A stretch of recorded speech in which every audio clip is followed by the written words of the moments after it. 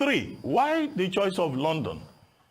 This is an indication of, well, for want of a better word, of a neo-colonial mentality. Any major meeting in Nigeria affecting Nigeria affairs, our leaders will jump into the aircraft and they are going to London. It's as if some people are genetically, umbilically tied to the, imperial attachment, colonial attachment to London. It's as if they think better when they are somewhere on the streets of London. And maybe it's a psychological deficit. Let us go to London. Ruben, but there are other things they do in London. Well, yes, they also go there for medical checkup. They see their doctors while holding meetings also. Because we don't have, which is also hospitals, an indictment of the political class that can do it here in Nigeria. So in terms of optics, it doesn't quite look good. All those meetings that they are holding, they could have had those meetings, at home. And as for those governors, from Seyi Makinde to Ikpeazu to Tom, and Wike himself, I hope they are paying from their pockets. I hope it's not the taxpayers of Oyo State and Benue State and Wike and River State that are paying for this junket to London to discuss personal issues, conflict of interest. They could have done this discussion here. They probably ordered the wine, ordered water, ordered this thing, and gave tips to the people that attended to them at the hotel where the meeting was held. Nigerians could have benefited from that. Africans come here. You are lucky. I don't know if you've seen, one of our panelists, forefathers. I heard you talk about trying to move Africans away from Africa to the West. Please watch your comments. Watch your comments where you're typing, because YouTube has been saying we should respect the community standard. To Niger said, barely 700 years ago, Africans were buying and selling white slaves. About 120 years ago, England were selling wives in the marketplace. Things can quickly change. Why do we think that things will not change again? The world is just a rolling, and anything that happened can still happen again. Okay, I mean, I was just reading that that comment out to us. It's so powerful for us to know that, yeah, if it happened like that, why can't it happen again? You understand? So thank you very much, Niger. And good, yeah. Elena, I think you still have to repeat that number, and Gerald, your session going. But over to you, Elena. What about that? Sure. So going back to your question, right? Yeah. Okay. Let me reflect on what I wanted to say. Jenny destabilized me a bit. I was enjoying what she was saying. But yes. Wait. Enjoy this other one. I mean, of course, you guys all are reading the comments. Look at what Anu is saying. We don't even want to buy anyone as slave. So. All right. Thank you, and greetings to everyone. I thought I should come in today for a brief one so that we can review some of the judgments of the Presidential Election Tribunal. Clearly, that session was very, very long, and it means that it will take a while for us to be able to dissect all the details that were revealed in that judgment, and for me anyway, it's almost strange to an extent, and given the state of the country and the way people felt about the challenge in that court, one would have thought that taking into account what's going on around the continent in Niger, Burkina Faso, Mali, and all the rest, that the judge was going to come in and be dispassionate about judgments. I don't know. Some people say that's how Nigerian judges behave, and that's how they talk. And if that's what passes for how we talk in Nigeria, and we wonder why we are not, our society seems to be quite divided, where just because you think you have some facts on your side, you use it to clobber your fellow Nigerian over the head, referring to them as ridiculous, this thing, uh, hitching their hopes on or misadventure. So that kind of language is not, personally, it's not what I expect from a judge. And I don't even think any parent will settle disputes in their own houses with such languages. Not to mention when a nation of 200 million people are at stake.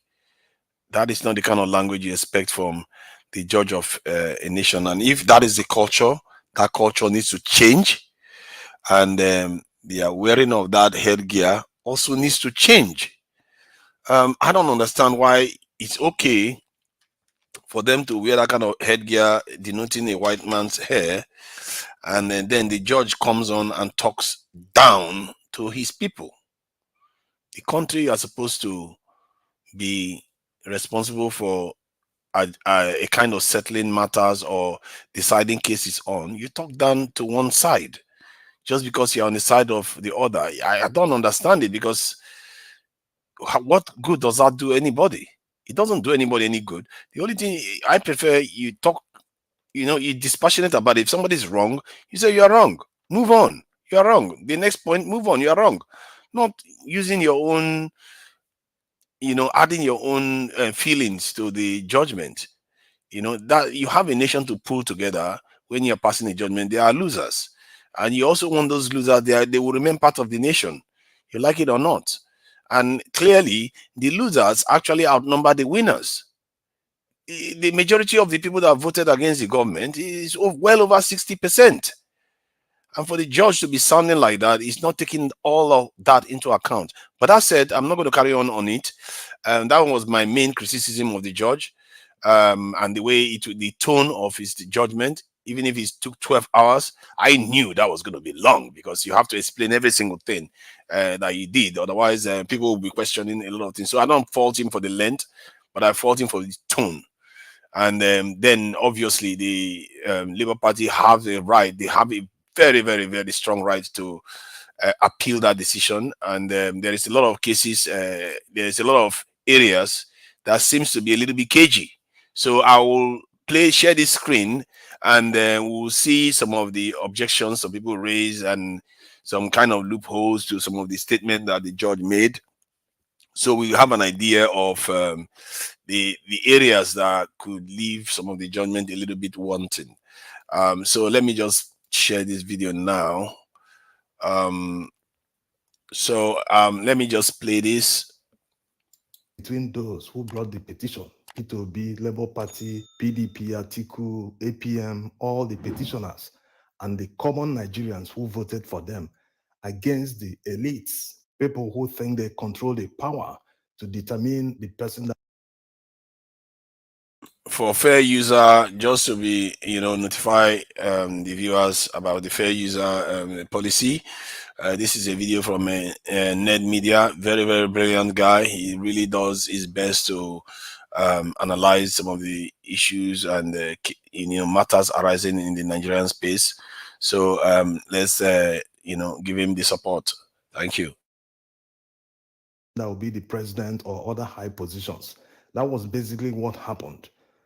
It was a class war. For those of you who watched the event live, you can feel the triumph in their tone. You can feel the reprimand. You can feel the, hey, how dare you think you can come to power through the common man, through the people that actually owns the power. The judges were basically ranting, saying all sorts of things just to justify their bias. How can a judge say that it wasn't Tinubu that was taken to court, that forfeited the money, that it was his bank account that was involved in the crime? How can a learned judge, a so-called learned in quotes, say this? Does it mean he doesn't know the source of the money? So the bank account also committed money laundering, because he was moving the money around trying to launder it. It was the bank account that committed all this. It also made the money inside the account to come from narcotics trafficking. Oh, such a pity. There's no need going through all they said, the perversion of justice, because it doesn't matter anymore. The petitioners have declared their intention to appeal the judgment to the Supreme Court. They have 14 days to do that. When judges make it difficult for a litigant to get judgment after an election, they might decide to seek self-help in future because they already know that they won't get judgment in court. How can the court refuse to accept INEC CTCs of election results? Because they are the topmost in hierarchy when you want to prove that you won an election. That's why the petitioners went for INEC CTCs. And according to the law, CTCs are supposed to be the exact replica of the original. Since INEC gave them blank copies and blood copies as original copies, why is the court now turning it around and blaming the petitioners who received the supposed result sheets that was used in conducting the election? Is it the fault of the petitioner that INEC gave them blood copies? It's not their fault.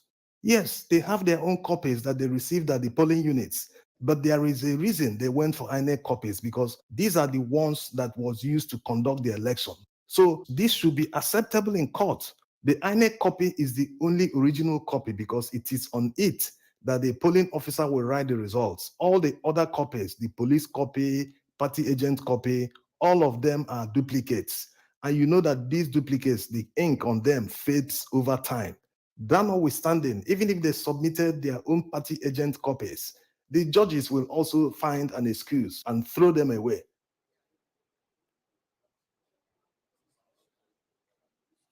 In this election cycle, a lot of women set themselves apart. We saw what the resident electoral commissioner in Abia State did during the governorship election there. Of recent, we saw what one lady justice did in Kano when she exposed a lawyer that wanted to bribe her.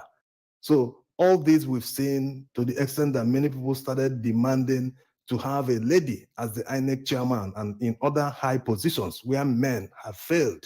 Compare that to the appeal court judges. The only lady that made the panel that heard this petition was the one that threw insults at the petitioners and the witness. Imagine telling the petitioners if they expected the judges to go to social media to get the evidence in order to award them the win. Were they expecting the court to go and gather evidence from the streets or from the markets, or to be persuaded or intimidated by threats on social media? The kind of language they used is not something you expect from a lawyer, not to talk of judges. The judge, did somebody just say something about social media in this judgment? Oh my God, let me just take that back for a second there. To go and gather evidence from the streets or from the markets, or to be persuaded or intimidated by threats on social media. The kind of language they used is not something you expect from. Oh my God. Oh God. If Nigerians are not used to it, that is inappropriate behavior from senior court officials, especially judges. From a lawyer, not to talk of judges.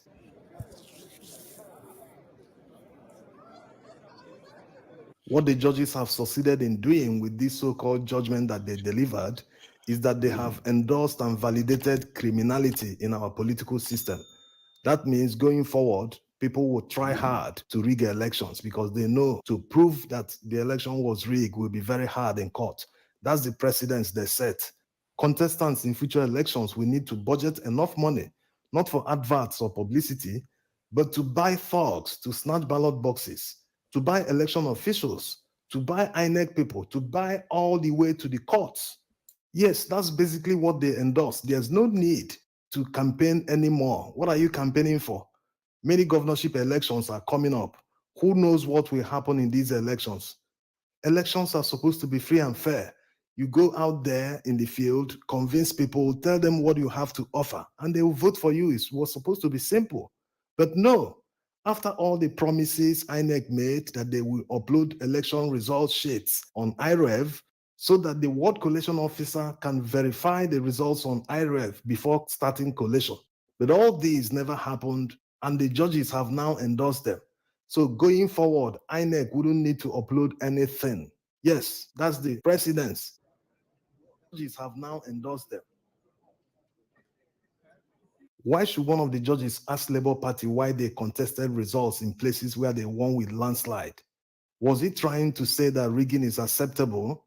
that if a candidate receives votes that are not lawful, that it should be allowed or neglected because it is small.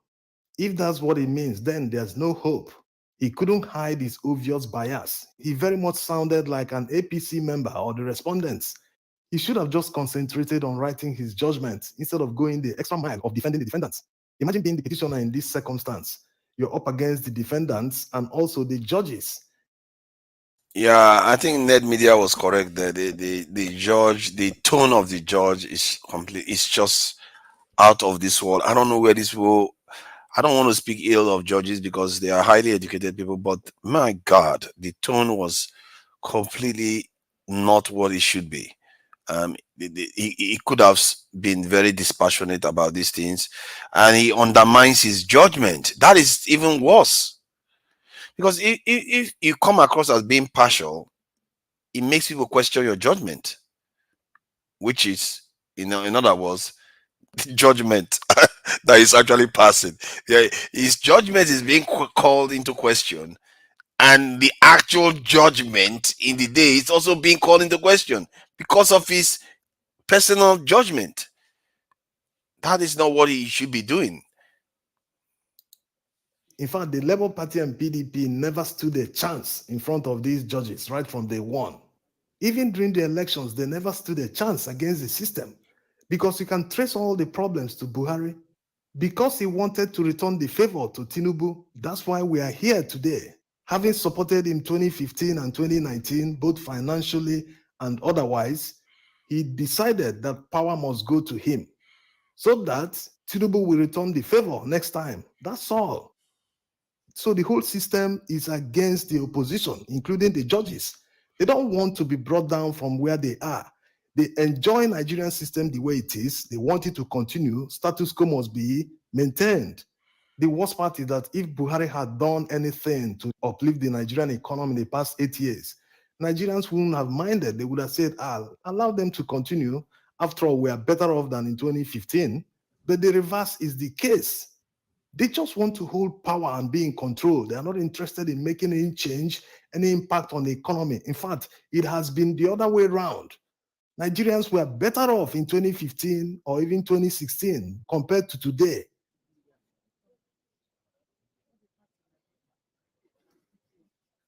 Going to the Supreme Court is just a formality. Before now, Nigerians were worried about the Supreme Court than the appeal court. But now that the bombshells have come from appeal court, what will happen in the Supreme Court? No one knows. They have 14 days to appeal at the Supreme Court, and immediately they appeal, the Supreme Court will bring out the timeline for hearing the appeal. Let's see if they will endorse the rewriting of our constitution by the appeal court judges. Let's see if there will be voices of reason at the Supreme Court. Let's see if some justices who in the past disqualified candidates for certificate surgery and other things, let's see if these kind of judges will make the panel that will hear the appeal. Yes, whatever happens, let them complete the cycle so that Nigerians will know that the law is a respecter of persons. That when the law sees people like Tinubu or other APC people, it will bow to them. Unlike what is supposed to be, the law is supposed to be a non-respecter of persons. No matter how highly placed anyone is, the law must take its course. All the people that predicted what happened at the appeal court have been vindicated. You will not also blame people that decided to trust in the law and not be lawless. You won't blame them for choosing to stand on the path of the truth, because the truth will always set one free. Thanks for watching. See, this is what Network Media try to highlight, because how can the tone was completely wrong. The judgment can be called into question, which it will always be called into question. Let's be frank. If no matter what judgment he gave, there was always going to be a challenge of the judgment. It's the tone, for me, is the one that is really out of control. Now I will play a second one so that people hear some of the arguments the Net Media made. The guy, I have to give him, he's done a lot of good work, and he's really working hard to, I hope Nigerians support him for the work he's doing. He's calling a lot of things into question. So let me just carry on with some of the video, the coverage that he made of the judgment. Man, God help us in Nigeria if these elites carry on in this way. And some of the judges, I met one of them on the panel and I asked him about that headgear. You'll be surprised how many people complained about the headgear they are wearing on social media when they were watching it. And when I asked him about the headgear, he was like, it's no big deal. We can wear it, it's just a uniform and all the rest. But you're wearing headgear that the colonials passed to us and talking down to your people. I don't see a British judge, when there is an election dispute, talking down to the people like that. No way. You can't be addressing people that have got about 60-something% of the vote in the country as if they are completely useless, idiotic people. Even if you don't have respect for the judgment that they pass, how about respect the population? You may not respect their lawyers, but respect the population that the lawyers are representing. You can disagree with their point without insulting. I can't believe I need to say that about a judge. That is what their training is supposed to be. So let me share this.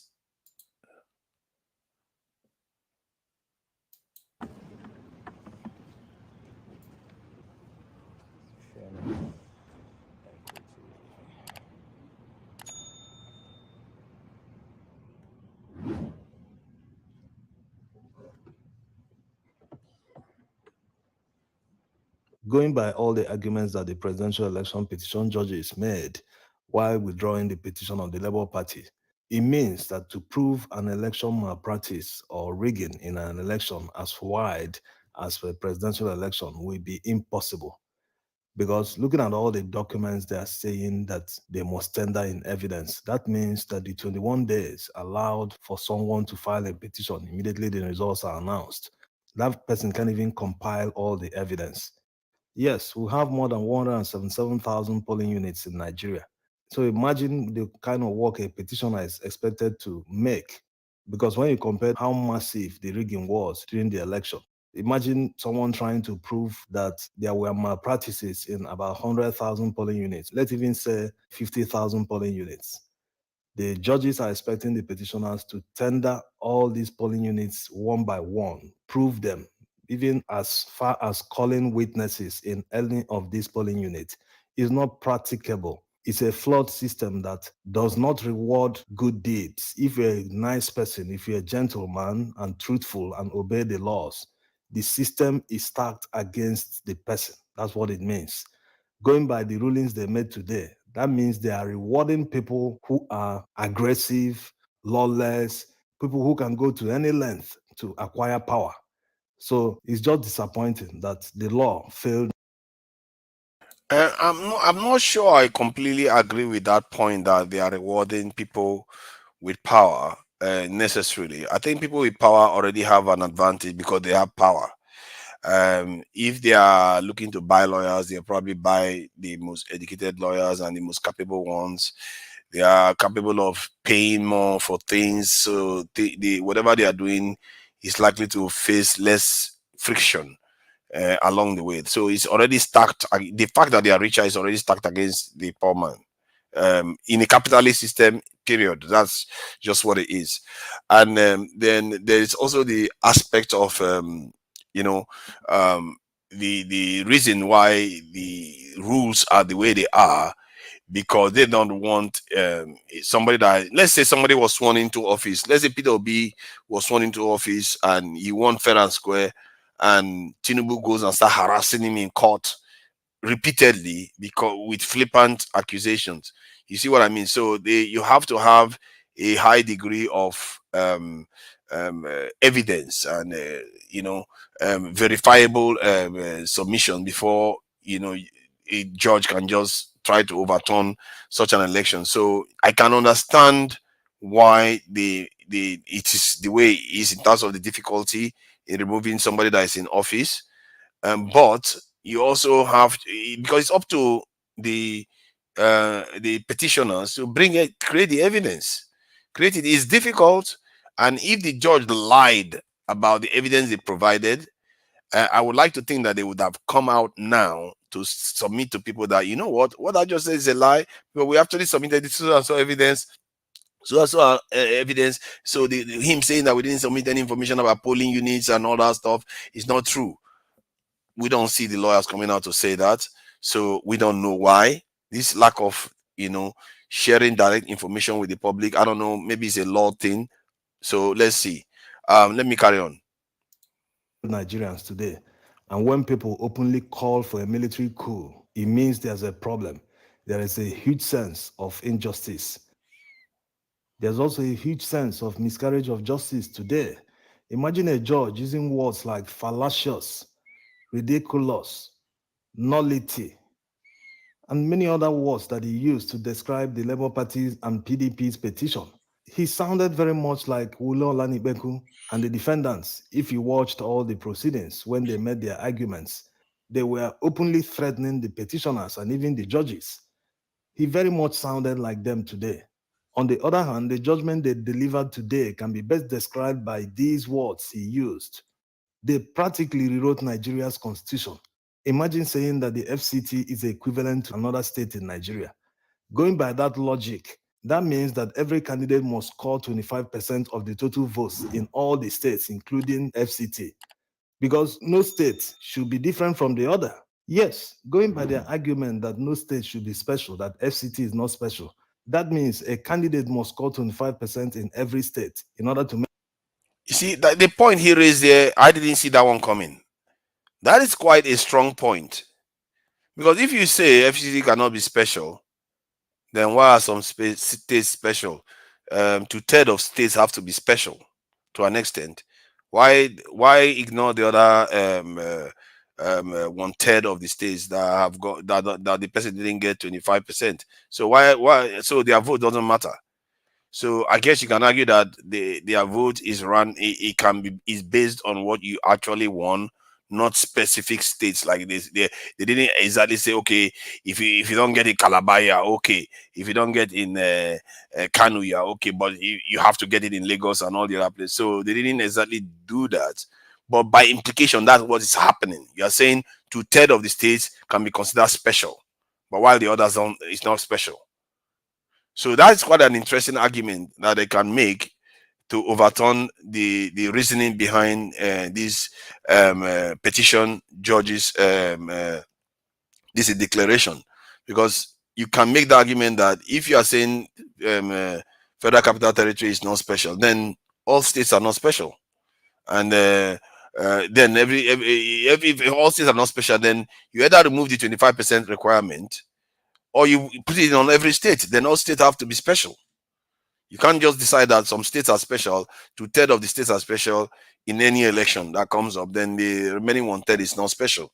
So, and there is also I don't subscribe to the idea that the judge said that the people that wrote the constitution didn't put that into account.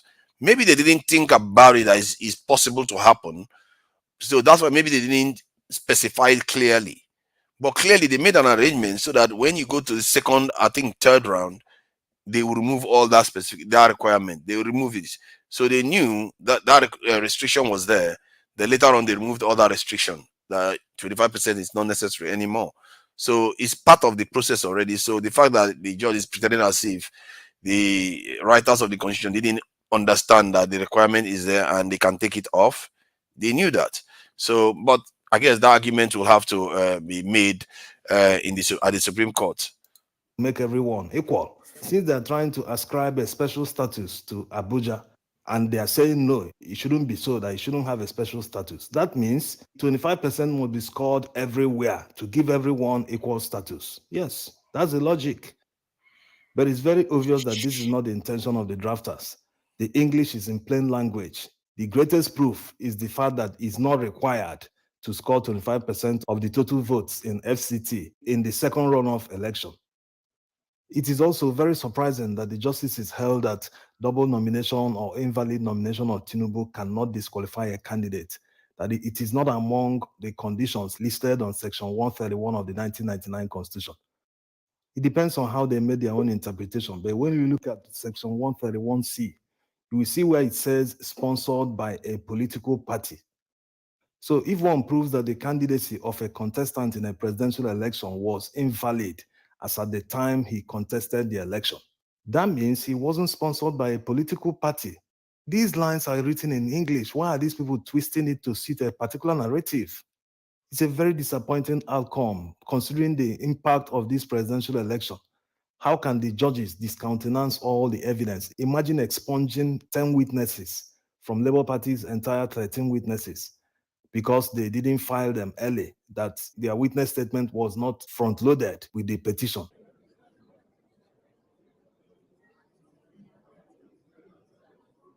Also, it doesn't make sense that INEC will just create IREV for the citizens without needing it. If it's truly not a part of the collation system, why did INEC create the IREV in the first place? They are trying to say that there's nowhere in the constitution or electoral law that it mentions that results must be uploaded, whether in figure form or snapping of the result sheets themselves. The regulation the judge cited, Regulation 92 of the INEC guidelines, looking at these sections, you will see that it is talking about collated results, not polling unit results. INEC guideline says that they should snap the polling unit result sheet with the BVAS machine and upload it to the IREV immediately after vote counting. That's what their guideline says. But the judge read a section that talked about collated results. Polling unit results are not collated. It is polling unit results that will go to the Ward Collation Center where the collation will be done for that ward before they move to the next collation center, which is the local government collation center, before they get to the state and up to Abuja. So it's very strange that the judges, instead of talking about polling unit results, they now moved it to collated results, thereby making polling unit results irrelevant. The essence of the IREV is to upload the results there so that they can protect the integrity of the votes. Because before getting to the collation center, anything can happen to the results. It was created to preserve that integrity of the will of the people. But now the judges have joined the politicians. Remember, the APC people claimed this immediately after the election, that IREV was not needed, that they went to the next collation center and collected the results, which was exactly what they said in court. Yes. And the judges now have joined them and said, yes, it's true that IREV was just created for citizens to observe the results. It sounds very, very strange. Why will INEC waste money to maintain IREV just for people to observe? The court is saying that IREV is not part of a collation system. Yes, nobody is arguing that they need to transmit the figures, like punching the figures to INEC collation center. Nobody is arguing that. They are just saying that you have to snap that physical copy, upload it so that the collation agent will verify the hard copy you bring to a collation center. It's as simple as that.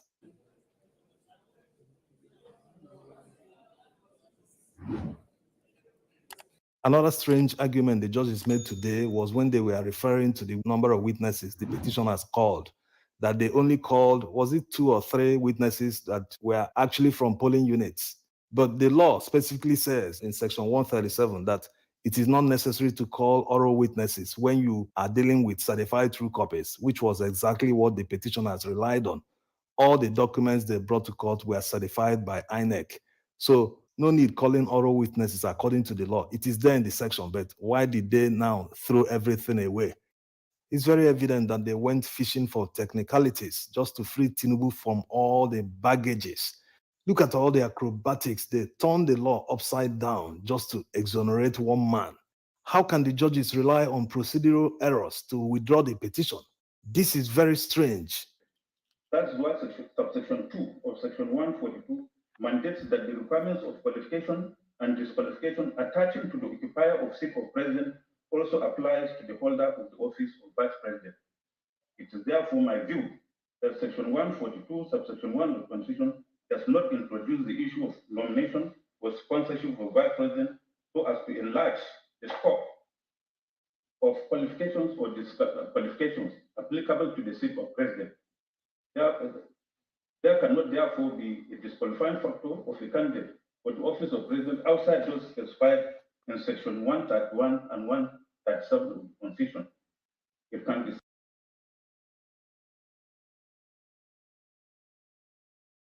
Sorry. Yeah, as you can see, the judgment was very, very all over the place. And I must say, This is just the beginning. There's a lot to unpack.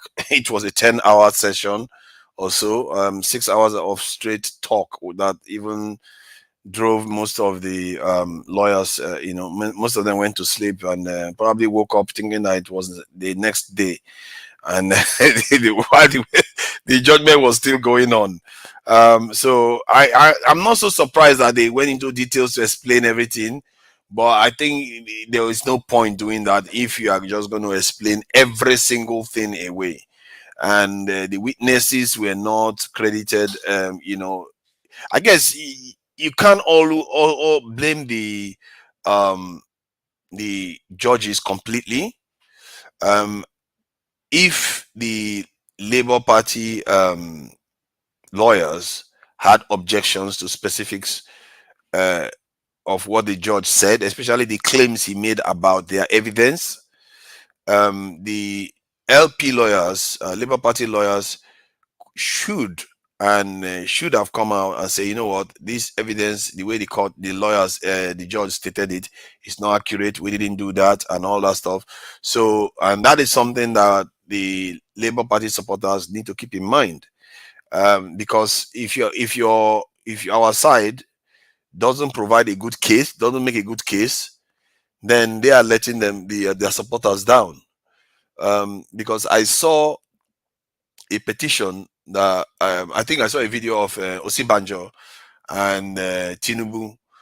In one video, Tinubu was sitting down, Osinbajo was standing on a podium, and he was making a speech about what he had to do or what he had to do to overturn an election. They literally did almost everything. They went to London to get forensic experts that can actually detect fingerprint, that can interpret fingerprints, and they got the largest number of fingerprint experts that have ever been assembled in the world. That is crazy stuff that even the London police didn't think that was possible, but they got them and brought them to Nigeria to come and check the results to overturn an election. That is what Tinubu and Osinbajo and whoever was involved in that petition did. And if the Labour Party didn't rise up to that level at all, and when you are trying to overturn a presidential election, I think we have to ask questions here, because I expected the minimum to prove that Port Harcourt River State election was fraudulent. We all know that now. Even BBC knows that. Anybody that looks into that knows that the River State result was not accurate. But they couldn't prove that in court. The court didn't accept that. Either they couldn't prove that, or the judges are completely out of their mind. That they are so much in the pocket for Tinubu that they don't care. They just threw everything out for the sake of it. And I don't understand legalese. I don't know why the Labour Party lawyers are not coming out to say something about some of all these claims.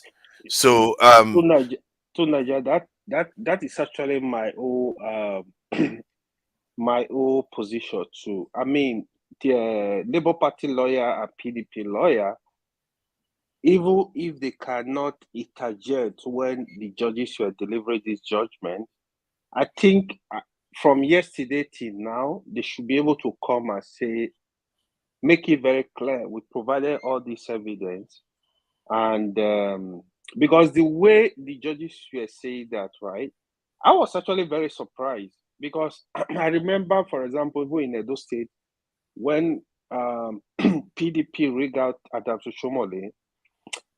Oshomole came with a lot of evidence. I know with the support of Tinubu there, a lot of even forensic experts, they have to bring those guys from abroad. Like I feel that was Peter Obi's biggest point to prove that the states where election were in, at least focus on some states. You are able to polling unit bring evidence to make sure you touch those results. Exactly. Hold on for a second. Sorry, hold on. See, yeah, at least prove one or two states that they've overturned the results. Because from this now, there is not even one state was shown to have, because I think Rivers State was a very, very open goal. It was. It was. So But I don't understand why they couldn't prove that. to Niger, in all fairness, I'm going to speak with from these two sides of my mouth on this issue. What do I mean by that? Just like Ayo stated, there were some areas that the petitioners, lawyers dropped the ball. They were weak and lazy in some areas. But there's some areas they actually did some extensive work. Let's talk about the area of trying to prove that they won the election. I mean, the election was rigged or whatever. Yeah, they brought election results. So does it mean that the judges did not examine those results? Based on those results that were brought, if they actually sat down to examine the result, they will see that INEC shouldn't have called the result the night they call it. So INEC calling the result the night they call it, considering the result that came out from the IREV, it shows that the result, the total that was tabulated was not accurate. So that total not being accurate is enough to say, oh, this election was not done properly. So that should have been enough. So there were some areas of other documentations that the lawyers presented evidence that the evidence were not just strong enough. So those are areas I would say, yeah, areas I would say, yes, they dropped the ball. Then when you listen to the judges as well, discover that they even did better job than all those Olanik Bekon and whatever were doing for Tinubu. The judges were quoting, they were citing, they were as if they were working for the. For Tinubu campaign, isn't it? So could it be because the lawyers didn't do that much work because they need the job? They had five judges already. The judges were doing lawyers' work more than the judges. Let me tell you the truth. Here is the Tinubu lawyers. Wale Olanipekun is when it comes to tribunal cases, he is the best in Nigeria. He's the one of No, Ayo, I was not trying to, when I use him, I was not really talking to him, and I was being sarcastic. What I was trying to say is that the lawyers were actually acting, the judges were actually acting as if they were lawyers. They were defending the accused. One thing I didn't like the judge, one thing they did I did never like was how they were putting down Labour Party and PDP. Exactly. Like, they were more like especially there is one that was like, oh, do you expect us to go to bring evidence? Why will you go down so low, you know? Exactly. They became lawyers.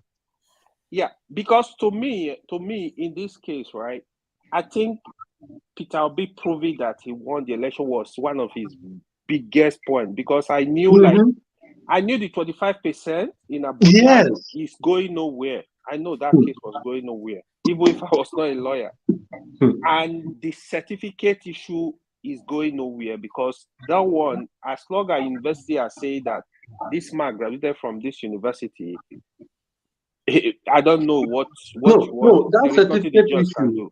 No, that certificate issue could have gone somewhere, but the evidence that were provided, they were still not strong enough. If you look at the evidence, let me add something to this. I think the evidence was scanty. Yeah, they didn't provide like a concrete evidence regarding certificate, and regarding the 25% Abuja one, there was something Ned Media said that I found quite interesting. I have to say that's one of the most kind of compelling questioning of the 25% narrative that the judges gave, because the judges said, are you trying to say that the Abuja people are special and all the rest of it? But AY, what if there's an election? Why is it that they say only 2/3 of the states should get 25%? How about the other states? Are they not special enough? What happens to the 1/3 of the states that are not going to get 25%? Nigeria is different. Why? Here is it. Hold on, let me explain to you. So, with the 2/3 of the total state in Nigeria, right? They are not referring to any specific state, meaning you can.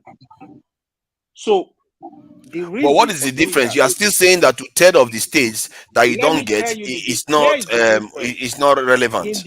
In the case of 25% of in Abuja compulsory, what you are saying even if I score 100% in 36 states, without scoring 25% in Abuja, I lost the election. It doesn't make sense. But the same thing applies for the 25% of 2/3 of the states. You can No. score. You can score 100% in this in 15 states. But if you don't score 25% in the other states, you still don't win. Am I not correct? No. That's not the law. The law is you have to score 25% in 2/3 of the states. That is what I'm asking you. What if you score 100% in 15 of the states, but in the remaining of the states you score 0? What happens? Yes, you lost the election. Here is the reason. You see the question you asked. So in other words, what you are saying is that the states are special. See the intention for 25% of the states. See the intention. The intention is they want the president to spread across the country. Like, I mean, you should be able to. You should be accepted across the country. It's just I think I can. Sorry, I'm so sorry. Guess what? I can make a good argument for with a good argument with two Nigerians. Why do I say that? Now, I just like to ask a question. Question to answer that quick. They said it's Abuja special. I'll say yes, they are. I will explain later what I mean by that. Now, what Tunaja said was, if, for example, the candidate score 100% the other states, I mean 100% in 15 states, and did not make 25% in the other 24 states. Why is it that we are now saying that, oh, the Abuja, just like you said, Ewa, he said Abuja, they're trying to show popularity of the president. Yeah, you see the excuse now in terms of the law, whereby the excuse go the other way around, that the reason why, we are trying to say the reason why they are saying 25% of 24 states. Why can't we also state, according to this same law, that the reason why you have to score 25% at least of Abuja is to show that you are actually popular in the state you are going to govern as a leader? That's So another now, one second, let me answer the first question I said we're going to answer, why Abuja was special. Look at Abuja. We say we have 36 states. We threw away Abuja. If I was a citizen of Abuja, I would two things I would do. I would either apply for referendum of Abuja for counting 36 states and counting us out. They never mention us when they are saying the states of the federation. They said 36 states. They never allow Abuja to be a state. So one more second. They never allowed Abuja to be a state. Now, it's only Abuja that's still not yet a state that does not have a governor. It's only Abuja across the whole country that does not have legislators. It's only Abuja that has only one minister across the entire state. So Abuja is always... Now you're beginning to see that Abuja is actually special, and the fact that the other states, can you hear some of the argument they were making? Is it that Abuja is producing more wealth for the nation than other Rivers State or the state? But see, AY, they are already saying some states are special. You have to have 2/3 of the states, otherwise you can't win. Even if you get 100% of the vote in 15 or 20 states. Forefather, can I talk about the two-thirds about the state and Abuja and leave? Hold on, please. Hold on. I'm sorry. I think Clifford came in first or something. Or was it Augustine? Augustine has gone. Okay. After Clifford, they can go. Go ahead, AY. Here is the thing, right? So there is a precedent on Abuja case. What the court said was, treat Abuja as if it's a state. For the purpose of election, we have 37 states, not 36 states. Many out of those 37 states score 2/3 of the state. Meaning, you misquoted there, though. No. Hold on. I'll tell you where you misquoted. The constitution did not say that for the sake of election. Not the constitution. I said there is a precedent. There is a judgment on Abuja that Abuja should be treated as if it were a state. Now, what it means with our election, we have 37 states for the purpose of election, meaning if you score 25% of 23 states, you score 25% in Abuja, meaning you have 24 states, you have 2/3 of Nigeria state. If you are saying Abuja, you must score 25%, you are making Abuja and the people that are residing in Abuja special, better than other people in Nigeria. So for purpose of equality, I don't think Abuja is special. Abuja is just treated as hold on. What judgment is that made Abuja a state? There is a precedent. But there's also the opposite precedent that a chief justice or something like that of Nigeria came out and said on TV that clearly that thing has been ruled to be conjunctive. That, in other words, meaning that it has to be included. But somehow the judges are also quoting a lot of examples that I didn't know about before now that says the opposite. But the logic, I think what Net Media did there, the logic seems quite sound, because some people pretend as if the other states are not also special, but that's what they are doing. By the time you say 2/3 of the states, then in that specific election, if somebody gets 2/3 of these particular states, you are saying the other states don't matter. That's what you are saying. And they could ignore some states. Father, there is a day we were discussing on this platform. What my friend told me, my friend that is a constitutional lawyer, was what that judge said yesterday. My friend told me that what is it called? That conjunction they use, right? Mm-hmm. And he said no. He said you don't read constitution as if you are reading English language. He said the judges will look at the intention of that constitution, not the grammar. And that was exactly what they did. It was the intention of the people. But the intention is also inaccurate, because the intention also indicates that after the first round, or the third round, they removed that restriction. They knew the restriction was there. They removed it.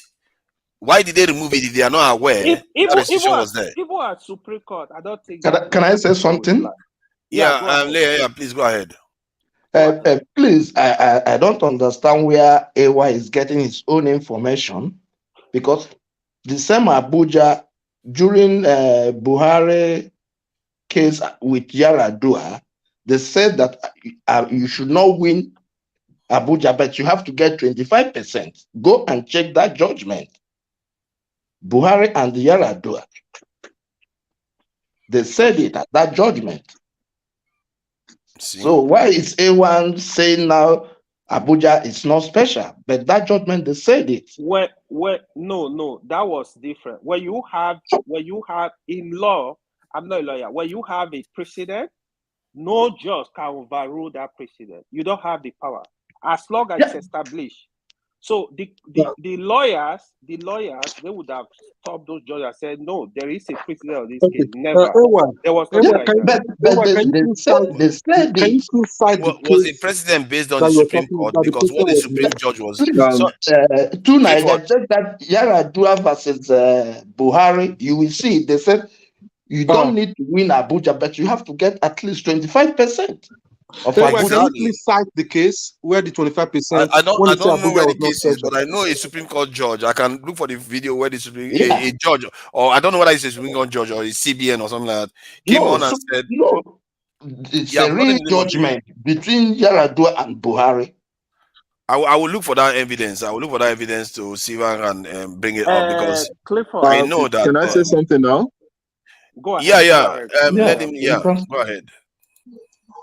I think something, I like one question that I think Forefather actually put, so I'll start from there. That if you now say 2/3 of the states, that you need to win 2/3, isn't that like making some states more special than other states? I think the example we can give to that is that we have about 8 people in this platform now. If we have a vote, if you need to vote or make a decision, and we say 2/3 of us needs to agree on something, that's a law of majority, not a law of minority. Do you get it? And everybody is equal. So it depends on which side of the decision you actually fall into, whether if everybody say like 6 people say yes now and 2 people say no, it doesn't make them to be say that their vote is not as equal as other people. It's just the aggregates that actually determine it now. So if in Nigeria today now, I win 2/3 of the states, it could be any state, it could be in the south, it could be in the north, it could be in the central part of the country, because it's random. Anybody can fall into that. But what you are missing majority. is that they are not saying that you should win the states. They are saying it's not. You are not looking for a But no, majority. like in those have states. the They 2/3 just of those decided it states. arbitrarily.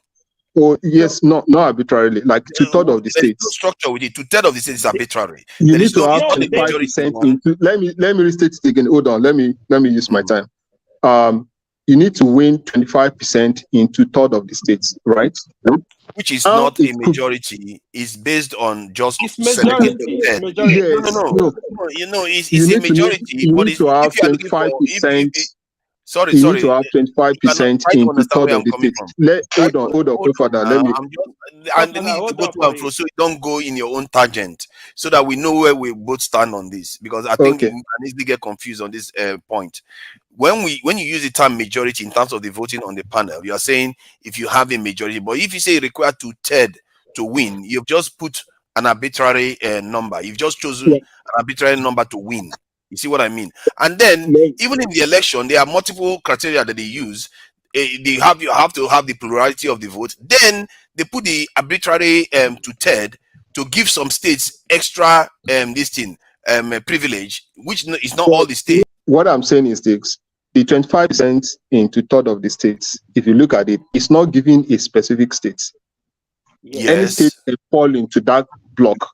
But if you look at the FCT law that people are talking about, you are giving a particular state, you like identify Special. one and you are giving it a special status. That's what caused the problem. And my argument is this: let's flip that law now. Let's imagine that when the INEC declared, Obi was the one that has the majority of the votes, right? And he couldn't get 25% in Abuja. Most people that are pushing this argument, are they going to push the same stance that because of that, Obi shouldn't be sworn in?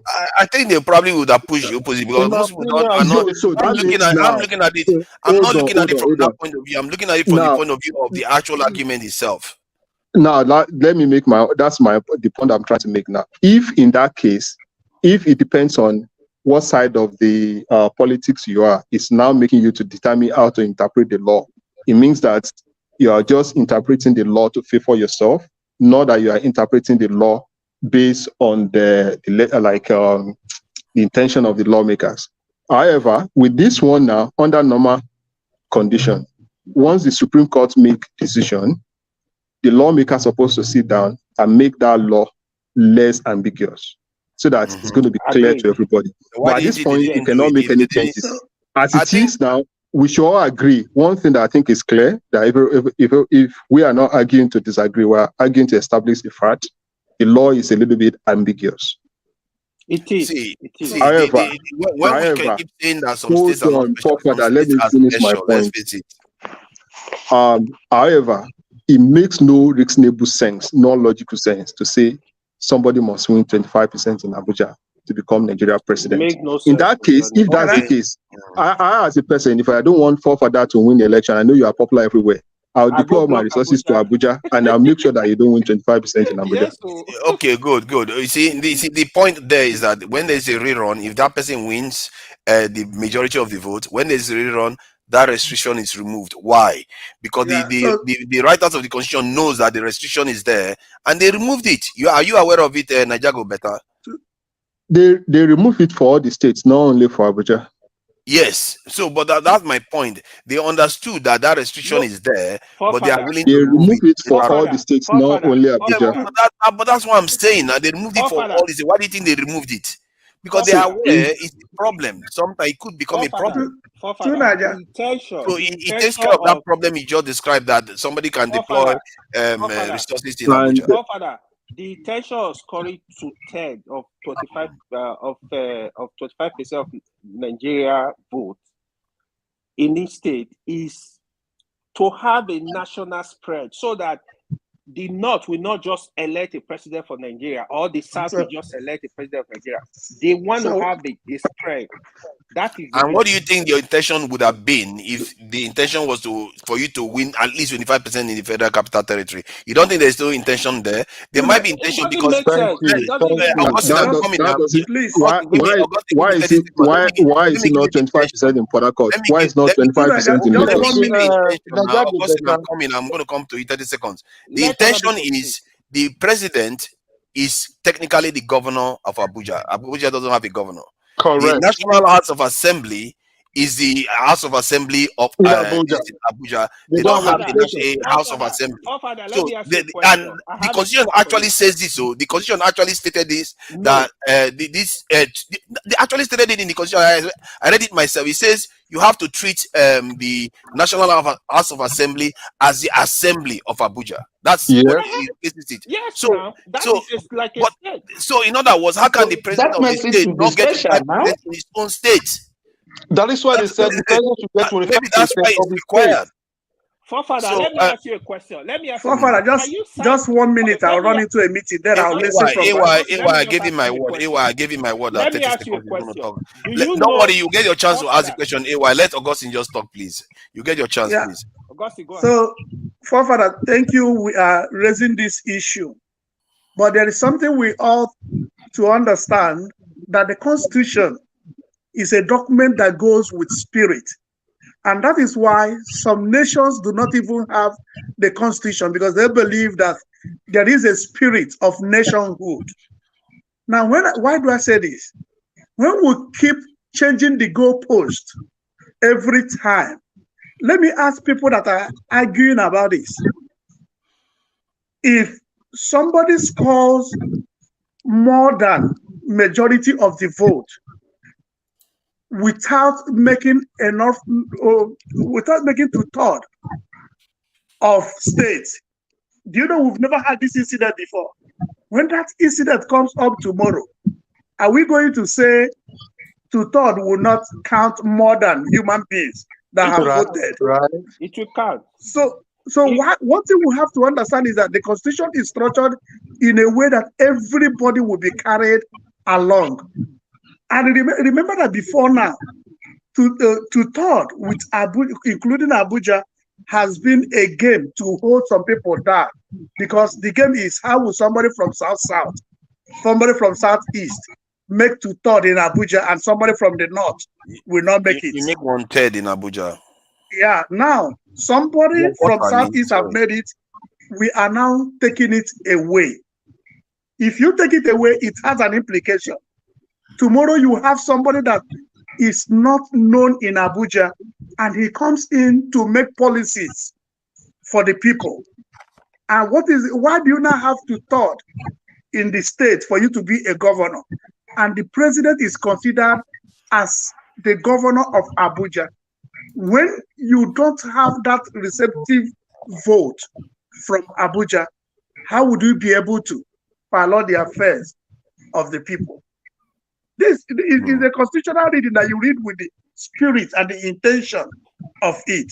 But I thank God that we are removing these facts today, because at the end of the day, we'll see that we will not have a constitution to keep, because we will remove everything in that constitution.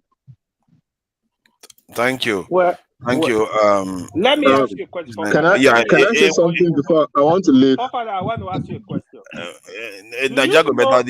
Hold on. Okay, please. I want to leave. One thing I want to say is that with this judgment, the indigenes of Abuja, they have, I think there's opportunity for them to actually approach Supreme Court and actually ask for a statehood, so that they have a governor of theirs, State House of Assembly, and they have 3 senators on the House of Reps member as well. So I think after this one, if people like the true indigenes of Abuja, they can actually approach court and ask for all of this, so that they're going to become a full-blown state. So yeah, you good. Forefather, I need to ask you a question. Okay. Do you know any country, from America down to any country you know, that will give special recognition to a state or a province in the world, or a city? Yeah. Which country is that? America? What of Washington?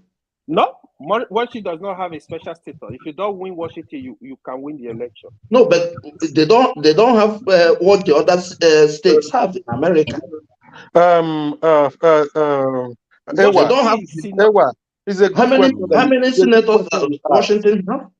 But to answer your question, is even in America, if you like, you win the highest number of votes anywhere in the US. They use college I vote. do not get the electoral college. You are not going there. But That's the constitution here. Electoral college, they come from, it's just like the way we have 25% of 2/3. Electoral college, they come from the people, they don't just come. They come from the state you won. Like I win, for example, Ohio. Yeah. Electoral college vote will come do you know all the states does not have equal number of electoral college? I know. Yes. Okay. Yes. So it's not about, that's why the constitution of Nigeria, like Augustine stated earlier, the spirit, in my opinion, I'm not a legal person, but at least I understand a little bit of the constitution. The spirit of the constitution was more or less a popularity thing. How popular is the president across the board? That was the first part. The second part in it was the state that the president is going to govern from, how popular it is. There's no big deal in getting at least 25% of Abuja. It's not, the constitution understand it's not a big deal. You can get it. But if you don't work hard to get it, then the state you're going to govern, then how are you going to govern that popular in that state that you're not popular? Let other people speak. Can I help you? Let other people speak. Me, I'm tired of arguing. Okay, sorry. I think forefathers, you were actually referring to the gentleman that was speaking on television is a former Attorney General of the Federation. So, okay. So he knows the law. He understands the law. Okay, and this thing about I don't know why people are arguing about this. Now, you start from this point. What is the Federation of Nigeria? How would you define it? It's defined in the Constitution. Yeah, 36 states and the Federal Capital Territory. Yeah. So it's not referring, when we talk about it, 25%. It doesn't relate to people living in Abuja. We're not talking about the indigenous or even people living in Abuja, but rather the Constitution, the components, what makes up the Federation of Nigeria. Talks about 36 states provided in the Constitution and Abuja.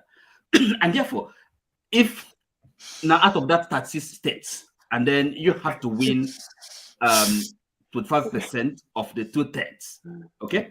The same thing applies to the other component, other constituent of Nigeria, which is the Federal Capital Territory. Anybody can live at Abuja. So it's not about making people live in Abuja special or giving them a special status, but rather it is, you have to start off from what the Constitution says, the text of the Constitution, and of course, in any legal interpretation, there's of course the spirit of the law. But the starting point is, what is the text? It's English language, English language. And, okay, you have to start from there. And of course, there are other rules of statutory interpretation you can apply if need be. Now, for example, if the intention of the legislature, lawmaker is not clear from the text, you can begin to, okay, what is their intention? Okay, or maybe ask the question, what was we call it mischief rule? What was the mischief the lawmaker wanted to avoid, by making that law? So, but the starting point is what from the literal meaning. Okay, how do you understand it as a common person, a layman, somebody who understands the language? Okay, that's the reading. Yeah. And if that does not help you, then of course you can use other rules. But for this thing, the Constitution says to 2/3 of the 2/3 of the states. Okay, you have to win 25% of 2/3, and at Abuja. So, and again, and is a conjunctive, right? So, after dealing with those 36 states, then you have to also talk about Abuja, which are the Federation of Nigeria is made up of 36 states and Federal Capital Territory, Abuja. So, anybody bringing the issue of, you're making Abuja people in Abuja special. Come on, it's a misconceived argument. That try to avoid the issue. You see what I mean? So, so lawyers have spoken about this, and I think you can really understand what they're saying. The idea the lawyers are the people confusing us. No, but See, They know the truth. All of them know the truth. can I add something to this so other people can speak? No, but I think the Supreme Court need to make a final judgment on this. Sorry, I think the Supreme Court need to make a final judgment on this, and they change the rules so that everything is clear.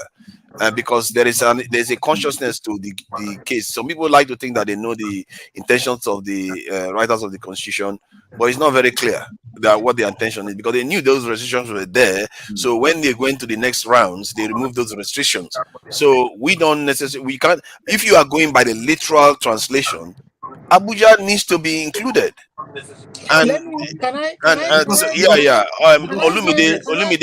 Olumide, hold on, Olumide. Let me salute you for being so patient, and Jagun for being so patient. This is very uncharacteristic for Olumide to be so patient. so I have to salute you and recognize that you were patient with us today. So go ahead, Olumide. Okay, so I want to weigh in on what everybody has been talking about, and sometimes that is right. When the spirit, when the law is very, when it is not very clear, and it's not so straightforward, then that is where the judges need to come in to let us know what the spirit of the law is all about in a particular situation. But this is very clear. For the first time, I've been hearing 25%, and for me, for the very first time, I've read that part of the Constitution. I've not bothered to read it. I've read it, and I think in plain English language, it is very clear what. But before I go on to reread it to everybody, I just want to say that this very matter brings us to what forefathers just said now. The writers of the Constitution. You understand? So these people who wrote this Constitution didn't even, they did a very bad disservice to the country. Yeah. Because who gave them that authority to make Abuja a special status? This is the military constitution that was handed over to us. Now, this thing it's been creating nothing but problems for us since 1999. You understand? And we need to all sit down and decide how we want our country to be governed. You understand? And not what some military people that were largely influenced by where they came from, by alcohol, force down our throat. So this is very important that we sit down and think about the direction we want this country to go, where we want this country to go. But the English is very clear. Let me read it again. Section 134, whatever subsection 2, whatever they call it there, provides that a candidate for an election to the office of the president shall be deemed to have been duly elected, where there being more than 2 candidates for the election, he has the highest number of votes cast at the election, and B, he has not less than 1/4 of the votes cast at the election in each of at least 2/3 of all the states in the federation and the federal capital territory, Abuja. I don't think it's saying that before you are declared a winner, you must have scored 1/4 in Abuja. No. What it says, it is treating Abuja as an entity on its own, even though you can't call it a state. So for the sake of the election, it will now be 37. No, sorry, my friend, you contradicted yourself. No. You contradicted yourself. Let me finish. No, but it contradicted yourself. You didn't notice it, okay? I agree. Okay. I will tell you the contradiction. See, you will air your opinion, but let me finish. Let me read it again. He has not less than 25% of votes cast at the election. Yeah, Olumide, I have one question for you when you finish, okay? Each of at least 2/3 of all the states in the federation and the federal capital territory, Abuja, because they didn't want to call Abuja a state. That's why they had to put the But and. it's not a state. It's not a state. That is why they had to put the and to include it as 37. Well, it means what applies to the two-thirds of the states will apply to Abuja, which That's means right. a minimum That's of 45%. right. So right? the fact that the person you must win 25% in Abuja to be declared a winner is not true. How is it not true? You don't have to win Abuja. That's It's what you're not true. confusing yourself. That You are is the confusing English. yourself. That is not me. It's the English. No, it's Olumide, give me an example. Any other example you will say that, and it will make sense. Give me any other example. Where you say something. What I'm trying to say is that the law here says that the winner will have the highest votes. Where you have more than 2 people contesting for the post, the winner will have the highest votes. At least 25% of the votes in not less than 2/3 of the 36 states and the Federal Capital Territory. The reason why they use the Federal Capital Territory is because they didn't want to call it a state. Why didn't you? Well, you could have just done including. They could have just said including. They could have just done including. It's the same thing, including and. No, it's not the same. They mean The fact that they didn't use or, Forefather, you understand? I agree with what the fact that they didn't use or is what makes it. But why is it that you people find it hard to give any other example in the real world that works for? That 25%. That 25% is not even the wahala. It is the beavers, the crops of the problem. No, we can go to the beavers. We can. We'll go to the beavers. No, Jago hasn't said anything. I agree with what Lumide said. I think. Of course, you agree with him. We know that already. It was more like you guys listen. Don't forget Abuja. Treat it. You must also score 25%, added to 36 states, and it will now be 37. So you choose. You could have just done an including, and also you can say, okay, not to forget the Federal Capital Territory. That is the ambiguity. It's not the same. It's the same. That is where the problem is. It's not the same, because in the other part of the Constitution too, they went and said the Federal Capital Territory for its House of Assembly is the National House of Assembly. It's they are all the instruments of state. They vested it in the national one. It's almost like see if the president is now the governor of Abuja. That's how it is. For me, the 25% don't make sense. How can you expect a president to? How can you expect a president to go into office? I respect your opinion, Mr. Oti. I respect. No, but don't say it doesn't make sense. It makes sense. It doesn't make sense to me. Listen to me. Sorry, Oti. Let me just say this. This is the last point I'll make on this one. Then Jagun will speak. Then we'll go to the other. Otherwise, we are not going to leave here today. I'm not speaking. Okay. Chris too. So see, the 25% is like saying the person that becomes the president of Nigeria wins 25% in his own home state. That's technically what it is. It's not necessarily discriminating against you. That's correct. It's like saying you need to win 25% in your home state. That's where the president is technically from. The seat of power, the seat of power, the federal capital, political capital. That's the way I read it. That's the way I read it. Constitution says that the Federation of Nigeria. Let Jago speak now. Let Jago to speak. Yeah. Okay, let Jago speak. Then for me, your patience is turn. I think we jumped over him actually. So let's. Not a problem. Not a problem. I mean, I'm listening and I'm trying to learn because it is extremely confusing. I think if Abuja territory was just handled like another state, that in itself would give it clarity. However, with all this ambiguity and the way we have a language disputes as to what "and" means, for goodness sake, together with. Also including all these things are largely the same wordings. However, there are specialists who write these things in order for ambiguity. So in everything I've just listened to, I'm still none the wiser, I must say. I'm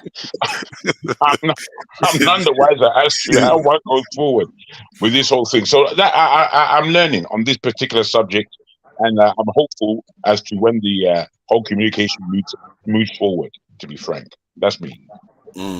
Thank you. Fields, please go ahead. All right, thank you. Thank you all for keeping this debate alive.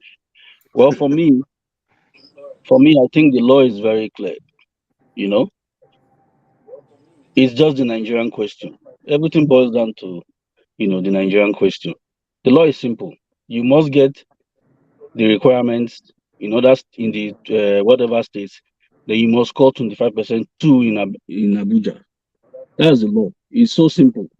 But because it doesn't favor the people that that own the state, so therefore they must twist it. Otherwise they will go for a rerun, and they're not sure they are going to win a rerun. So it's simple.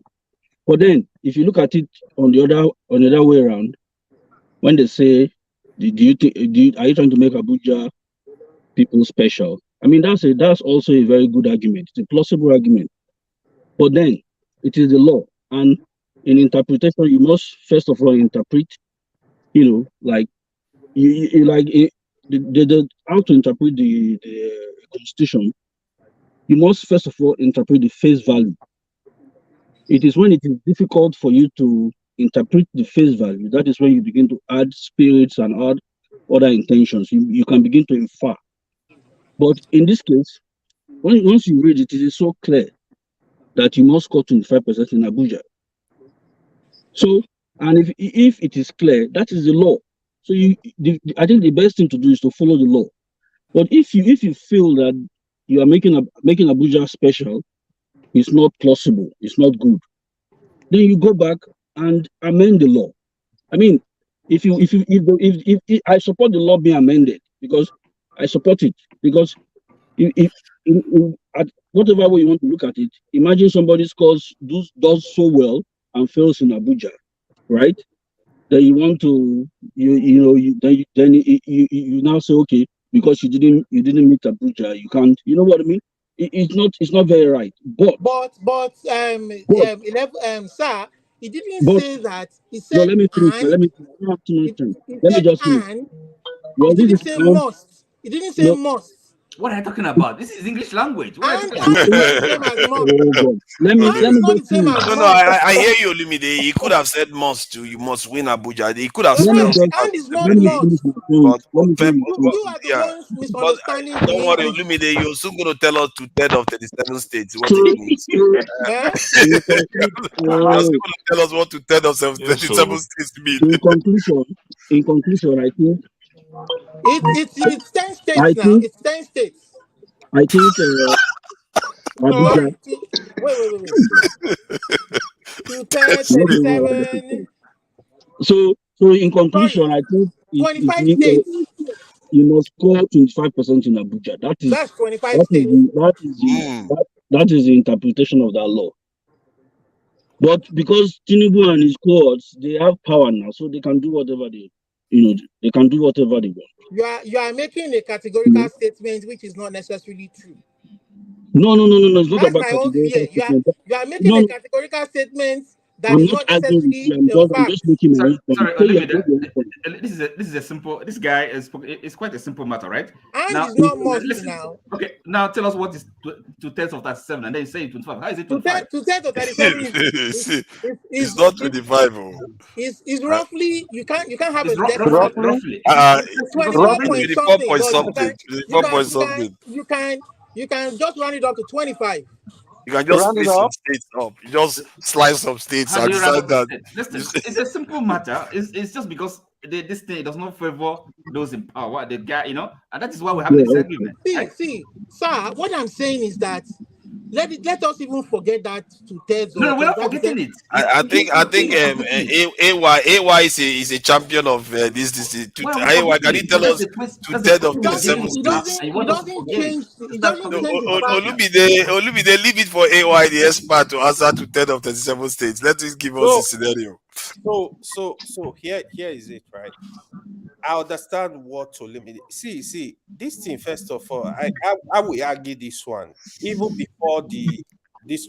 Let's not waffle around. 2/3 of 37 states. When they are telling you, I see no reason why Abuja should be a special state. There's no special status for Abuja. If it's not special, then tell us what is 2/3 of the 37 states. This is now a 37 state. Yes, Tell us that's what it. is Is it a state?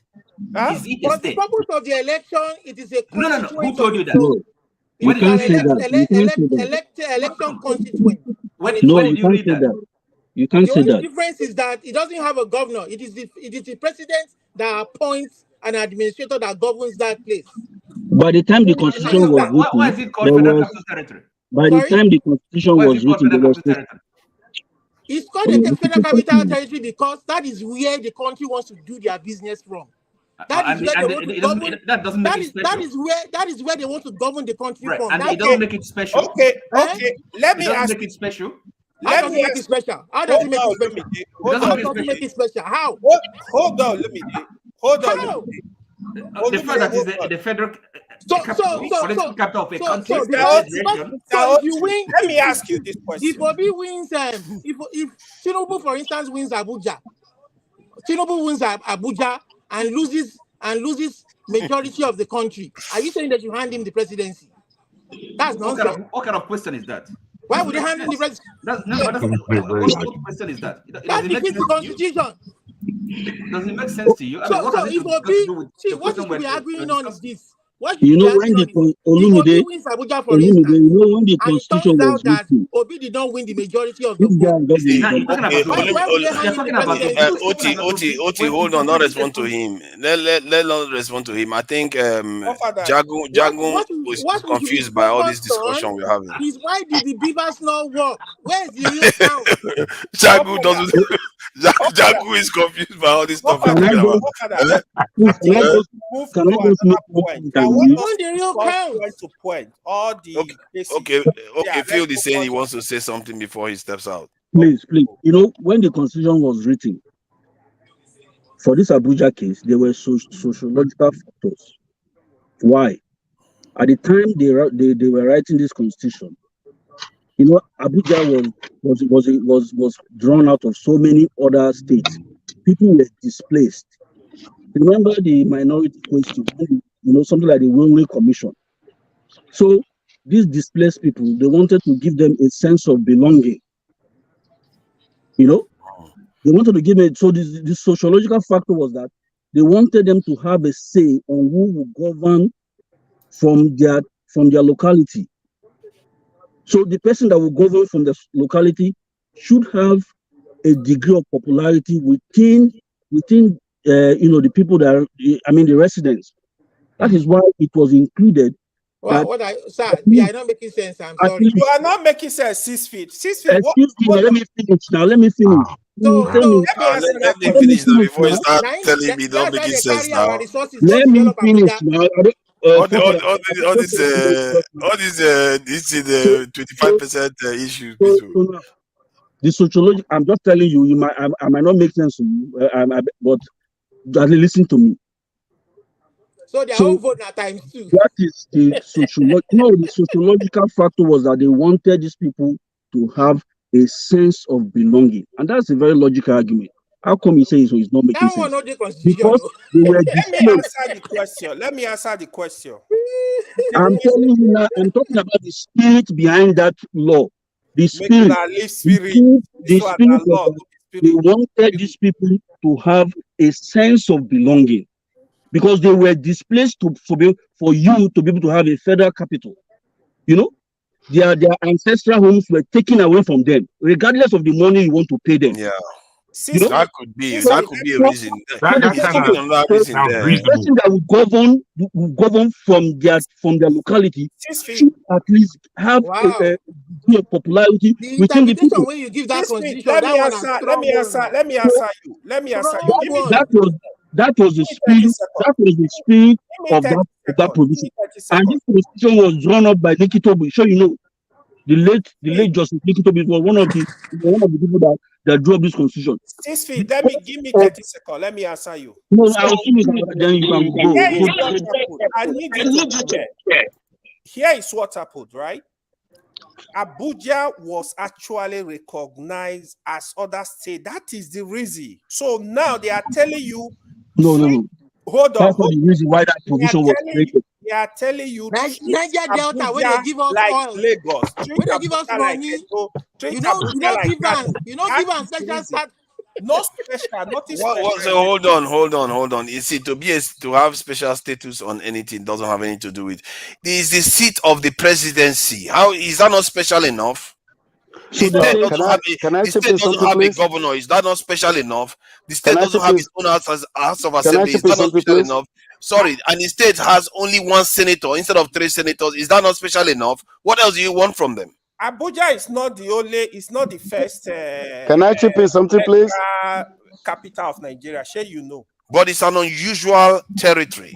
You just designated was as any capital. state. Calabar was federal capital. Yeah, but we're not practicing this system. We're not practicing this system Lagos then. was a state. Can I chip in something, please? And it was a state when it was Forefather. capital. So Right. come on. Yeah, Chris. Let's allow Chris to Lagos add got to a it. governor then. Chris, Lagos has a governor. Please, Chris, go ahead. Lagos was a state. So for me, I think Chris, the light up now. I Light think up, make me see who you are, bro. I think the Nigeria. Ourselves there. There you are. So this is what Chris look like. So I'm a little bit shy. So for me, I think the Constitution, Nigeria Constitution, is like Bible, because Bible have multiple interpretation depending on how the pastor is using it. So the capital city, the 25%, Abuja is a special city, just like Washington DC. Because I live in California, by the way. Washington DC don't have a governor, which is Abuja don't have one. And Washington DC have a lot of privilege, more than other states in the country, right? Just like Abuja. So, before. Chris, So- what is Washington DC privilege during election? Tell us. but American electoral process, because our democracy is more standard than the one in Nigeria, right? Because before you can become a president, it's compulsory you must win Washington DC. And go and check the history. There is Correct. Hey, wait now, Oga, wait first now. Go and check. Not correct, Chris. Prince, I disagree with you on That is that. not correct. Take it back. Okay. Can I say For me, this, I'm- guy? Can I say this just to add reference? There are certain capital cities in the world that have a different dispensation. Okay. I can tell you that in Italy, they have the Vatican City. In London, we have the London Territory, and then we have the City of London, which is quite different than London City. Okay. Washington has a similar status to that. Now, these are quite different than what we're discussing right now, to be frank. It's quite different. Okay. Right. But that's why I said, like, but in Nigeria they said you must win 1/3 in Abuja, but they didn't state Abuja to be like a state. And even someone said you Yaradua and Buhari. That was the one they used to disqualify Buhari, that he didn't win 25% in FCT. How come in this time they went back and said, oh, FCT is the same thing like every other state? But my main point, Nigeria is a wuru country. Just but my main point was this. My main point is this. The same is, I'm starting to be corrected. Isn't the same tribunal that instruct INEC to give all the information to both Labour Party and PDP, right? I'm not sure. So, I thought when they went to Supreme Court and said they want to use the beavers and all those things, the court said, oh, the INEC should grant them and all those things.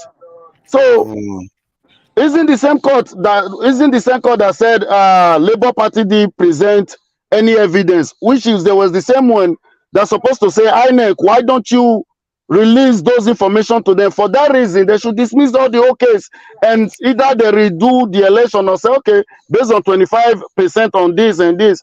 That was my stand. Instead of them be like, oh, we can't go to the market to look for evidence for you, which is, they need to make everybody respect the rules of law, because now the big men know, oh, if I can pay this judge and this judge will convince this judge to be on my side, we can just manipulate the system.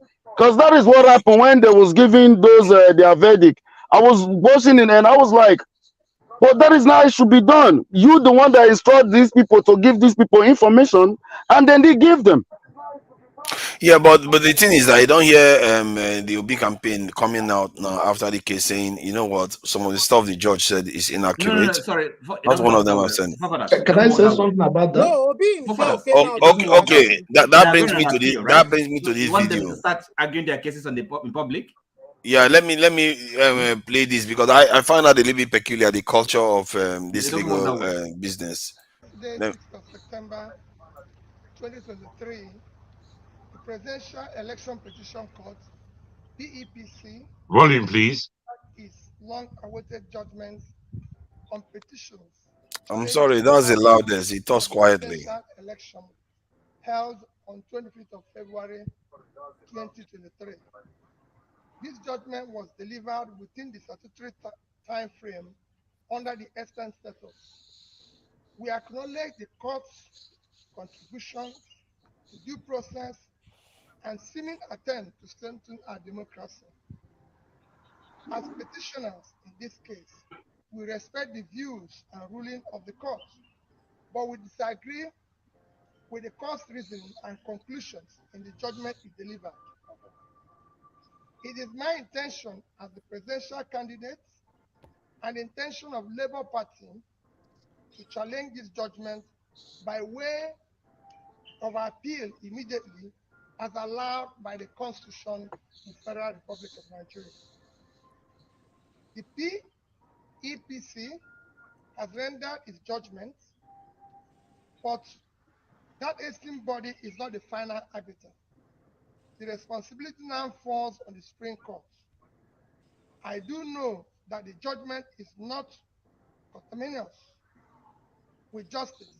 I implore Nigerians to remain focused, steadfast, and peaceful, and to abide by the rule of law and understand this matter has not reached its logical conclusion. Our legal team has already received our firm instruction to file an appeal against the decision. I shall not relent in quest for justice, not necessarily for myself, but for indeed for our teeming supporters all over Nigeria, whose mandate to us at the post was regrettably truncated by INEC. The strength and value of our democracy reside on solid national institutions and our confidence in them. Electoral litigations will almost be unnecessary and non-existent if the Independent National Electoral Commission discharges its statutory functions creditably, transparently, and with dependable fairness. When that body fails, as it did recently, thus subverting the will of Nigerian voters, the recourse to judiciary becomes imperative, as is now the case. I thank every Nigerian who has supported our cause and campaign for a new Nigeria, characterized by fairness, equity, justice, rule of law, peace, prosperity, inclusiveness, sustainable growth and development. A new Nigeria is possible and achievable. I especially thank our legal team, the Labour Party and the obedient family, and all those who showed up daily during our court trials. God bless you all, and God bless the Federal Republic of Nigeria. Thank you. So the legalese of how things are done, is a bit confusing to me. Why you are not allowed to reveal some truths about the case. But that said, let's see whether we can move on to an extent and come to some kind of agreement. Father, sorry, before we move on, let me quickly just a little touch on that 25% issue. Sorry. If you look at the detail that Lumide read from the Constitution, he said a person that will win the presidency must have to have 25% of the 2/3 of the State of the Federation. And he said, and Abuja. So the fact that, excuse me, the fact that Abuja was mentioned there, if, for example, Abuja was like every other state, let's agree that Abuja is a state today. They would have just ended with 25%. Even if you don't get from Abuja, who cares? Even Abuja people did not contribute to who ruled the countries. Who ruled the country? Who cares? So I just should have just be written 25% of 2/3 or whatever how many states they have. Just leave it like that. But because Abuja was mentioned, that means no matter how you do the math will be and Abuja. So that's just my opinion. Yeah, thank you. Let me ask you a question. You don't need to. Let me just ask a question. Are we in agreement that the tone of the judges came across as being biased? 100%. 100%. Oh yeah. 100%. Oh yes. You see, that is a problem. That even the people that are against and for the judgment think the judges came across as biased. That is, it undermines the judgment completely, and that is some crazy stuff. They actually acted as an arm of APC or the government. That's correct. Thank you. Yeah, that is what I noticed. That's why I didn't like that. I didn't like that too. As judges, was there anything that INEC needed to do well? You just pretended like they did everything well. Right. Because that was my own problem. I said, as judges, they're supposed to question INEC. INEC was perfect in their eyes. Yeah, I mean, they was only attacking the petitioner. That was crazy. You know, the entire night I didn't sleep. I was watching it, and that made me sick. I was like, you're supposed to be a judge. This guy spent 300 billion naira. The judges, they were actually attacking the petitioner, but that does not mean what is right should not stay. I didn't like the judgment was too, to me, it was just more like it was too biased. It was too one-sided. If you are biased, you are going to choose not to see what you want to see, what you should see. And that is the problem. They chose not to see certain things, and the way they came across, they undermine their own judgment. Yeah, that's on two levels. Their individual judgment is bad, and the judgment they rendered in the court is also maybe undermined by it. There is one of the judge that was saying, was it the lady? She said, "You expecting me to go to the market?" These are our judges, for crying out loud. No, the funny thing they say you guys were threatening us on social media. I said, why are you paying attention to that? Why does that even matter? As if that's not your job. Why is it? Belgore? They were cutting this and that. Yes. And the very first judgment from the Supreme Court that affirmed the Osun State governor as governor, they didn't quote that one. My Thank God, you. when I united everybody, they just united against them. That just shows you how terrible their judgment. The thing was bought. I mean, when I listened to what Peter Obi just said, I think he's an extremely strong individual. Because I would have self-combusted if that was the judgment against me as a absolutely. I wouldn't be heading to Supreme Court at all. I would have given up. No, Oga, for me, I want them to go to Supreme Court. Let's see what the justice, the Supreme Court governor is going to interpret. We would see. But as everybody is saying, wait, if I can, as everybody is saying, the tone of the judges, when I listen, I woke up early enough and I began watching from the outset, and there was a lot of time being taken, and in listening to the tone, I gave up. They were just looking for technicality pretty much the whole time. Jago, please, let Obi go to Supreme Court. Yes. That is when Nigeria will truly be. that it's not for me and you. That country is not for me and you. At this stage, I'm not. No, me, that was my own point. Let's go to Supreme Court. Let's see what the Supreme Court this thing is going to say. At this stage, Let's I'm not go going to there. be Nigeria surprised. will realize that it is not for Nigeria is not for me and you.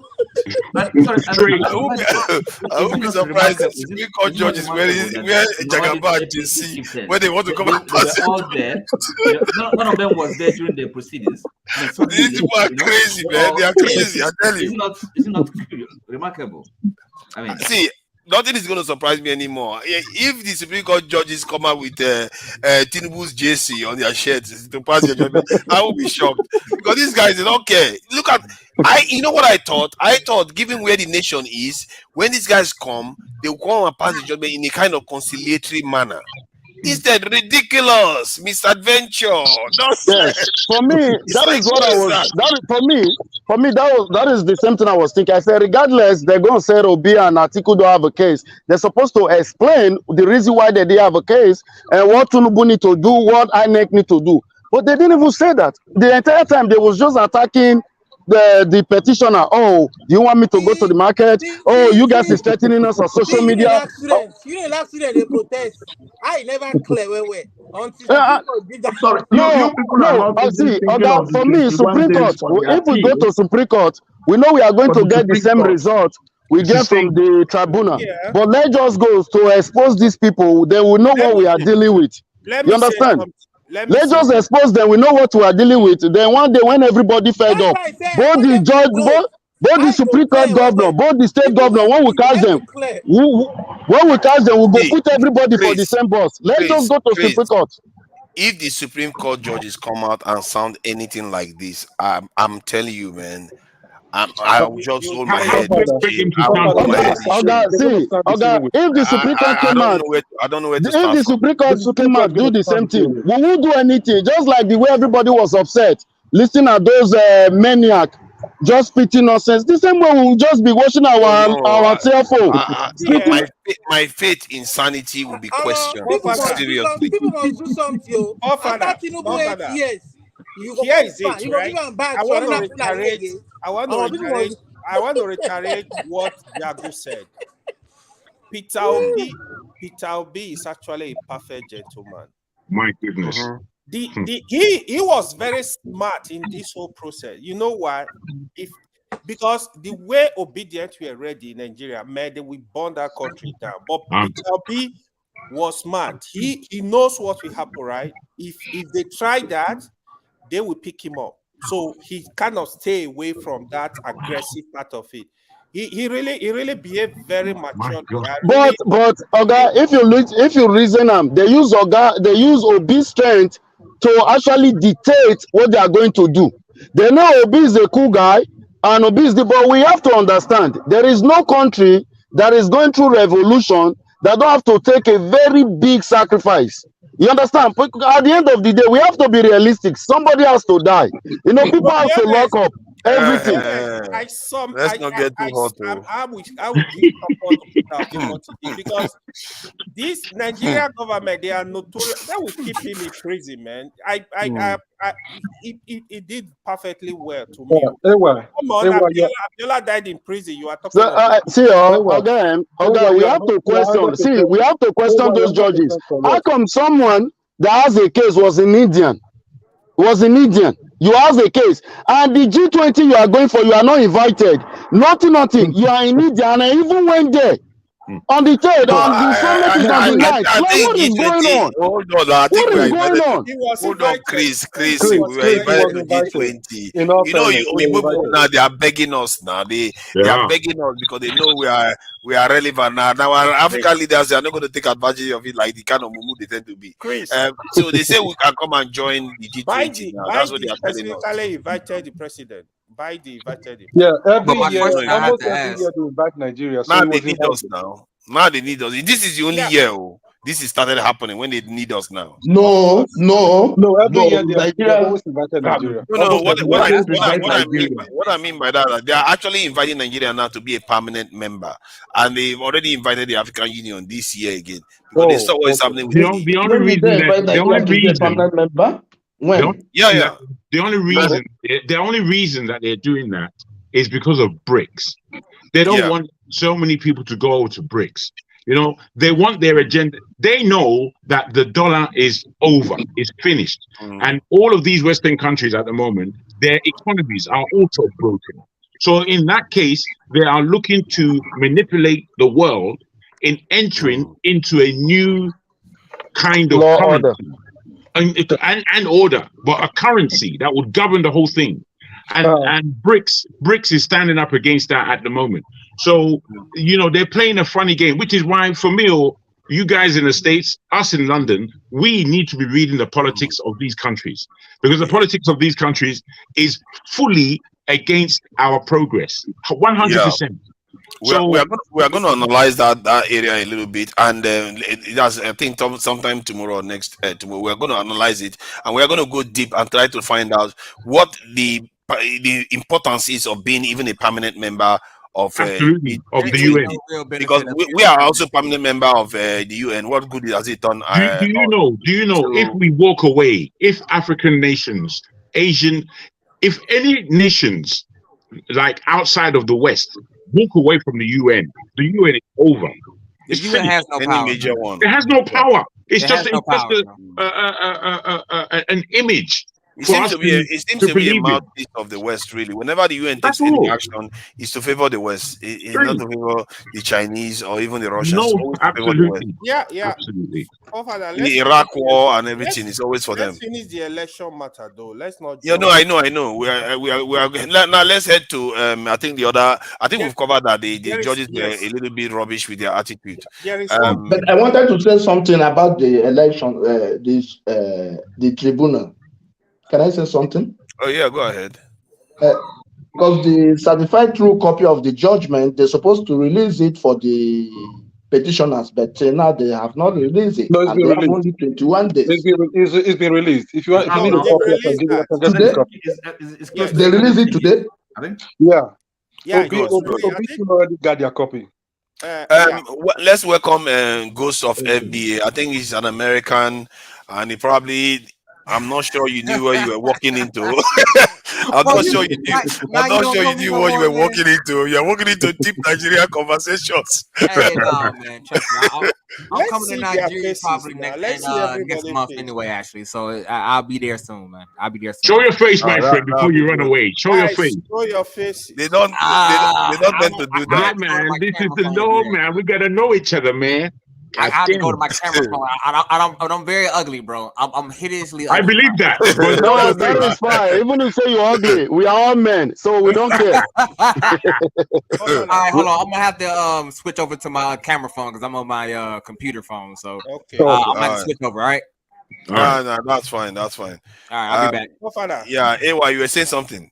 Yeah, the one I wanted to say, right? So before this judgment. Yeah. After the Oshu election, the Supreme Court judgment, I said to my friend, I said, this is my own personal opinion. I was of the opinion that Oshu State was a trade-off. Why I'm saying that the case of Oshu State was a case of transmission of result. So I just have this belief that even before now that these guys, they want to use that state as a precedent.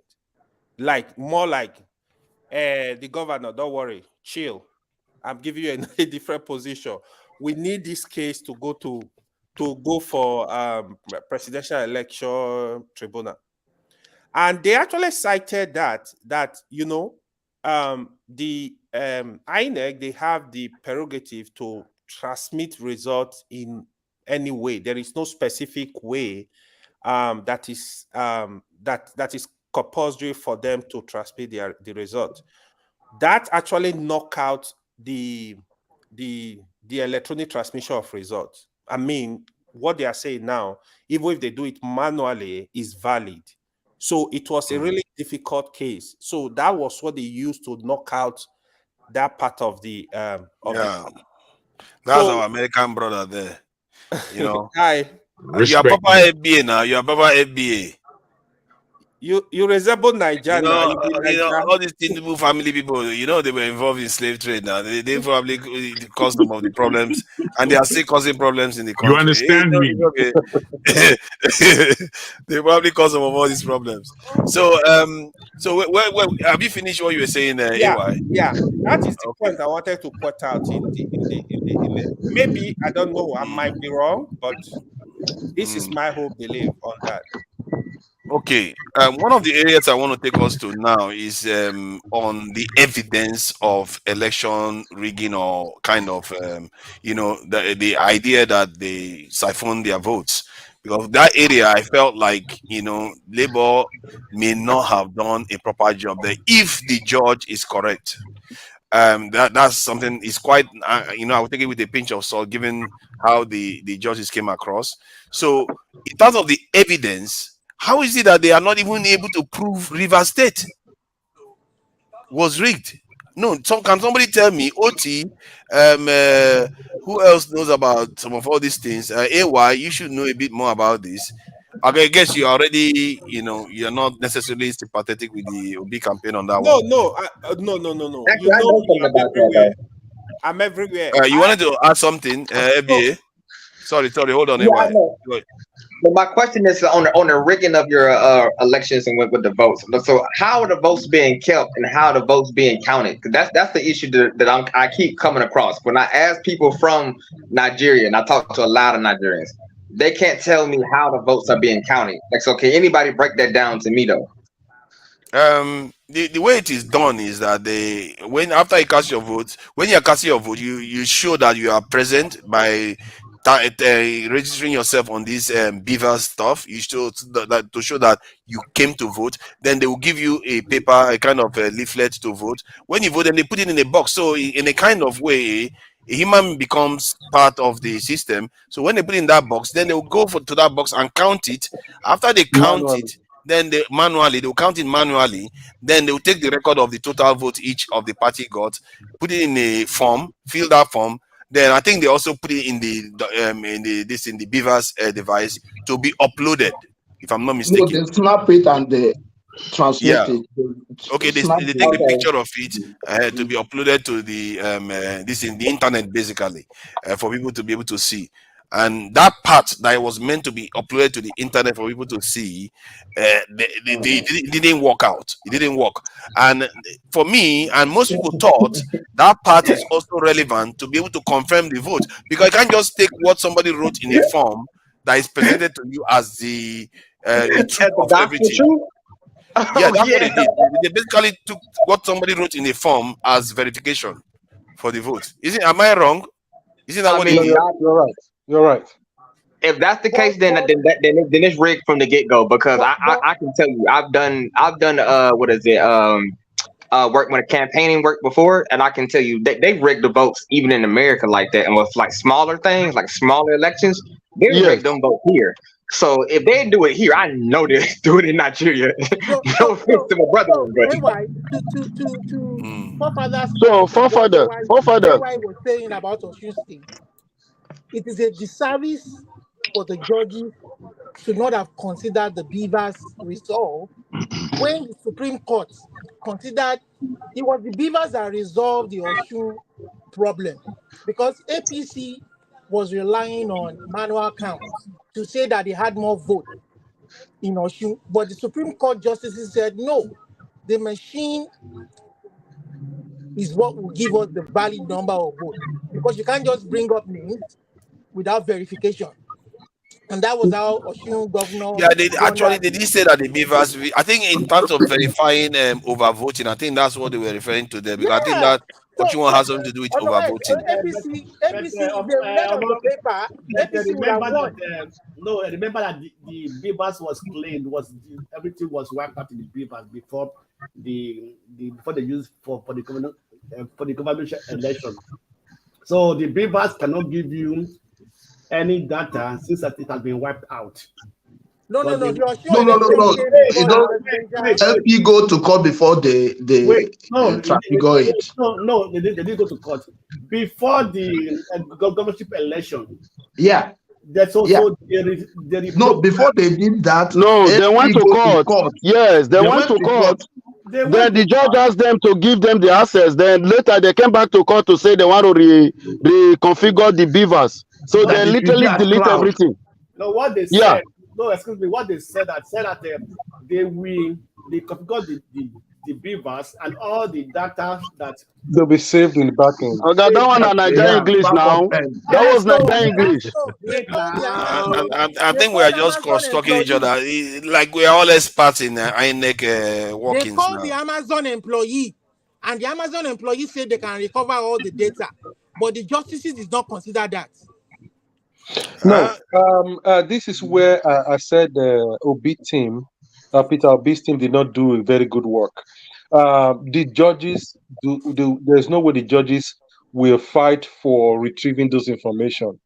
Obi's team should have tried their best. I know they requested for a lot of information that they weren't given, but that is part of the area I said they did a shabby work, whereby if their focus was on get us those data. You must realize that that INEC did not help in any small way by not supporting even the Amazon guy. INEC should have supported them in getting information, but they didn't. Yes. Now, when you get to the Supreme Court now, are they allowed to like talk about the weaknesses and try to get the weaknesses back in there again, or evidences? Can they add more evidences or anything? Are they not allowed anything? There's a condition where they request information. They can request it though. One of the conditions, based on my understanding, is if the evidence we're trying to bring is actually one relevant to the case, and secondly, you were trying to bring this evidence in, but because of some certain unforeseen circumstances, you couldn't tender it. Not the one you are bringing today, the one that was available that time during the case, but for unforeseen circumstances, you couldn't bring it in, and that affected your case. Then the Supreme Court will consider it. But say, oh, I found it after the case was judged, or I just discovered it that I could help my case. Supreme Court will not allow that. I see. That's interesting. And that could be problematic because a lot of information came out after. So let's go back to whether we should call out the labor side for not doing a thorough job. Yeah, the Blackstone. One thing we have to be know, but because every polling unit has the party representative and the polling agent, right? So we didn't know if the Labour Party presented the copy of the polling unit result when they wrote it. No, from their agent. Why is it that Labour didn't give their followers the result that they have? Why not just give your people the result that you got from the vote, from the voting? What happened was, let me say this thing we're calculating based on if they have presented their own copy. They believe that INEC would have rejected that, or INEC would have now found a way. They were suspecting. No, 1 second. Let me finish. They were suspecting that INEC would have found a way to now manipulate their own and bring out their own. They all become the. No. Here is what happened. Let me explain this. INEC could not have access to it in the court. Sorry, Blackstone. The way the election worked, right? After the election, right? You fill that form. Every party agent must sign that is a legal document. So, Chris, what's happening? How are you going to manipulate it? Yes, Chris. And what you give it to the agent is different from what is in court. Of course, the judges are going to know. This is the truth about that. Yeah, it happened in the East. It happened in the East, and it was legal. So, can I say something about that? Yeah, go ahead. Yeah, so according to the little I know, they said after you ask INEC, let's assume INEC refuse, so you can get the copy from the police. So then if the police can't get it, that was when you went to your party agent to get it. So it's a very difficult this thing. It's very difficult, but the easiest ways to get it is from the INEC. That's what they did. So and Obitim was depending on INEC, but INEC was already compromised, so they are not going to. And that is where, for me, that is where I have the problem. So that is what the judiciary should actually stand on, because they actually asked them to let the OB and the Atiku have access to those things, but they refuse. That should be the judgment on that day at the court. So why do you refuse to give these people this evidence? So for that reason, meaning you are hiding something, meaning the election was flooded, let's do this again, or they can declare whoever they want to declare. That is, for me, that was the thing. And that is, and another quick thing. Now we can see why rich people in Nigeria don't obey the law, because the judiciary is as more stupid than the regular civilian. Because the INEC actually just disobey the law, and like in the US, you can't do that. You can, once the judge told you something, it's a must. You must do it, or else you have a reason to say I can't do it based on this reason. Then they will deliberate on it and pass judgment. But in Nigeria, once you have money, your money will just deliberate and do everything for you. Why the judge will just sit there and be reading what you wrote to them? That is what they did on that day. And it's so strange why nobody is held accountable for content of court. The court gave an order, nobody obeyed it. No, because Nigeria is captured. Nigeria is captured by the cabal. So you're supposed to know once the country is captured, then the normal thing become normal. Why the normal thing become normal? So we have to deal with this until we wake up. So I have a question to ask y'all. Like, okay, what's actually stopping the Nigerian people, like let's say on the ground, from actually getting to this? But nobody want die. Nobody want die. Quick, you finish. I'm hearing you. Let me share this. This is very important. The guy just tried to answer the question. We just ran over him now. Very bad. Go ahead. Finish answer this is making your point. Sorry. Yeah. So I'm basically what I'm trying to figure out, right? Like out here in America, right? Because I don't know, maybe it's just us necessarily, right? But if you do enough fuck stuff, we will come and find you, right? So my thing is like why are these people that protected, and how are these necessarily that protected? Can nobody seem to get to these people or do anything to them, like at least affect their money? I'm not even saying physically get to them. I'm not gonna go that route. We're gonna say at least affect their money.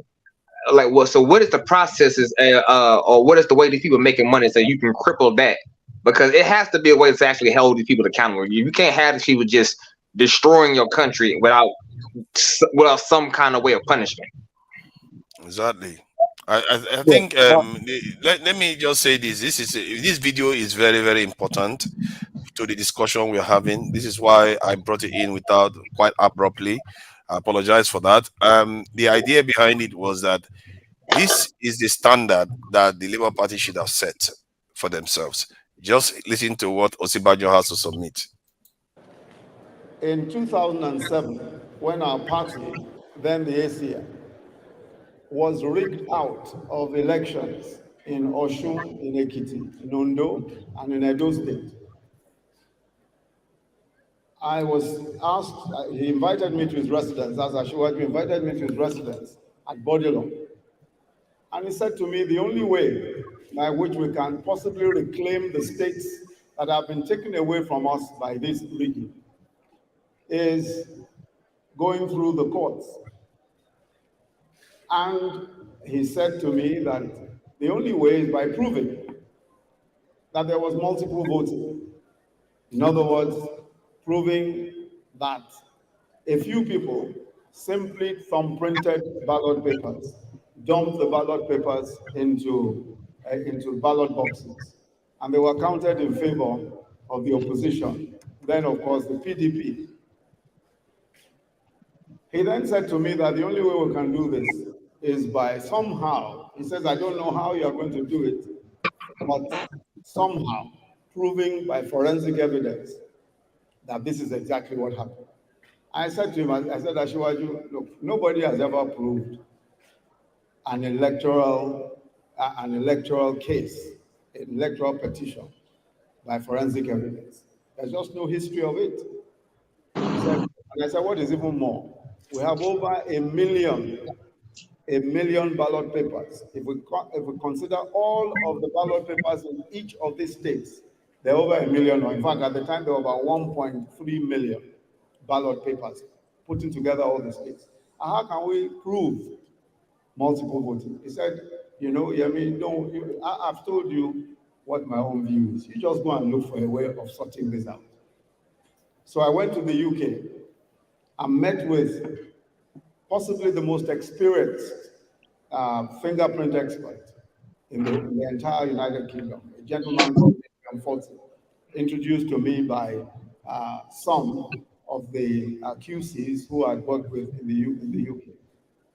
And when I told Adrian Fortin the enormity of the problem, he laughed and almost fell off his chair.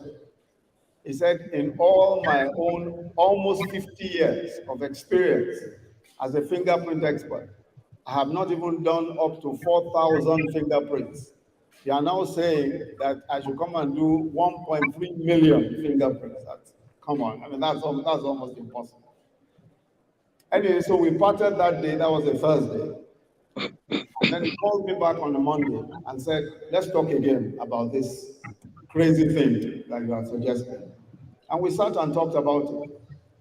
And somehow designed a way. He said, of course, we used a bit of technology.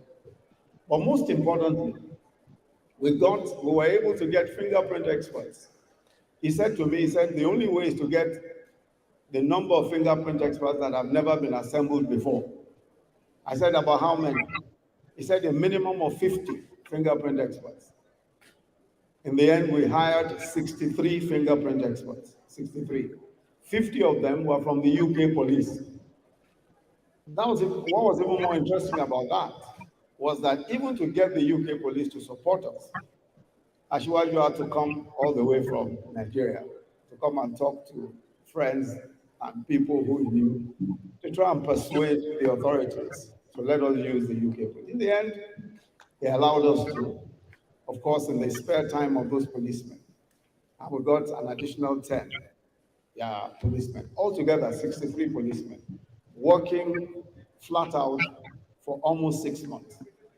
We were able to put together for the first time, definitely in the history of electoral petitions anywhere in the world, we were able to put together a solid forensic case that showed that all of the places where we were defeated, it was on account of multiple thumbprinting.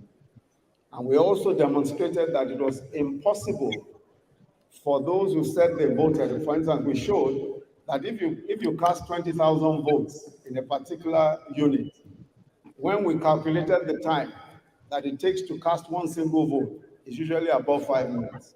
But we discovered that our friends in that other political party were able to cast their votes in 5 seconds because all they were doing was simply thumbprinting. They just simply take out a booklet and thumbprint as many as possible. So we were able to demonstrate all of that in court. Cut a long story short, one by one, we were able to get back the states that had been taken away from us. Now you begin to see where Tinubu gets his goodwill from. States after states, he used the technique to recover votes. I get some of the things people are saying. Let me just address this. Some people are really complaining that I'm being unfair. I get it. They didn't have enough time. But you could have just isolated some small areas to prove these things. No, sorry. Look, sorry, forefathers. When you can't begin to compare things that are not you know, I mean, that have no, there's no, you don't have the presidential election is even at a higher level. It requires a higher standard. The different contexts, you know, the problem that we're dealing with, you know, of voting. So, I mean, with this level, with the election, that is quite a different set of problems. It's not only over voting; it's everything. No. Okay, so I don't know how you're making this comparison, or use it to kind of judge, assess. I mean, I don't think it's a fair. The point I'm making is that you saw how deep they went. This is the Tinubu that we say was too powerful. No. You saw how deep he went to overturn an election. But again, different context, different circumstances, and then the time. Talking about 6 months, you know. So and then we're talking about 21 days. For no, I agree with you on that. That's why I said they could have. What's the point of they could have done it in Rivers State. They could have done it in Rivers State and done it. What Obi said. I actually believe the time was short for Peter Obi. It was short. But Yes, Peter it's a shot. Obi would have focused on at least 10 states. You don't have to go to the state you were successful already. Although, Ewa, if we had focus on the 10 Even states, just 2 states even is enough. they will still find a way out, if we were against them. You know, if you look at their The time judgment, was short, yeah, I know that. if you look at their judgment, they were saying that Obi needed to go to every of the polling units, even in 10 states. Think about how many polling units you need to cover to go bring. It's not possible, and you have to produce evidence before the 1 days. Papa, let me chip in a little, then I'll jump out. Okay. Right. So this was my belief. My belief was this: I don't care what evidence Obi bring, Atiku brings, Jesus Christ brings. All these judges were being paid before the entire thing, just like the way the whatever was the INEC people, right? Think about this. Someone said for Fisher is a civil whatever, right? Tinubu is not responsible for it. That is you telling me you driving a car, you have a ticket. Oh, that is not me. That is my Toyota. That is my Honda. That is my Mercedes that got a ticket. So the ticket, I won't pay for it. Let Toyota and Honda go and pay for it. So how does that make sense? But that is what the judge did. So no matter evidence Peter Obi will bring, no matter evidence this thing will bring, they will still look for a way to say, oh, you didn't submit it on the 21st. By constitution, it's supposed to be submitted on the 24th by 5:30. But according to our time, you were 2 seconds late. I think you are misunderstanding me to an extent. It's not about the fact that they didn't submit. Where is this not coming from? I don't know. There's a noise coming through. Yeah, I like think it's from Chris. I think it's from Chris. Yeah.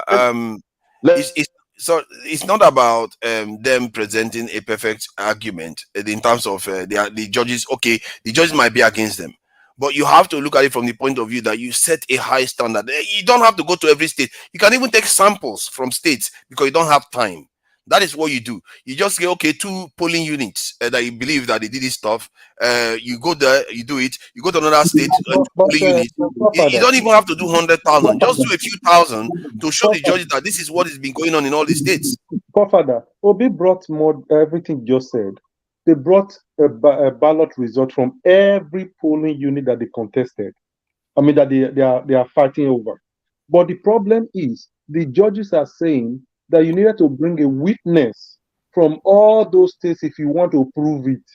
And there's no way Obi can go to all the polling units in all those states.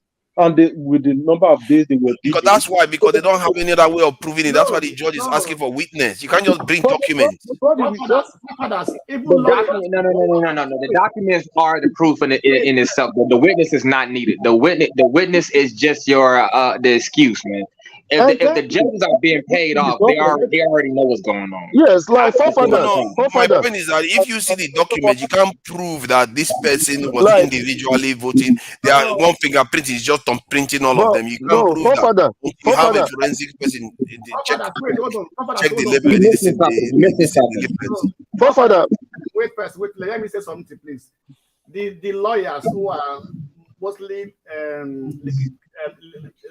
litigating election matter says that one of the most difficult thing to prove an election matter is trying to bring that election was rigged or was overvoted in each of the states. That is why they look to either issue of certificate, wrong filing, as well as because the burden of proof to say this in this state it was rigged and in that it was rigged. Like what the judges said, that you have to present evidence, present people who saw that this was wrong. That you as an party agent in your polling booth, your agent were there on voting, what result that was announced by INEC. Was this the same thing that you announced at your polling unit, right? So the body of proof to say election was rigged or there was over voting is very difficult to prove in the court for judges but to take. So that's why they mostly go through the easier way of issue of certificate, wrong filing, technicalities, other things like that. So you cannot prove that if you are like the election, the election, they ask you to prove all the states. Even Obi presented River State, they presented the Benue State, they presented I think some even Port Harcourt, Adamawa, some state that overvoted. They have all the papers, all the ballot papers, but they don't even look at it. They didn't even look at those evidence. Yes. Okay, let me, Fafada, let me say the last thing. So for me, right, when you play that Osumbajo this thing, because you at that point, even PDP was even against Goodluck Jonathan already. So the entire world was against Jonathan. Nothing Jonathan would do to still stay in power. You understand? Which is Jonathan knew. I thought it was around 2007. 2007, Jonathan wasn't in office. That was the ACN. The moment it was ACN. Oh, okay. All right. Thank you guys. For me, let's see what Supreme Court is going to say. But we know it's already over. But let's just see. Don't worry, they wear Tinubu jersey to come and pass judgment, so Nigerians will get the message. Yeah? Thank you. Thank you for coming in, Chris. I even believe that the most reliable evidence anybody can ever present in a court of law, it is the government evidence, a government agency evidence, especially the one that is responsible for conducting that election. INEC is a government agent. They have where was the result of the Beavers machine? Where was that their back-end server? And Labour Party brought all the Form ECA. Why would they have to bring all the witnesses when they have copies of all the ECA that the witnesses signed of all the parties? Why did the judge not consider that? So it is very, very irrelevant. It doesn't even make sense what the judge was saying to bring all the 178 witnesses when they had all their papers. And when INEC could have brought the results from the back-end server to against what they presented. So it was very clear what game they were playing. Anyway, for me, I would have expected that they should go. They would have pleaded for a recount. I personally, I expected more specific information. Excuse me, Labour Party of Tabi, we are not claiming that they won the election. They said it was irregularities. The election should be cancelled, right? No, Blackstone, part of the prayer was Obi said he won the lawful vote. It's part of his prayer. Yes, so if you pray for the lawful vote, but it was easy for you to prove that if you ask for a recount of all the votes.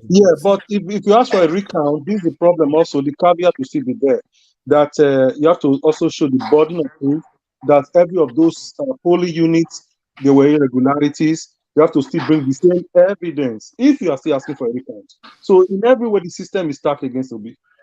Yeah, definitely. Not only against Obi, it's against both Obi and all the three parties that took. But Blackstone, it is pretty clear that if Obi is asking to be declared the winner, definitely the only way the judges can declare him winner is to authorize a recount of the lawful votes. Yes, I'm saying. Yeah, exactly. I think you see that there is a point there. You see what I mean?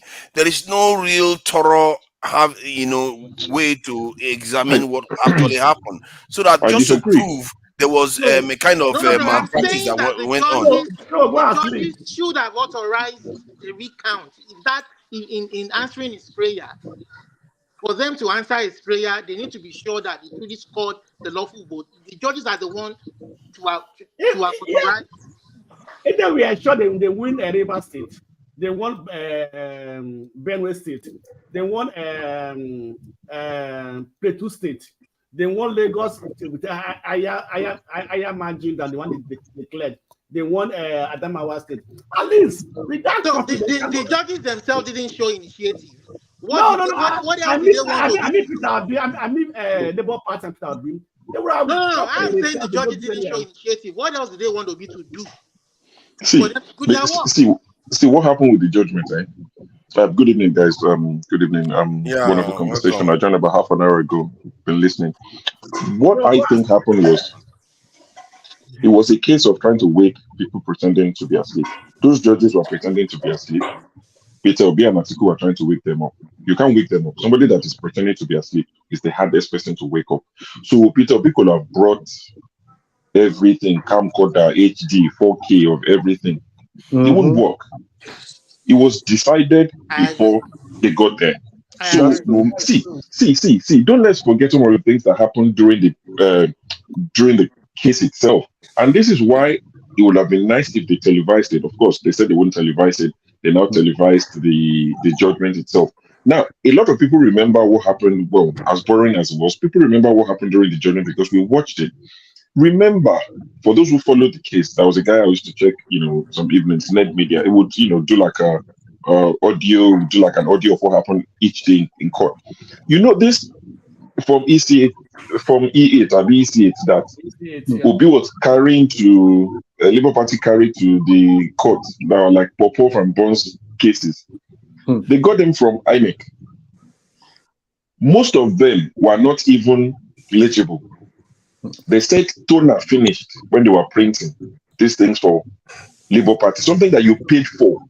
These are things that happen in court too. It's not, let me sound like CM. I'm not making this up. I'm not lying. You can go and check it. Like CM will say. I'm not lying. The INEC said that these things, they were faded copies because they ran out of toner. Something that Labour Party had to pay for. Happened in court. Now, when Labour presented some of these things, INEC that gave it to Labour started saying the court should not admit those things. These things happened less than 2 months ago. But because they didn't televise it, a lot of people, busy with life and everything, maybe people didn't know these things or people forgot.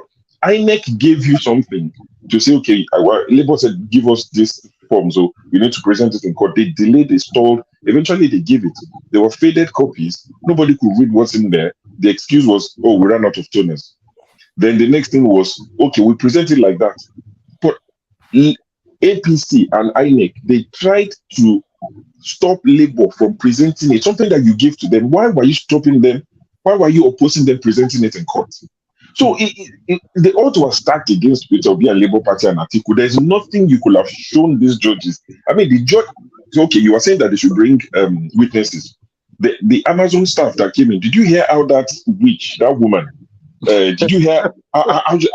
She said the audacity and the temerity of the Amazon staff to come here and be telling us, sorry, the person only came to say, I work for Amazon. There was no glitch. If there's a glitch, we would know. The audacity and the temerity. Sorry, who's asking you to speak big grammar? She's a witness. She came to say, I work for Amazon. There was no glitch. If INEC is saying there's a glitch, I'm Amazon staff and I'm saying there was no glitch. This woman was upset. So when is it bring witness? What witness do you want? I beg. And even when the INEC said there was a glitch, there was no evidence from INEC to say there was a glitch that day till today. Not one evidence. Amazon staff came to say we didn't have a glitch. That's a witness. Oh, and sorry, there's another technical bit that I need to address that they actually said that I found incredible. First of all, Peter Obi's statement just now about how he's going to go to the Supreme Court has far more decorum than our judges that are trained to have this decorum had in that court. They were just insulting people all over the place and all that stuff.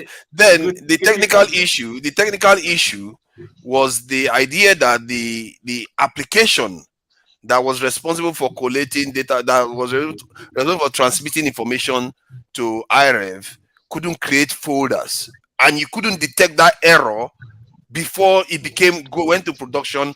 Is incredible. It's almost impossible for that to happen, because whenever you are writing an application, you generally test it, and when you test it, you test whether you can create the folders and you can count the votes. You can't just test something halfway and you go and release it for production. That's not how it works. So I found that incredible.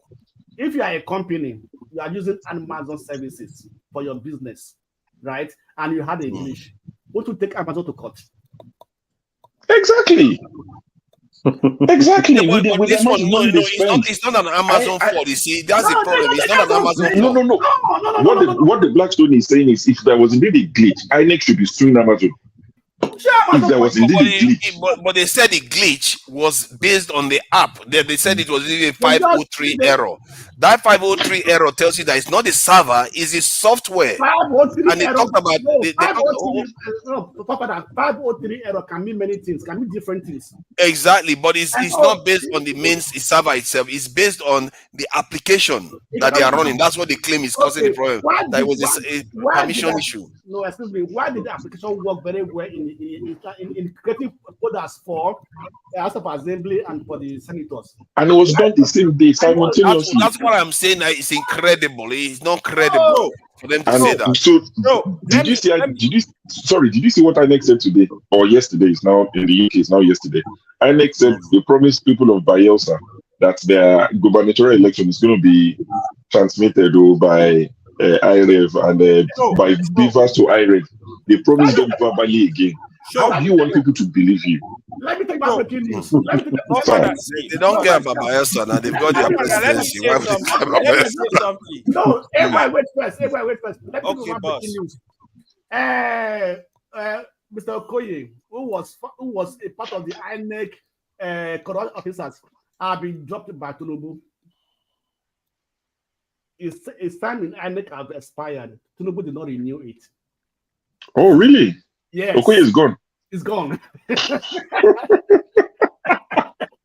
They've used him. They've compensated him. So I want us to be very objective on this issue. You see, here is the truth. With the law we have on ground today, even if you bring the whole Amazon Web Services staff to come and testify that there was no glitch, that is not the argument. The argument is it's not compulsory for you to transmit result, electronically transmit result. It's just based on discretion of the INEC to do what they want to do. What are you talking about, man? Hold on. Hold on. Man. I will question some of this. Don't worry. Let him. Hold on. I think he too is missing some of the reason why they presented that issue. Yeah, let him come. But it's right. As crazy as it sounds, it's right. Hold on. It's the law. Hold on. No. Hold on. Even the judges said it. I actually believe that there was manipulation. That was why they refused to transmit the presidential leak result. That was the accusation, not that it was a collation method. In the eyes of the law, INEC had decided to say we want to transmit result manually. This is. Why you're correct. Yeah, that's what I'm saying. It's the law. As crazy as it sounds, it's the law. Can I just come in? Can I just come in? Tell us what you know. Can I come in? Sorry, excuse me. Yeah, it's not quite that simple to say it's the law. Remember, there's what is called a judicial review. An administrative agency, an arm of government. You have some requirements. This is a matter of really kind of common law. It's unwritten law. It doesn't have to be. You don't have to refer to the electoral act or the constitution. This judicial review. There are some grounds on which you can review. In other words, contest a decision of INEC, such bodies.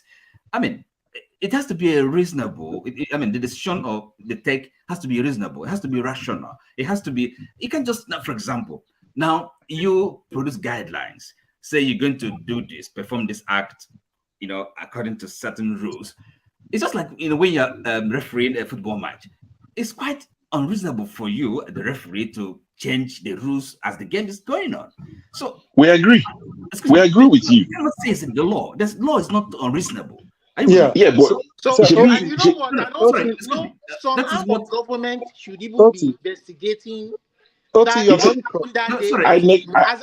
should be investigated for fraud. INEC should be investigated for fraud. Yeah, at this rate, I think INEC should be investigated at this rate. A court of law cannot make such a proposition that they have a discretion, even though yes, you have a discretion, but once you have made the decision, exercising your discretion to do it according to a certain way, those are the stakeholders. Oti, you are the lawyer here. You are the lawyer, and it is your justices, your lords. They are the ones that made this pronouncement. No, but this is common sense. So you can't say all of us agree with you All of us agree with you. In fact, Okoye's video was presented and it was rejected. See, okay, sorry, okay, you excuse me, go on. It doesn't make sense. I agree with you. I'm with you on this. I'm just saying that Okoye's video was presented but was rejected. Omolu hasn't said anything. Omolu Ole. OL. Omolu, please go ahead. I don't know. INEC should be sued. They should be sued. You know that Mahmoud of INEC even kind of showed a little bit of, at least he didn't show overtly that he was impartial compared to the way the judges have been. They really disgrace the entire process, if you ask me. They were so transparent, their attitude. I'm shocked. I'm actually shocked that these are judges. Yeah, I'm actually shocked. What kind of training did they get? Like the way the judges, No. Yeah, the way I'm really shocked by that. I same here. Unbelievable. Omolu, I'm sorry, now that you're on the move, I suddenly called you. It's like I just didn't want you to say anything. Do you want to add to it? Yes, I can hear you. Honestly, okay, please go ahead. The judgment is. Hello, can you hear me? Yeah, we can hear you. Okay, so the judgment is so disappointing that even the judges themselves, I think they have conspired against the. That's right. Big conspiracy. Against the Itaobi, because for them to discard or to throw away all the facts that were presented by the Labour Party is a good, as it is just a proof that they are not interested in giving a fair verdict or a judgment. So it's so disappointing. It's so disappointing, honestly speaking. But one thing I know for sure is a work in progress, in the sense that I'm not expecting them not to, or expecting them to give a fair judgment, but it's a work in progress.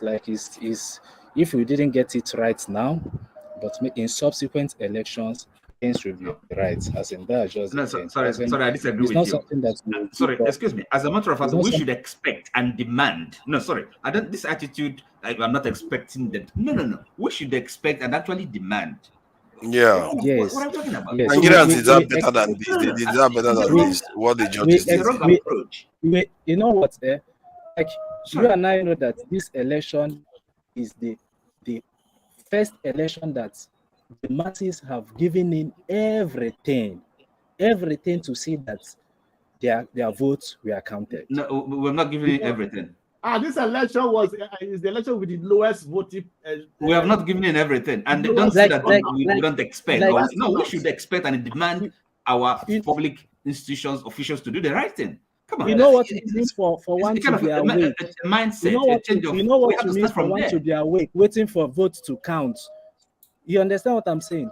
The way the people turn out, the way they participated in the election, they not even minding the excuses that the INEC officials were giving, that they don't have the generator or there is no internet for them to transmit the results and so other things, but they still went and brought generators and every other thing to see that things were done. It does happen before. As in, it's something that for you to know, or to know that yes, that really the electorate, they want the best and they put in what they think. They did their parts. It's very unfortunate that the INEC disappointed the electorate. That's the thing.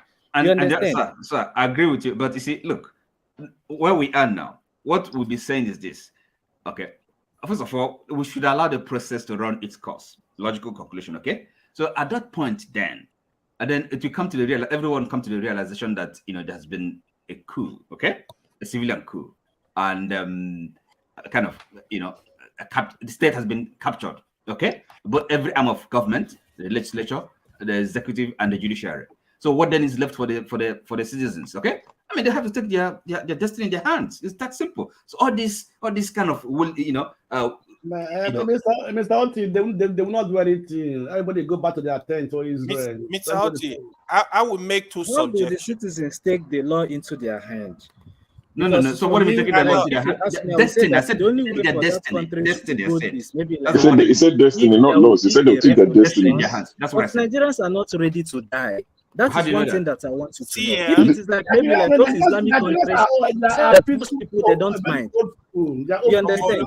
But Nigerians that you and I know, no one is ready But is to die. it the way you're But talking? okay, let hold on, Omolu. Omolu. I think sorry, I call you Omolu. It's Omolu actually. It's fine. See, It's fine. let me add this though. If you look at the outcome of the votes, Peter Obi did very well in the votes, even by what INEC released, and PDP did not good. And you can also argue that APC didn't do too well. If Peter Obi performed as well as he did, what is the result we should expect? Is it not the kind of result we should see? Maybe one side, maybe Peter Obi should have won, but it's gonna go three ways. And the people that Peter Obi got most of their votes is from PDP. So does it not stand to chance that the dynamics of the election will favor this thing, APC? Yeah, you're right. You have a point there. Because since Peter Obi is going after PDP votes by and large, about 60-70% of Peter Obi's vote comes from PDP. So the dynamics of the vote is going to shift in the direction of APC. It's going to favor them. To me, Atiku was the greedy person in this election. Atiku was not supposed to contest. The new voters, the new voters did not belong to PDP. Okay, there's some truth there. The new voters. And also, I think one of the greatest disservice they did to Peter Obi is not even the stolen vote or the changed ones; it's the voter suppression. How many people registered to vote? How many people voted? That's what I thought. I think the rigging happened even before the election. You understand? It's the voter suppression. Collected the voters' PVC. card. The voters rigging suppression, started there. even the rigging at the election mostly happened in the university. That's how rigging happens in the West. The rigging, if you want to rig in the West, you suppress the other side's voters and you bring your own voters. That's how they rig in the West. To show point, another biggest lie they lied to us again was the Muslim thing. They thought I didn't think Obi could even win votes in the north. This guy won some votes in the north. But if you look at that video that I shared though, that should tell you that these people, if they want to cheat, they will be experts at cheating. They understand the process in and out because they've gone through it before. Many times. They got 60-something for the fingerprint experts. That's the highest number of fingerprint experts they've ever assembled in the world. These people got it, so they know all the tricks in the game. They know. This is you know if you don't call Tony, we'll sit there for 1 hour or so. That is true. 1 hour, we won't interrupt you. The problem again is how do you stop them? All these for 4 years. The law. Body the law. The problem is the Constitution. Toad, please come in before Olumide goes to the Constitution now. Toad, please, what do you make of the conversation so far? About the petition anyway. I wanted to comment on what I was saying. He said that it was not true. Comment on it. Everybody has just been taking it in. I've sat back and tried to be reasonable and asked myself, has it been fair? See, it's not so for me. Yeah, it's not so much about the upholding Tinubu's presidency, but it's what is even making me so much pissed off.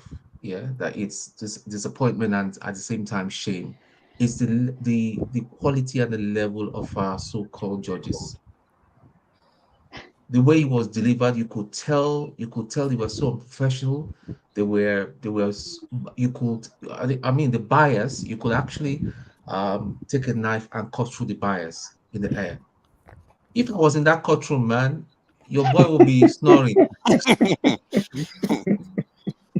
They were so bored.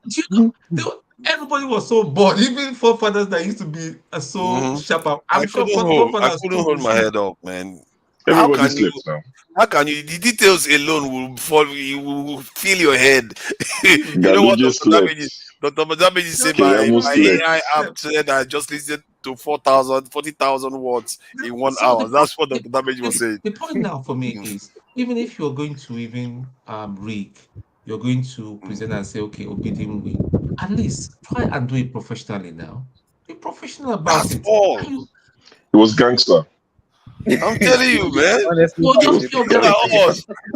Down you. Oh, punish you. You think you're going to try us in this court? We these 5 gangsters, we are going to take you out. That is the I think it was. You know what I think it was payback for all eyes on the judiciary. It was payback. They were like, that was what my brother was saying. My brother was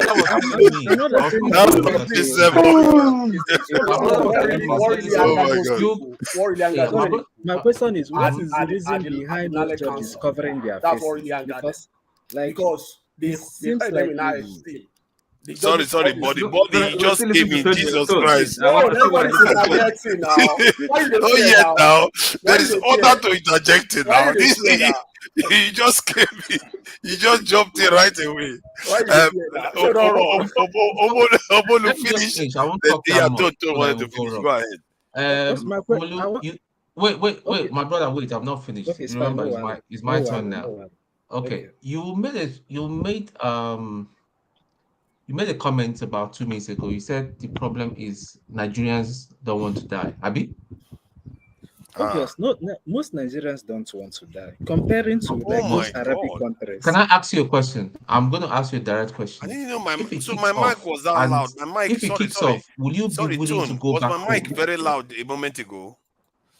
Nobody. I yourself, noticed that my will you mic be willing was to set go to be back very home high. if it kicks off to go and defend our country? Sorry, I didn't get you. You said what? If it kicks off and people need to come back home and defend our country, will you be willing where you are? I don't know where you are, whether you're in Nigeria or anywhere. No, I see that smile. You should tell me immediately whether he doesn't want to die. He said it already. You see, that's the problem. So look into yourself first. Speak to yourself first. Listen, the day when it's in the kick off like this, you don't see your boy. I'm there live. Listen, because if we do not do something, this is a very bad precedent. Something has to be done. It's a bad precedent because 4 years, man, we think that we've seen shaking and rigging, man. Guys, we're going to see some people that will come, and even do 10 times worse than this. I mean, I see young people defending what has been done. I just cry for Nigeria. Young people that have not done anything for their life. I know this is pure rigging. Yesterday there was I was watching Maego and all that. He was he had this he had this video on a Unilag student that was complaining, and they were saying they were shot at. In my mind, I just said to myself, all these people that are complaining right now, I'm sure their uncles, their fathers, most of them voted for APC and supported everything that was done. Now the payback time has come, and they are complaining. See, we just have to accept responsibility, and we need to change things. People will say, okay, I'm advocating for force and all that. I mean, bloodshed is not a nice thing. It's not a nice thing to do, but if he has to, so this is my own opinion. Just More just to support. Let me tell you this. Nigeria is very diverse and is highly divided. I tell you this: if you are from the north, you're raising a fight. You want to fight, for example, a northern leader is in power. The southwest will not join you. The southeast will not join you. If you are from the southeast, the southwest will not join you. This You not think so? not you. That is it, Nigeria that you are is assuming. See, you're no, not. You don't. wait, You don't wait, even No, wait, use let as him an finish. example for Let him US. finish, please. wait, Tone. Please let him finish. Tone, let me tell you, especially these three major tribes, to be honest, they are the most, they think they hold the country. This is the first thing. These three tribes think they hold the country. When they discuss in Nigeria, they tell you, oh, after the North, Igbo, after Igbo, Yoruba, they don't talk about other tribes. So there is division among this tribe. Now you want to fight for one person. Another person is seeing you, oh, because we are from here. This is how Nigeria, this is what we're dealing with. Long time ago.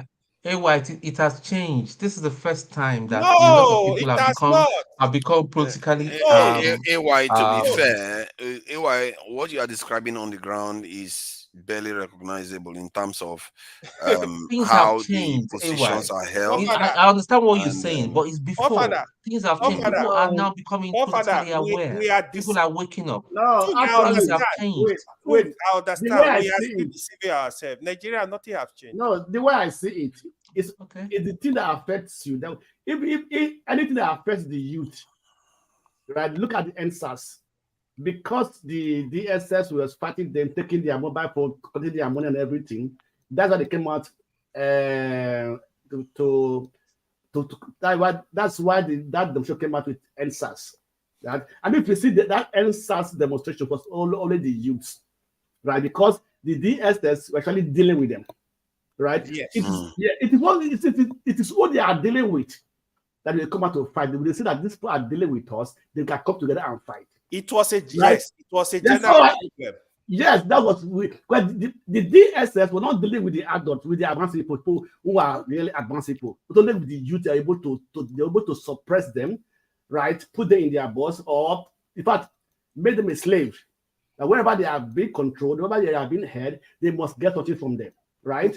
But they cannot do that with those ones who are advanced people, who are adults. That is why that NSAS was like the youth fight demonstration against the DSS, right? So that's why when people had the same interest, they will come and fight, right? But when they don't have that same interest, politics in Nigeria is not a general interest. We'll try to keep this session brief so that we don't go too long. We know Dr. Damage is coming up later on today, so that we have enough fuel for that one. So this is not going to go too long. Buddy, I'm sure you have something to say about what you've heard so far. Quickly, let me quickly touch on what I said. And a recent example is the NSC strike. If you see the NSC strike, there are some states in Nigeria whereby they didn't go on strike at all. Yeah. Even you see the TUC pulling out. It's still at the bad. Let me take you back to 2012. You know what happened? When the first subsidy strike was going on, then there was every strike in the north and in the south. In the southwest. The same thing is not obtainable in the south. They were carrying on with their business, and in the southeast. That's how divided we are. Those are the recent history. So, and to touch on the ruling briefly, like the question that we asked, Tony, is that have you ever witnessed a court section, a ruling before, whereby you see a full panel of an appeal court giving a ruling? What is obtainable in that case, whereby the judges were using that particular tone? The tone is very harsh in the sense that the particular case at hand were being handled by senior advocates, not just the mere member of the bar, senior member of the bar. And the expectation is that they should know better. The expectation of the judge, of the panel every time is that the senior member of the bar should come around and guide them. You see, body, this one a talking point too. It got to a point. That sounds very immense. It got to a point that one of the judge personally took on Chris Uche, because there's a particular book that was forwarded by Chris Uche on the electoral jurisprudence. And what Chris Uche did and his position on the present case was contrary to his position in that particular book. But the judge, hold on, the judge is not ruling against the lawyers, his fellow lawyers. He's ruling against the petitioners. The tone should be towards the Nigerians that they are addressing, not their colleagues. That tone, with that headgear, you can see it right by your side, with the European headgear, talking down to the population of the country and being divisive to that country, is just unacceptable. And bear in mind, the expectation was, we said it, even we, that we don't even have a degree in law, that we only observe law for certain period of time. We said that particular case that this guy's been misled. Out of 30 witnesses that will be called, the star witness is 13. 10 were expunged. You know why? You are acting like a publicist for this. No, not publicist. Now, 10 were expunged for what reason? For father, I told you, I said, if you could recall, those authorities that were being referred to in those cases, mostly you see Aregbesola versus Omishore, Aregbesola versus Oyelola. Those cases, I was in those court section. That's why I was telling the case of Adam 40. The day Adam 40 came to court to testify on the forensic analysis of thumb printing. But the Attorney General also made a different case of Nigeria. But the point we are making here is that you said something about the witnesses. Why did it strike out so many witnesses? You the said reason why there's so many witnesses is this. Majority of those witnesses were subpoenaed. And I said it, the first day will be filed his petition. That the evidence should be front-loaded. The statements of the witnesses. CM was telling me that. What does it mean by front-loaded? Front-loading is this. Excuse me, Buddy. If they were subpoena, no, excuse me. If they were subpoena, okay, for example, you are going to get somebody from AIT or Arise News, which are stars of the Air News. So they can't come out and go and say they are witness. Right? They have to subpoena that their boss will know that they have been subpoenaed and they can give them the right. Let me tell you how subpoena work. That's what they tried to explain to you yesterday. Buddy, before you even there's what we call witness. Can we let him explain what subpoena is, the way it works, so we can know? Even the letter can be a witness. That's what we call witness of the court, and then witness of the petitioner. And for your case to be accepted in an election petition, it has to be witness of the court, and that means that particular witness that you are bringing on board has to have a statement on oath submitted with the petition. And if you look at the statement of these 10 people that were expunged, they were quite aware of them, that these people are going to be our witness. And you know what Obi did, all this learned counsel? Instead of them to front load their statement, maybe they don't have the clear-cut strategy on how to approach that particular case. They are waiting for the reply of the respondent. That's why they make the mistake. Their statement of oath should have been front-loaded and make them the witness of the court instead of witness of the petition. After that, the case has started. They now went to the registrar of the court to request for a subpoena that you want this so person to come and witness. And one of them, they call him a professional, an expert. For you to be classified as a star witness and a professional, you have to be an independent person. You shouldn't be a member of the Labour Party. One of them even contested in Cross River State for the House of Rep. And one of them that they even called has been attending a court section. Are you saying that to be able to be a witness for the Labour Party, you must be neutral? You can't be a member of the Labour Party? For them to call you as a star witness, as an expert, either as a statistician. So you are not allowed to do that as an expert. That's why they refer to case of Oyetola versus Adeleke. You know what happened? That doesn't seem to add up. How can you say? What if that expert is the only expert available? This was the same lawyer that handled the case. The same lawyer you are disparaging now is the same one that handled the case. That doesn't seem to. That doesn't seem to be realistic. Listen, you make sense of it. The statistician used by Oyetola, they refer to that particular case. The statistician Oyetola called to analyze the vote in Osun is Oyetola's PA. If you look at his degree, he has degree in statistics, is an expert by our standard. But by virtue of his failure, of his relationship with Oyetola, that means his judgment will be biased. Whatever your conclusion will be biased. So that's why it's not. Don't worry about the conclusion. Just take their evidence. That's why in the court, there's what we call evidence, and there's a practical direction. No, so there are those things to guide all them. this one are talking points, Jare. I think I don't buy your argument. That argument doesn't stack up. Otherwise, who is that person talking there? That's why I doubt murmuring in the background. If any of us are in time out to listen to that judgment. That's Blackstone. Blackstone, we can't even see your face. We don't even know whether you were talking. You were talking inside one corner, and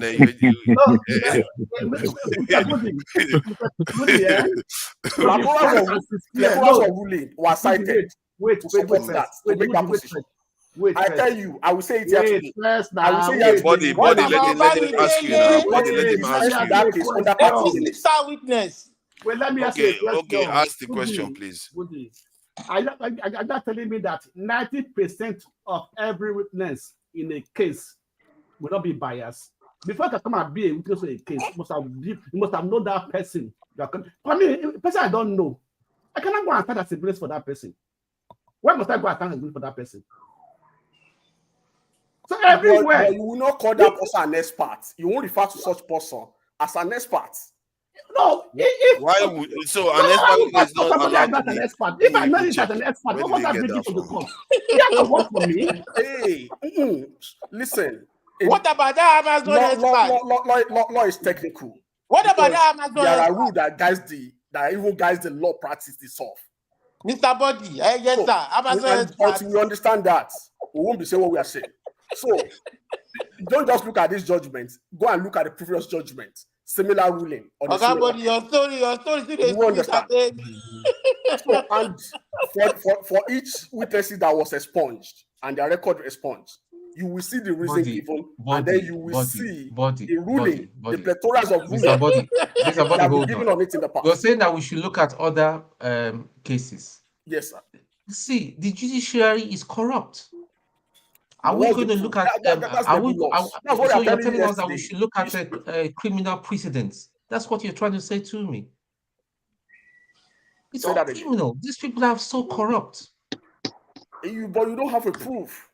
So what about okay. What about the case between in Imo State that made before you can say judge is corrupt? Wait. How about the case in Imo State that made Uzodimma as from photo number 1? Let me ask you a question, Black one. Were you familiar with the proceeding in the court during the trial of that case? Let me ask you that question. I was not familiar, but can you not say what you said? Wait. Can you not tell me? Let me give you. Wait. Can you not tell me how number 4 that was now assaulted? Okay. Body, this is your rule. It passed the number 1. Let's go. Yoruba. Let me quickly ask that Blackstone. In the case of Uzodimma versus the PDP candidate, the guy was even fought. According to a result earlier released by INEC, the guy went to court and he asserted that there's a particular vote from this social region, this is social local government, that were excluded from. You are citing that illogical judgment. No, listen now. He asked me a question and I'm asking him. So, and he said, this particular number of votes, and he presented the evidence in the court. It was INEC that failed the other guy, the PDP candidate. When Uzodimma presented this evidence, you know what INEC did? They turned a blind eye to it. They didn't protest. They didn't defend that case until the case gets to the appeal court. Instead of INEC to contravene, to contradict that evidence with facts, with their own record, they didn't do that. The case went to, and Uzodimma was there to make his own case. Let me stop you there. In this tribunal now, right? Does INEC, when Labour Party presented all their result sheets to the court, right? Okay. Why did INEC not come out and then why did the court not ask INEC or count those ballot papers and then remind INEC to bring out the original one they have by themselves? Okay. Court will not ask INEC. You know what the judge said on that particular instance that you're citing? The word of the judge said, Peter Obi, they are trying to invent theory of impossibility. That was the way. That's what the word they used. You know why? They said they came to the court to ask for an order of court to request for an evidence from INEC. And they serve that particular order on the wrong person. And they demand from them in the course of proceeding that they Who is the wrong person? Who's the wrong person? Who's the wrong person? Did they put a name? Do the court put a name who they will serve? That's what Listen, Blackstone. They serve it to INEC. Who's in INEC? You know, INEC elections are conducted in states and local governments, not in Abuja. All those are just technical terms. Those order they serve the control instead of the electoral commission. Hold on, let me just ask Buddy one straight question. Do you think the attitude and the tone of the judges were appropriate? It's appropriate because it's against the land council that I think you are beyond. You are just out of control. You are out of control. What you are saying is just unacceptable. You see, no, it's not acceptable to you. No. Hold on. It's not about being unacceptable to me. You are looking at a nation that is divided, and a judge that is supposed to be trained to be dispassionate. Hold on. You are the one talking your own this thing just now. See, you have said so many facetious things here that I've felt that okay, it's your personal opinion, but this one you've crossed the line here. One, you talked about this thing, the expert witness not coming across as having not being credible, but you just had judges act completely in an incredible manner, and you are justifying it. They are busy insulting one side, calling one side ridiculous, misadventure, hitching their hopes on this, all kinds of grammar. That is not. They even talked about social media. That is not a professional behavior. These are judges. This even INEC Mahmoud even displayed more decorum than judges. Almost every single one of them. They were behaving like rebels, and these people don't care the mess they create in the nation with their divisive language. And you are here excusing that. This is even beyond the law. This is just decency. They didn't even display that yesterday, and you are supporting them. Forefather, Buddy, what Forefather is saying, I actually agree with Forefather, right? That problem actually started with Mrs. Odili 2 days before the tribunal, the judgment. She was actually hitting on people like, hey, you guys can't intimidate judges. When I saw that her statement, I said, hey, something is wrong. The signal is not clear. I knew that. I was just thinking like that judgment is gonna go in favor of APC. And Buddy, to be honest with you, I was actually shocked. It was like the judges they have personal problem with Peter Obi. The way the language was to be honest, and the language was not good. Like I know the language was very tough. You know how it was. Yeah, for example, let me tell you the one that surprised me. For example, she said, "Were you expecting us to go to the market and look for evidence?" Yeah, the language was not good. That's the language of you remember about 3 weeks ago, there was a publication out there whereby they are maligning the personality of Justice Odili. That is your training. They malign all professionals. That is your. You know what they said about Tinubu? You don't malign anybody because once you don't have a. They malign Peter Obi all the time. They malign Peter Tinubu. They malign police officers. That is the job of a judge. Party to this case. The case at hand. Odili is not a party to this case. If you could malign anybody, you are the same person condemning a judge. No, they malign the public, not the petitioners. Hold on. The woman is in a different forum. The woman was invited to Gazama's 25th years celebration of being a son, and she was there. She was given a topic. She was even the chairman of the occasion. She was here to give a keynote address. The Attorney General was sitting down, and then Olanipekun was sitting down. She has to acknowledge them. Olanipekun is the former president of the body of benchers, and what's the other guy? The Attorney General was sitting down, and she was acknowledging them. He was now using that opportunity to touch on the mood of the nation. They're like, oh, we have to be very careful. Hold on, let's hear what he says. Hold on, the blast. What did she say that you said they malign her for, and what did they malign her with? What they that malign her for? justifies That, the like, behavior we are seeing. What they said, the obedient was saying then, it was that like, oh, why you said the obedience? Are you sure that the obedience? Didn't you see the news? The Blackstone. Let him finish his point now. Otherwise, we are not going to get the news was out there. Of this point. The news was out there. What did she say that they, and what did they malign her with? They said, oh, she was the one being used to corrupt the judges, and at the same time, they allege Fashola. Fashola took an action against the Daniel paper for publication, but only one orderly work she could do. Who said so? To debunk the news. Hold on, who said so that she was the one being used? What was her statement? What was her Sorry, statement? the Blackstone. Now let me ask the question, please. No, sorry, Body, who said? Oh, Body, come on, don't do this. The Blackstone, don't do this. Who said so to her that she was being used to kind of corrupt the judges on it? Who said so? Was it the Obi camp? Yes, sir. Obi lawyers did that. No Obi lawyers. Obi supporters. Obi supporters. So because of Obi supporters, you destroy a client's case. Is that what you are telling me? No. A professional lawyer should do. Odili is not a lawyer. She's a retired judge. Yeah, but you are saying you are linking it to the way the judges behaved. AY raised the case about that, like, as a comment at an event. There's a comment at an event that caused the course of judgment to change. That's what this case I'm addressing. But our comments should not even come close to affecting judgment in court, in the law court at all. Give me time. Let me explain. You know, you are probating and reprobating at the same time. Let me land. The woman said, I'm not reprobating. You are the one that is saying that there's an excuse for the behavior of the judges. She was there to give a keynote address at the Gazama's event. Gazama is even a PDP lawyer. Over time, they have no Gazama. She was at the event. Olade Peko was there. Lateef Fagbemi was there. And she was acknowledging them.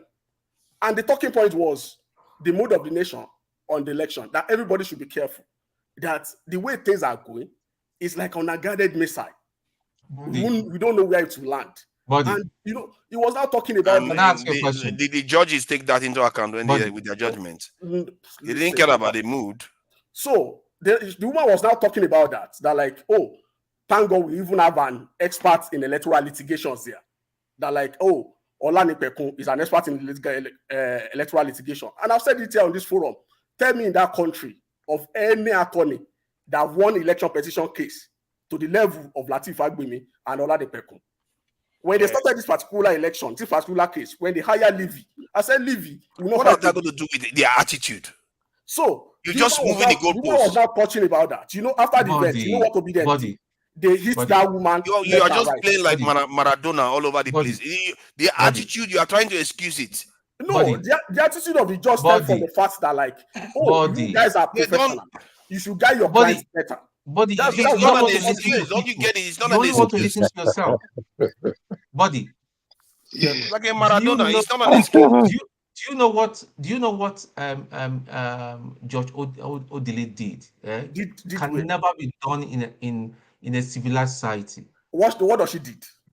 Those statements she made were very sensitive and all that. Knowing there's something that was say that particular statement. Let everyone of us hear that particular statement. That was completely out of order. It wasn't professional. Statement. Let's scrutinize it. It wasn't professional. She shouldn't have commented at all. Are they not professional? Are they not experts?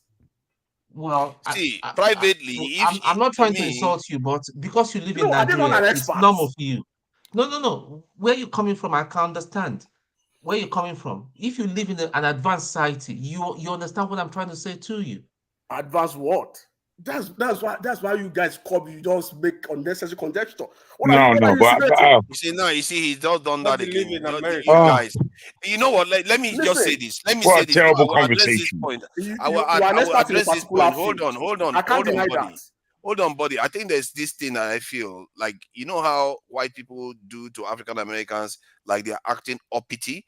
It's almost as if when the obedience say certain things, because they associate the obedience with the Southeasterner, it's like, oh, how dare you talk to us like that in this country? You know, you shouldn't have to be able to speak up like this.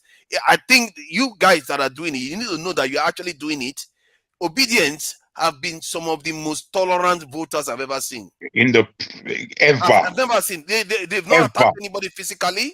Let's be serious, man. Stop talking nonsense, man. They've gone to the courts. They are doing all the right things. But somehow they dare not criticize anybody. Otherwise, they are fascists. It's ridiculous. I don't get that idea. And you guys need to know you are doing it. When you say they don't have the right to say anything, and the way the judges were giving yesterday is unbecoming of judges, and you are excusing it. That's the worst thing. In a nation that is so divided, you have judges. Your point of view is disgusting. Like that. For me, I don't understand it. I remember Joe Body.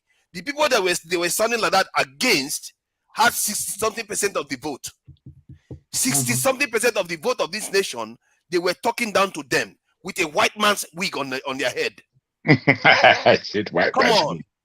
The thing is, if I can say this, guys, real quick, you know, what we're discussing here is the value of oppression. In Nigeria, as a people, I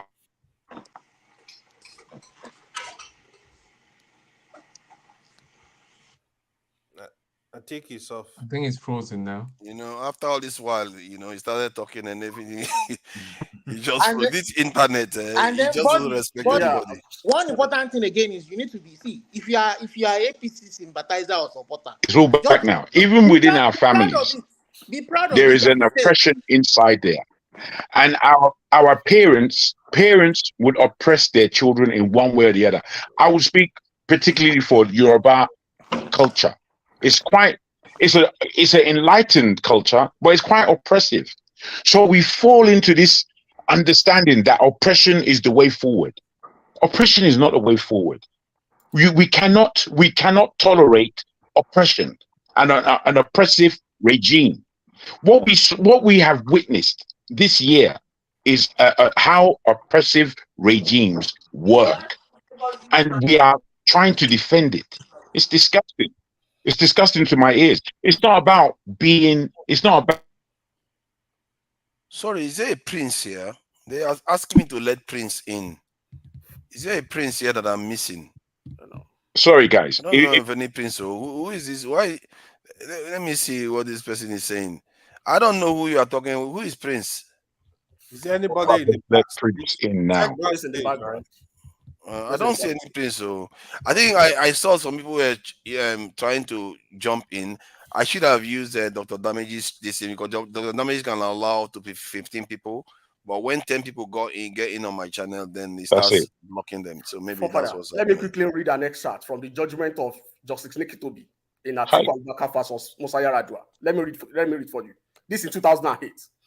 Justice Nikitobi said this: the court of law do not give judgment according to the public opinion or to reflect public opinion, unless such opinion represent or present the state of the law. This is because the judge's clientele is the law and the law only. The public opinion, in most instances, built on sentiment and emotions, both have no complaint with the law. They are kilometers and kilometers away from the law. The pulse of the Nigerian public's opinion, if I can feel it, in this case, it is to allow the appeal on the speculation, or should I say, believe that the election was irregularly conducted in violation of the Electoral Act. And the concern of the court is whether the appellant proved their case. That's the tone of this the guy. You're talking like a Maradona. Where does he say in there that I'm here. You are talking about the emotion. I'm here. You know, I was here earlier and then I wait, you are saying. Wait now. Somebody's speaking, my friend. So, Papa, that I was here earlier and I got logged out. My question to Body is this: Olumide, he is not an assumption. Body is an APC supporter. He just have to come clear and say it. You don't have to shy away. I'm an obedient. I'm an obedient, and I am a proud obedient. It's don't belong okay. to hold on, Calm Labour Party, down. but I'm an obedient. And I'm Cool It down. doesn't matter whether he's APC or not. and I'm not I'm Anytime on this platform. It doesn't matter whether and it's I'm not APC or I'm not not. Igbo. It's I'm always not an Igbo. unbiased opinion. I never told We the are part all of the majority. If you Nigerians. Body My can party, be a member of any my party. party is always Let's different. respect Go ourselves. after him Oh, for what wow. he's saying. Don't So worry I about what don't party he Yeah, belongs to. people. Yeah, just I said it answer earlier. what he's saying. Okay. Don't worry about his party. I said it earlier when the election petition tribunal started. People malay me, they mangle me. Some people even cursed. I said, Don't do another Maradona here. You just read this thing just now that so, didn't so justify like what the so judges like do. what we're This guy saying is just tried this, to play okay? Maradona all the you are time. In the talking about the way first of the nation. place, Yeah. What I'm Let's see reading what from you're here trying to is say like, with that. in the With first that. place, where is the judges today? Where are the judges today? Where are the judges? where were they before? Okay, Where were they before? Where were they before? today they are not in Nigeria, What kind of question is that? and they gave a judgment, and they've not signed off on the paper. I You wanted don't to even know say what you are it talking looks about. according. Because It this is the sounds like first time. he's This saying is that the they've first left time. Nigeria. I think majority of them are. This is the first time It's they will just be emotion. seen a cross section. I want him They to will be seen a ruling counter being what given life. he's saying. There is not. We should not be discussing emotion. They should, they should be talking about Oppression. what this guy. But body, We this like guy, oppression. this Maradona thing that you do, sometimes you come across as trying to treat people as idiots. I You didn't just do start Maradona, waffling round and round. What is the point of reading talking that thing about that you read emotion. now? Straight. And just 60 Toby was No, saying what is here, the point of reading that thing that you read? What is the new information? the reason I read is that like you were talking about that the nation is divided. I said that's an emotion. A judge here in 2008, nation was divided. Hold on. Let's stop you there. Nation is divided doesn't mean you cannot pass a judgment dispassionately. That is the point. It has nothing to do with whether the nation is divided. The more the nation is divided, the more you are going to pass the judgment, but the way you pass it is going to be devoid of passions against any party. But clearly, these judges they were clearly ridiculing one side. They were just talking trash about one side. I go. I'm glad you are beginning to get what I'm saying. Yeah, what you are saying now, what I can understand is that like, regardless of the emotion, judgment, you have to show the they can pass their judgment in a fair way. Yeah, I understand what you're talking about. I will understand perfectly what you. They seem like people that don't care if they set Nigeria on fire or not. That is wrong attitude. With that wig that they're wearing on top of it. People can threaten brainstorm. They can. No one cares. Judge will tell you that like we do the justice. People we see not for. Okay, that's the language. Let me tell you that's the kind of language that they need to go and stop. They need to stop borrowing language from Agberos and actually start being like professionals that are running a country of 200 million people. Papa, I believe judges are not the most intelligent people when it comes to law. No, they are not now. They are not. So don't tell me that they are this, they are this, they are that. They're not the most intelligent people when it comes to law. They are the learned. That's why we call them. You are the unlearned. So there's okay, they are the learned. They may be the unlearned. You see? you are not learned. Forget. Can we have people in the street who are not judges who know that knows law more than them. Can we find out from Body what his views are on the essentially legal points, 25%, for example, the forfeiture issue. These are not kind of legal matter points, really, and also the about forgery. So, do you have any view on that? Okay, on the issue of what do you call it? On the issue of 25%. On the issue of 25%. I think I got here late when you were saying it yesterday.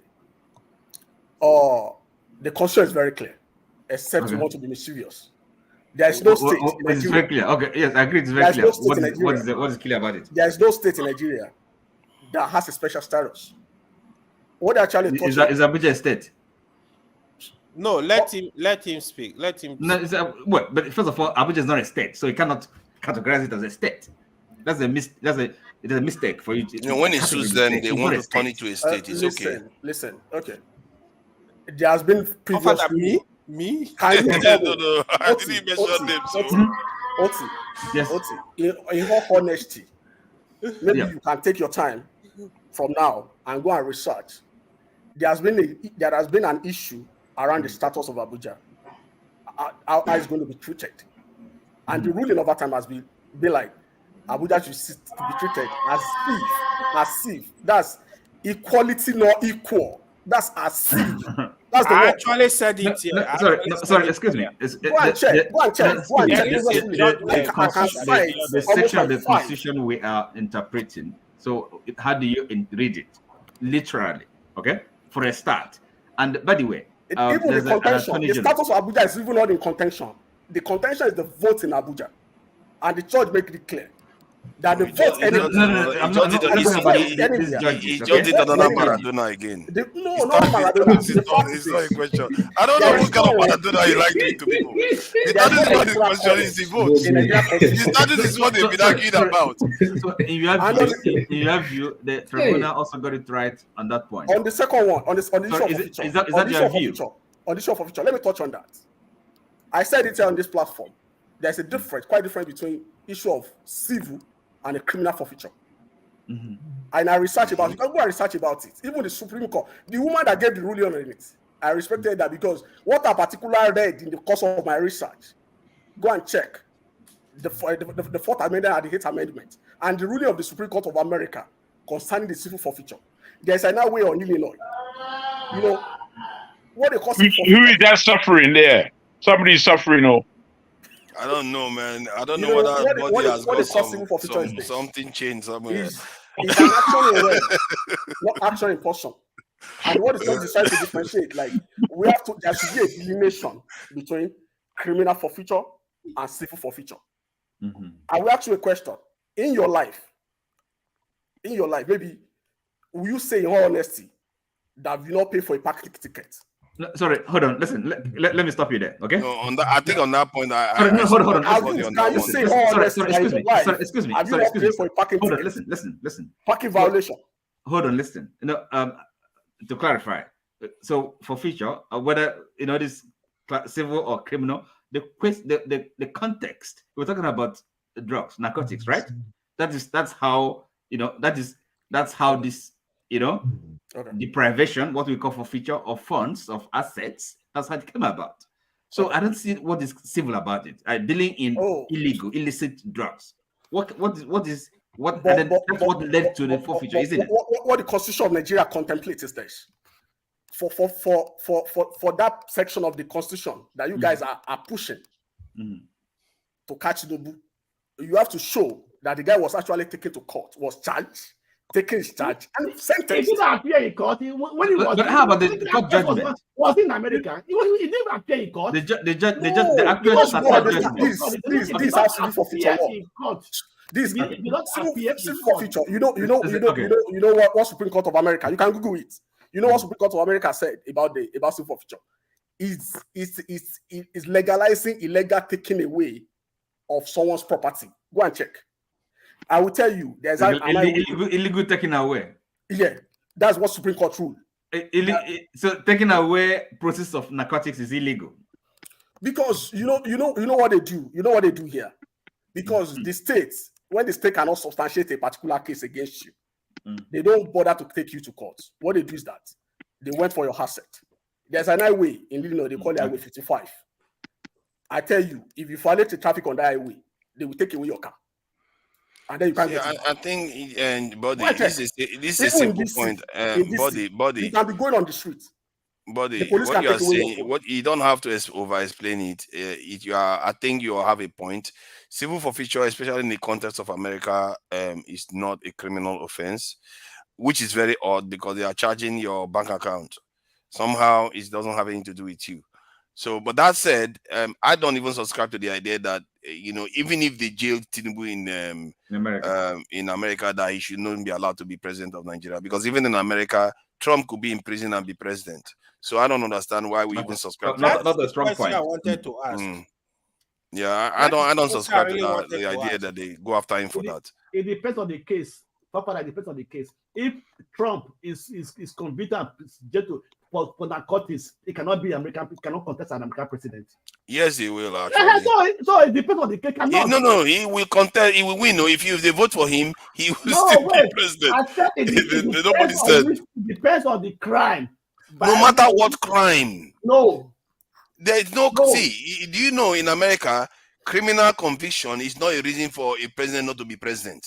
Yeah. Period. It doesn't matter what offense. That's true. So because they consider the people to be sovereign, the people decide who they want. Don't tell them criminal conviction will stop them. Mr. Auti, I don't know if you know this. So my question, the question I actually wanted to ask, right? Let's assume what's it called?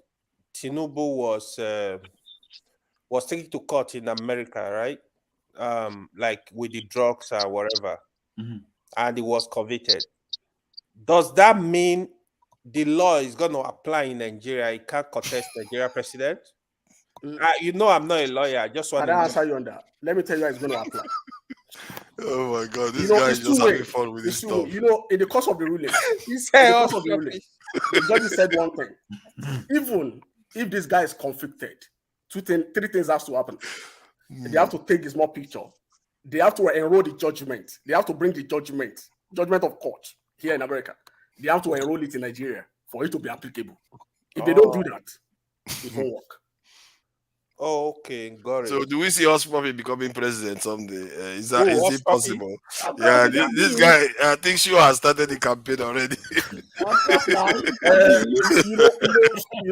We're in a society whereby we are not serious. We are not serious. Yeah. You know, when things happen, we don't follow it to logical conclusion. You understand? Budi, we are not serious because people like you don't want Nigeria to work. People like you, because you like criminals. You know who's a criminal. No, now let me ask you a question. Wait, hold on. Let me ask you a question. Tinubu is a billionaire. What business is he doing that is a billionaire? Tell me one. I don't know. Thievery. The business of thievery. What is your problem? You know what Tinubu ask you? Did you lose your own money? Why are you coming to ask him about where you got his money? What is your problem? Blackstone. Let me finish. In Germany, where I am, if you get money that they are sure that you are working and that's not your money, the bank will call you and ask you, come and give an account how you get this money. That's almost everywhere. Yeah, not when you are from the rich families. Nobody calls you anything. Blackstone. They will launder the money. What do you think money laundering is? Why are Nigerians don't launder money into Germany? Have you ever heard Nigerians come to buy Nigerians? Because Nigerians are so chicken change. They think Nigerians even shop on their scale. Nigerians don't shop on their scale. We buy properties in London. We think we own anything. Have you had Nigerians having battles in Germany? Nigeria having battles in Germany. German politicians. Yes, Russian oligarchs have it. Nigerian politicians. Have you heard the comment to buy houses? Have you heard the comment to buy Blackstone? Russians own property in Germany, don't they? Russian oligarchs, don't they? Most Russians are Germans because they have that leak. Wait, the Russians are allowed to steal money and invest in Germany. I will supply you a documentary that touch on corruption in Germany of recent. But the question he's raising is actually, the source of funds of those politicians, where they get their money from? Those German politicians. No, we're not talking about it. We're talking about okay, Alpha Beta is one way now. He's cheating though, but it's one way he gets money. That's one. See, Body, tell us how Tinubu made his money. I'm not his partner. I'm not here to defend anybody. You're the expert now. You seem to be the expert. I'm not. You are mixing things up. We are talking about what transpired in court yesterday. No, sorry, but you're happy that you're asking to defend the personality. No. I don't know much about. I think to be fair to Body, that's not where he got his money from. It's like me asking you where did Obi got his money from.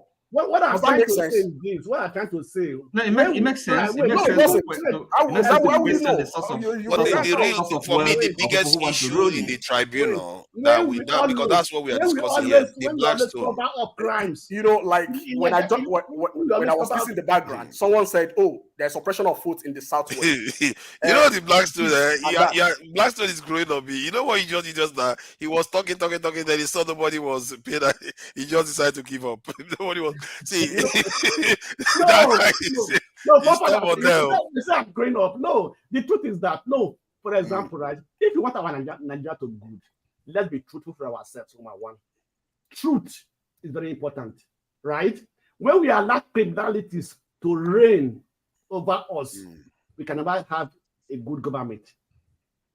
You understand me? When we know, even though we cannot even prove, you understand me? For example, now I have a neighbor who was begging for food, or maybe was not TV and everything. Tomorrow he's starting on one less than one big car. I start praising him. He's a rich man. Where does he get the money? You understand me? So we cannot continue like this to have a good country. But I expected more from the evidence of no matter what, voter fraud or anything. I expected more from that. To ourselves. Let's be realistic. And nail somebody for us to have a good the cross. Nation, we have to change our mentality, how we reason, who we praise, who we value, and everything. But the Blackstone, we went to court, and there was no clear evidence of voter fraud in Nigeria. Even in any benign election, there is a clear case of voter fraud, and there is no one that was proven. That concerns me a bit. What about the video evidence? I think. What about the evidence? They threw them away. They didn't throw all of them away. The 13th witnesses. From yes, I think Body tried to explain that one. I'm not so clear on it, but he tried to explain it to us that it has something to do with the way they subpoenaed. Sorry, Oti, you wanted to say something. Excuse me, it's just for me. I would be a bit, I was reluctant, in kind of,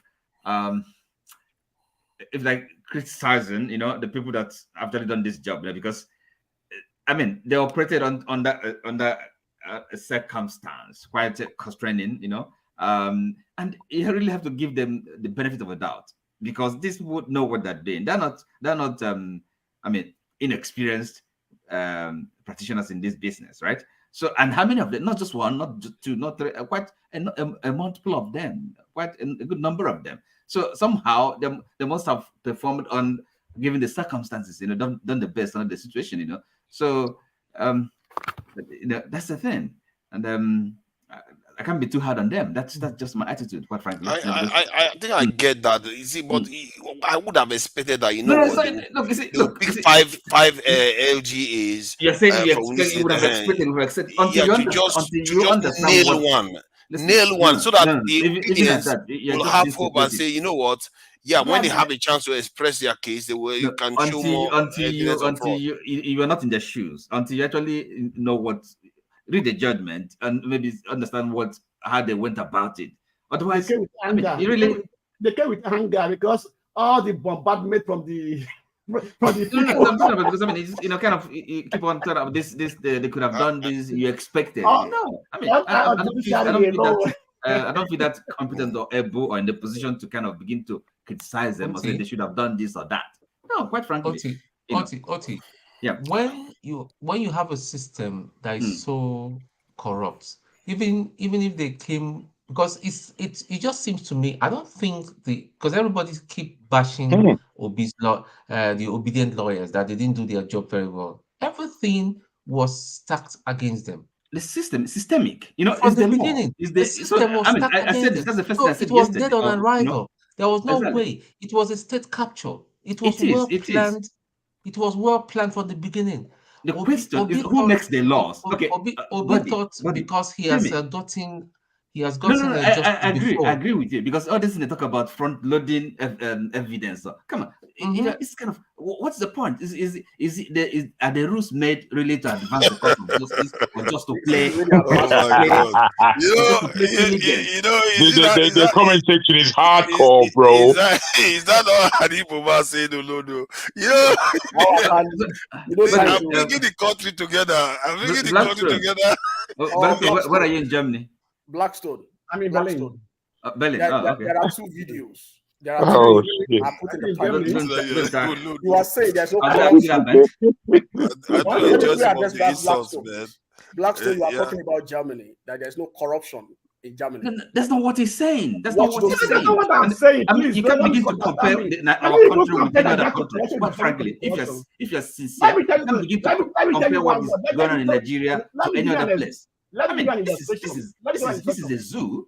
I mean, See how the two of them are talking. Let's just leave two of them to keep talking. A governor, One of them talk. the German president traveled with his girlfriend on official duty. You know, when he came back, he has to resign because of traveling with his own girlfriend on the public taxpayers. Public expense. Public expense. A governor traveled at the weekend with an official vehicle from that state. In that same country. In that same, politicians, the senators, the parliament member could store the money meant for COVID in that same country. Go and check that documentary. You'll be shocked. What about Nigeria? No. The Blackstone is by GW. It's by German station. Let me ask the Blackstone. Are you trying to compare? No, I'm not comparing. So what are you talking about? It's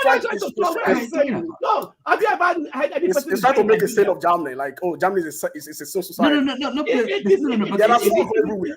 We have to first look ourselves in the mirror. And how many of you are going to be talking at the same time? We're not comparing. We can't compare the two. I'm not saying I'm comparing. This is how things are done. No, Buddy, please. Let this be done in the right way. That's what we're saying. So that's it has to be done by law. That's where we are not a normal kingdom. There should be a law in place. Yes, excuse me. These three, Body, OT, and Blackstone, they need to go somewhere and have a conversation because they will talk over each other through that conversation. The government not obey the law. The people do not obey the law. The military do not obey the law. Who obey the laws in Nigeria? Tell me. If you break any law in Nigeria, you'll be surprised they will enforce it to for poor men. They do enforce the law for poor people. That's the problem. If you have money to pay, you don't go. Of course, but if you don't have money, they will enforce the law. That's the problem. No, the Blackstone. Now calm down. If you don't have money in Nigeria, would they not enforce the law? Hold on, everyone. So I think we should be discussing the way forward, right? For me, I would say Peter Obi should form a very strong opposition. Obviously, PDP, they are very bad opposition. The parties definitely they are not ready for opposition. So they are not even opposition. Peter Obi need to form a very strong opposition going forward. It should counter the government constructively. They should not allow them to, because this country still belongs to all of us. I've been saying this thing right after the election. PDP, you say PDP, all kinds of names. PDP, they are not ready. Look at Buhari 8 years. They were doing nothing, literally. Opposition is part of the government. That's one. The second thing is, you see that law, that transmission of results. Honestly, they need to push, go to the House to make sure the Electoral Act is amended. That is the second one. The third one, they need to go to the House. Labour Party members are there. Let them try and say, oh, we fail. Once after election, right, if the tribunal case is not done, they should not swear the president in. They should go for amendment. These three things are important because after election, what some people were saying, especially people in Labour Party, even PDP, they were saying, don't swear in the president. We don't have constitutional provision for that. You can't do that. They need to do that, like make amendment for future election. We need to keep doing things. So that before a president is sworn in, the cases are finished. You spoke very well. What you said now, perfect. I'll give you 150%. But do you think it will happen in Nigeria? Why? This man that I see, he will want a second term. Definitely. They are going to do what? That's where I want to come in. That's a problem. That's where I want to come in. Let me OT just finished talking before AY said something. You know, it's on the same topic. Hold on now, OT, hold on. Don't add. Not yet. See, what this in AY said, I have been saying it just even after the election. I said, even Peter Obi can become a president in waiting, because I've seen it happening in some countries. if you channel your this thing, your legislators, your governor, I think now they have 2 governors, if I'm not mistaken, and you make them do very good job of it, people are not going to forget, because I think Peter Obi, just after the election, he had the moral mandate. He may not officially be declared by Mahmoud, but he had the moral mandate because people felt he conducted himself with decorum and he tried to carry himself very well, his followers and everything. So he could have gone ahead to be anti-corruption, challenging the government every single step, everything that they did, and also hold his own, also hold his House of Assembly members accountable. If they don't do the right thing, you get your supporters to recall them. You know, set a high standard for the government, that if Tinubu will be forced to be taking his own line. Otherwise, Peter Obi will be president in waiting. Politics, that's how it works. You have to win the people to your side. If you have the people to your side, the person in office either have to do what you are doing, or they will lose the next election. Father, follow what Julius Malema is doing in South Africa. He's giving the government heat. Exactly. Hell. Heat. Nayo. But Malema is not running a government. Malema running a government. Oh, I think he's part of the House of Parliament, isn't he? It's in Parliament. Even today with the dictator in Uganda, Bobby Wine. What's it called? He conducted a rally today where you see the crowd. Try and look at it on YouTube. Our brother is an entrepreneur. Obi will not run that kind of a show. Listen. Obi will not do that. Listen. Again, that kind of a thing. It's not because of his business, whatever. You know, the character, politics in Nigeria. He's not capital for that. What I want to add is this. Okay, we've said what is going to happen in Nigeria, and but how about we? Okay. I mean, we can't count ourselves out of this, right? So we can, and it's not just coming around and having this talking shop. So what can we do? And I'm sure there's a lot. So let him, because this politics is not. Why are you interrupting? Sorry, I beg your pardon. Okay. So what can we do? Yes. Now let him finish his talk. Sorry? Ejo, please speak up. I'm listening to you. So what I'm saying is, so that is actually what is more important to me. It's not just kind of having a talk, So I mean, there are practical things we can do. Some of us, I mean, I know some people here. I'm in Manchester. There's people that are in London, whatever, So I mean, apart from maybe having this Zoom virtual meeting, we can begin to, take concrete steps to do something, be part of the political process, because in the end. It's our country. We have only one country. There are a lot we can do to be part of the process and engineer it. Make the change possible. People have ideas, and more ideas can come forth. Which are really things we can do to make the change. Okay. So do you believe, therefore, with what you just said, do you therefore believe, OT, with what you just said, that there is that we are going to win our country back through a legal process? Do you believe that, given what we've just witnessed in this this election and in some elections prior? Let me answer the question this way. Now, for me, as I said, if we put the house down, okay, tonight, or maybe today. What happens the next day? So, and that legal process, that thinking, strategic thinking, planning is part of it. It doesn't matter what happens. Listen, look, yes, no. Sorry, think about it this way. If, for example, say let this process, legal process, it gets to the point where, it will have an implosion, okay? So, and then after that, what happens? There still has to be... Sorry, an implosion of what kind? Revolt, rebel, citizen... Okay. That's what I say. You can't rule it out. Are you with me? So I'm saying, in other words, really being prepared. What happens the day after? Okay. So, and it's not mutually exclusive. Why we are thinking, planning, because governance and politics is not something that finishes in a day.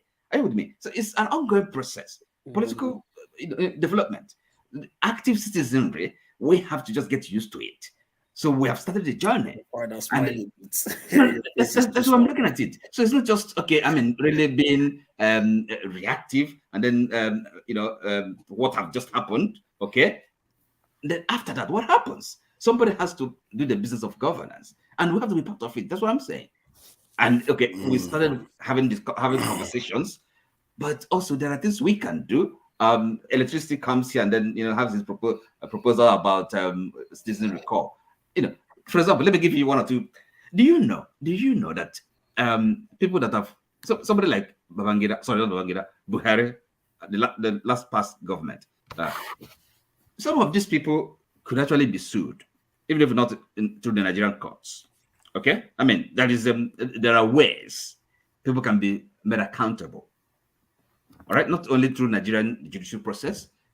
Okay, so these things are possible. There are so many things, but it requires resources. It requires effort. So we have to kind of begin have practical. It's not just talking and debating. Things can be done. Real things, holding people accountable. Okay. So but Oti though, yes. When is Labour actually going to start holding the government accountable, or at least holding themselves accountable? Because they are being absent now. They are focused on this case. Forefathers, I'm telling you, I'm much more concerned with what I, as an individual, because it's not. I don't. This job is not for someone else to do. Okay. Every politician. No, I'm talking about it now. But what is the strategy? Are we going to pushing Labour to do something, or I'm not you just want to do it Labour separately from Party, politics? and I'm telling you that where I am, there are things I can do and organizing. So that is what I'm much more interested in. So and maybe you can help them. You can give them ideas. You can So it's all part of. So in other words, it's a job for everybody. If you organize on your own and disjointed from the power, how is that efficient? No. We can see. Look, they are in Nigeria there, okay. But if we are in the diaspora, we come here and then have the discussion and then maybe have practical steps of this we can do. We can reach out to them. We can give them advice. We can encourage them. Are you with me? So that's the thing. It's not just asking them what are they doing. What are we doing? We start with ourselves. Okay, I get what you mean. We start with ourselves. The first you can start off. Let's try and fight for diaspora voting. That's the first thing we can start. Of course. So that's the first thing. So let's go. Let's fight for it. Let the House pass it, because the Tinubu promised that if it comes to power, he will pass the law for diaspora voting. So let's just support that. First thing I want to fight for is you're asking for diaspora voting. Who will oversight it? No, I think the body has started again now. See, what I will fight for, what you want to fight for is holding Tinubu accountable to his manifesto. For me, his security manifesto, nobody's holding him accountable on it. I don't even understand. Why would they not lie to you? If you don't even hold them for what they say they're going to do, then there's no point. Everything, the next time they would lie, if you vote from heaven, they will still ignore your vote. We have to find a word for What is it? Accountable. They will still ignore whatever you voted. KJ came in at the right time. Jago, you want to say something? Yeah, I in listening to Oti and trying to get his point of view, I understand you're a lawyer, and I understand you value the importance of the law, as I think we all do. The only thing is, we've come to a point in Nigeria where there really is no law. We're being shown too much evidence that law is an ass where Nigeria is concerned. The law does not work. It does not affect the people except negatively. So there's a big space between what you're saying and where we are now. And I want to know what the crossover would be. You speak as though if we had some kind of a revolution, that it's a foregone conclusion as to where that revolution would take us. It's not foregone. We're behind that point. Speaking about the law the way you do, it seems to me that you don't understand the difference between the law as it is and the people and where we are. There's a big gap, a big massive chasm that needs to be joined somehow. And the joining of it is not in the law. It's in the people's hand, that if the people are strong enough for a revolution. And after the revolution, the slap in the face that we're receiving from our Nigerian elites, if you like, it's so oppressive. That in language, in tone, in the discipleness of it, they have acolytes of oppression right across the country. We're in a lasso of oppression, being squeezed by our own elites, let alone the connivance of the West that wants to keep us in that state. To me, I'm trying to really warm to what you're trying to say, but I can't. What comes out of your mouth for me, it's it's sterile. It has no passion, no heart. You're just speaking from the book that hasn't worked for us for 50 years. I mean, it's incredible to me, honestly. Some of the way we are putting these things. Bruh, Showore spoke about a revolution. If we don't have that revolution, excuse me, wait, excuse me, please. If we don't have a revolution, the country is in a mire going to hell. And it seems that we don't realize that. I don't know how we see Nigeria. Nigeria is a shithole. It's only that this guy said it that we now want to be offended that Nigeria is a shithole. But we all know that Nigeria is a shithole. So it's like it's difficult for me. It's practically the defecation capital of the world. After the revolution, I'm not trying to be facetious what happens here. after the revolution? Nigeria Come on, is man. practically the defecation capital of the world. It's just what it is. That's just a fact.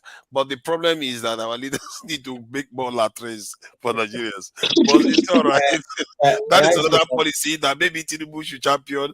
Maybe they should be making sure that people have toilets in their houses. You know, we are worried about our power supply. So people don't even have toilets. So please go ahead, KJ. Okay, thank you so much for that. KJ, you're not asleep. And everybody on the panel, I've been following for that. KJ powdered himself up today, you know. No, right. It's weekend after all. He wants to go to party or something. Right from when you came on board, Forefather, I've been on the background, and I listened to a lot of all your narratives and all that, and all the contribution of my friend and brother AY, you know, and okay, now I think I want to rewind a bit and give a background history of how Abuja came to be. At a particular time, Nigeria felt that the space in Lagos was becoming a problem, running both the government of Lagos State and the federal government. And there was a continuous clash between, land, how to put everything in the same, vein. And then the coup that happened that almost took away IBB. So the plan for Abuja was fast forwarded. Instead of taking the year that was supposed to have been built, he quickly compressed everything and decided to move the federal headquarters to Abuja. I was in the secondary school at the time, and we did a very good study of what Abuja, because they were trying to get us to buy in, the whole Nigerians to buy into Abuja as a federal capital. The first thing that we discussed on the issue of Abuja was that it was a special place. It was not supposed to have any indigene. They are going to settle the indigenes outside and build a federal capital where everybody will feel he belongs. This was the master plan. Okay, that's why the first set of Gwari people were taken to places like Kubwa to resettle them and all that, and they were paid for it. Well, like the normal Nigeria thing, the poor didn't get the money. Okay, so fast forward today. Eventually, Abuja status started changing. First and foremost, when I realized that, indigenes, they sneaked in indigeneship through the back door. Now, before you knew it, Abuja became a place where it is now being dragged. If you go to the constitution, there was no, you see, again, Nigerian constitution is going to take us a whole week to discuss, because this is a piece of document that was written by just a few few set of people who even hid it from the president, Obasanjo. until the day of the ground of Ego Square, why they brought it in, and just gave him to use. So it wasn't even seen or read by anybody before that occasion. So there are many things that this group of individuals put in and put out. But that's not the point of my discussion this evening. Is it so difficult for us to understand what "and" is? I heard the argument of AY, and it's totally out of place. You know why? Because at the time they were forming Abuja, they said it was a special development area. It was before FCDA. That was the first name. FCDA still runs as a ministry in Abuja till tomorrow. Okay. Now, Abuja was also giving not local governments. Okay, they were giving area councils, and Abuja was also made to operate from the federal budget. In fact, it didn't have its own budget, so the president runs everything with the National Assembly. So with all this put together, it beats my imagination that somebody will come and say Abuja does not have any special status. That's not correct. That's not correct. Okay. Apart from that, you see, this was a narrative in this dispensation right now put forward by Festus Keyamo. He was canvassing most of what those judges said was Festus Keyamo's argument. And if you doubt me, go back to the interviews that he held with Shehu, the one he was almost fighting with somebody. Everything, in fact, when the judge was reading, I thought, Festus Keyamo must have played a lot of part in that, because it was exactly the argument he was putting forward, including the argument for the dual citizenship, including the argument for forfeiture, the forfeiture of $460,000, including the argument that it was the account that is charged and not Tinubu. With all this, I didn't need anybody to tell me that there's a collaboration somewhere. Because as a judge, even if you have come to the conclusion this is it, will you have to use the same word that this individual have been using to push this narrative? That there's no specialist. Are you saying that people living in Abuja are more special than the rest? No, it doesn't mean that. It simply means that the people who wrote the constitution felt that if you are going to be the president of Nigeria, whether you like it or not, you have to score 25%. And so far, no president has failed to do that. AJ, quick question. Do you know any city in the world that is analogous to Abuja? Come on. See. Let us even take the state of one of the states here in America. They are so small, okay, but they have one of the most valuable electoral colleges. Which that you state? must have here. I don't want to go into that because that's not what my area of Washington DC, they don't have electoral college in America. No. This is about Nigerian constitution. No, that It's is about a Nigerian state. constitution. Now, Why do you have to? This is a state. You to bring in America or any other place. It's about Nigerian Washington constitution. DC.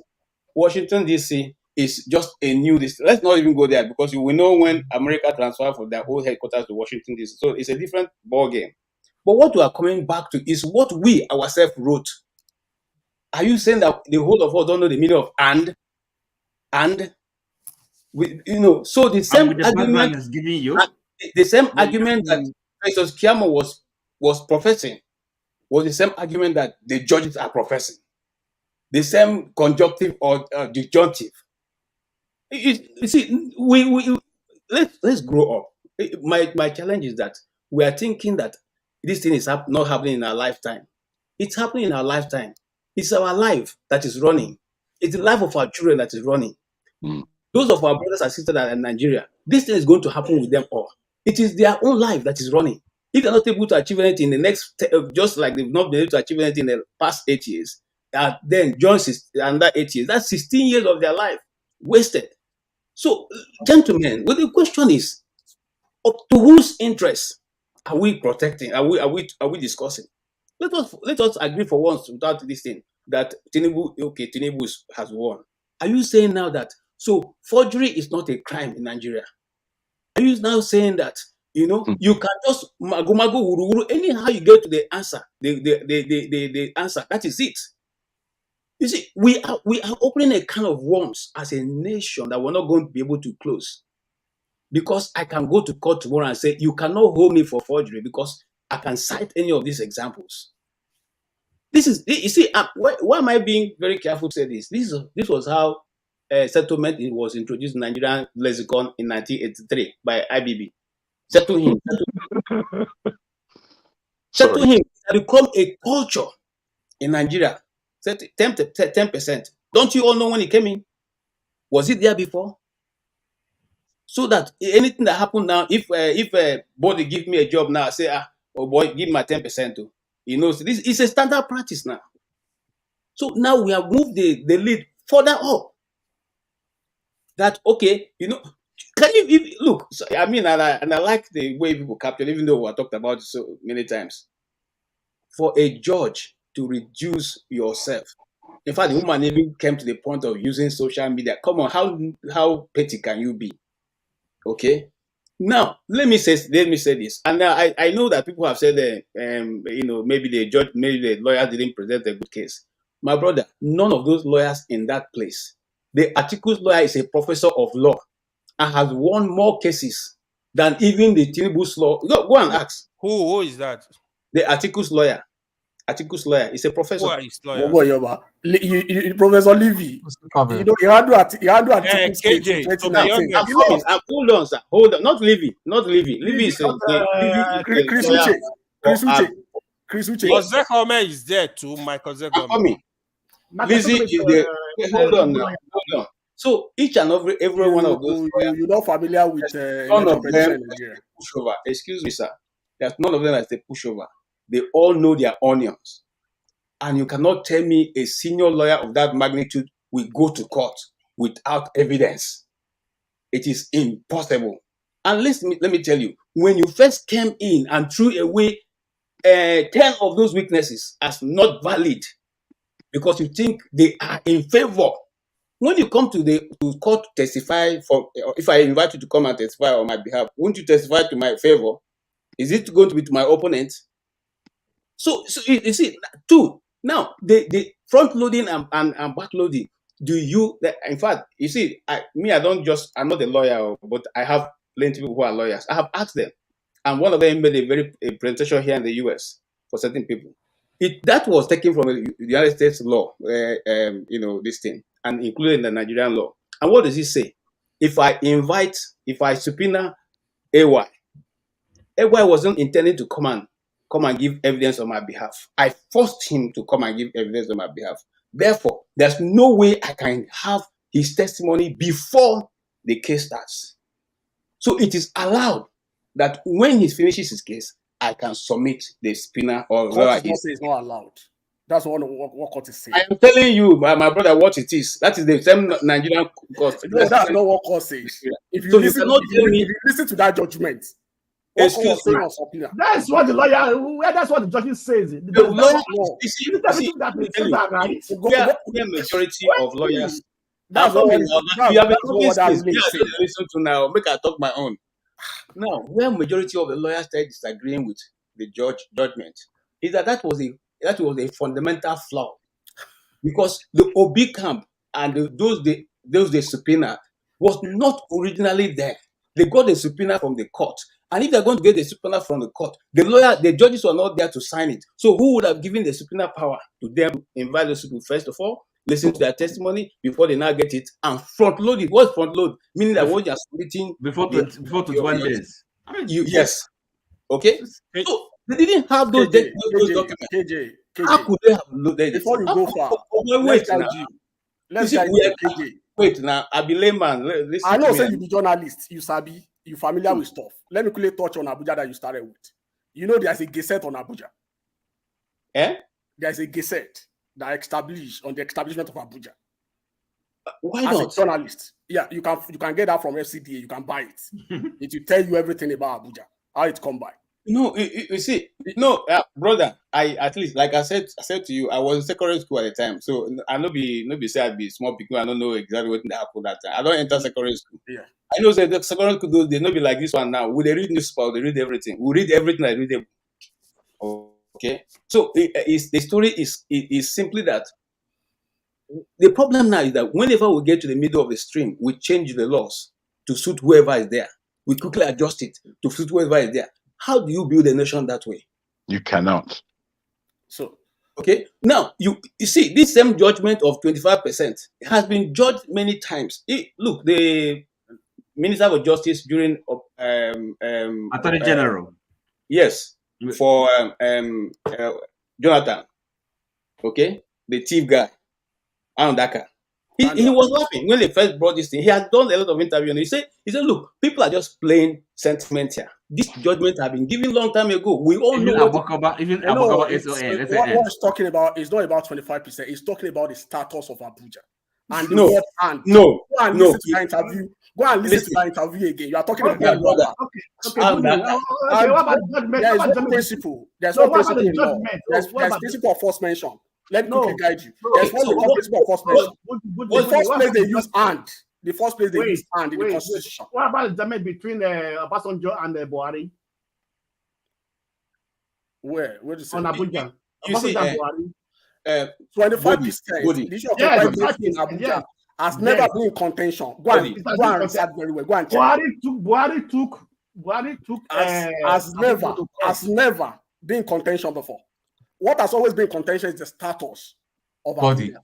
And the ruling over time has been Body. Yeah. But let me tell you something. Wait. I'm not coming to. Body, you worry me. Your imagination, you worry me. The way you think. 1 minute. I'm worried. But let me tell you what my concern is. My concern is not for any of us sitting on this panel. My concern is not for me. Left to me and you, we can wrestle the tiger. Okay? But my concern is that this nation will still be discussing this thing in the next 60 years. Definitely. Not go anywhere. No country on earth that makes progress when its leadership cannot even hold a simple word of truth. Simple word of truth. Wow. Your chairman, the chairman of INEC, went to Chatham House, gave a press listing and said, this is the game changer. Yeah. It's going to be a thing that will change it. Nobody can manipulate because once you finish, pictures is taken, it's sent up. That is the reason why Nigerian youth trooped out to go again and give it another shot. Okay. Then the court now, you see, look, body might not that I'm listening. You know why I usually take you serious because you are a journalist. I went fast, you research. No, but you agree with that. Is it? Then you go to court and the judge is the one now giving you reason why INEC cannot keep to the promise he made. They're the one now giving you reason why you cannot say Tinubu has double nomination. They're the one giving you reason why you cannot say the civil for future is a crime. Come on, guys. You see, when all of us don't let us be. Don't let us be. One thing is this. Of recent, there's a newspaper publication. There's a newspaper headline. A friend sent it to me. He said, "Oh, we are going to transmit a Kogi election." I said, Why do these people treating our people like this? On the issue of the transmission, when this thing first started, the first trial on the issue of transmission by INEC, it was a national election. It failed. You know what? The incumbent governor then lost, and he based his petition on that. The day the Supreme Court, the appeal court ruled on that judgment, it was extensive as like the judgment they gave about 2 days ago.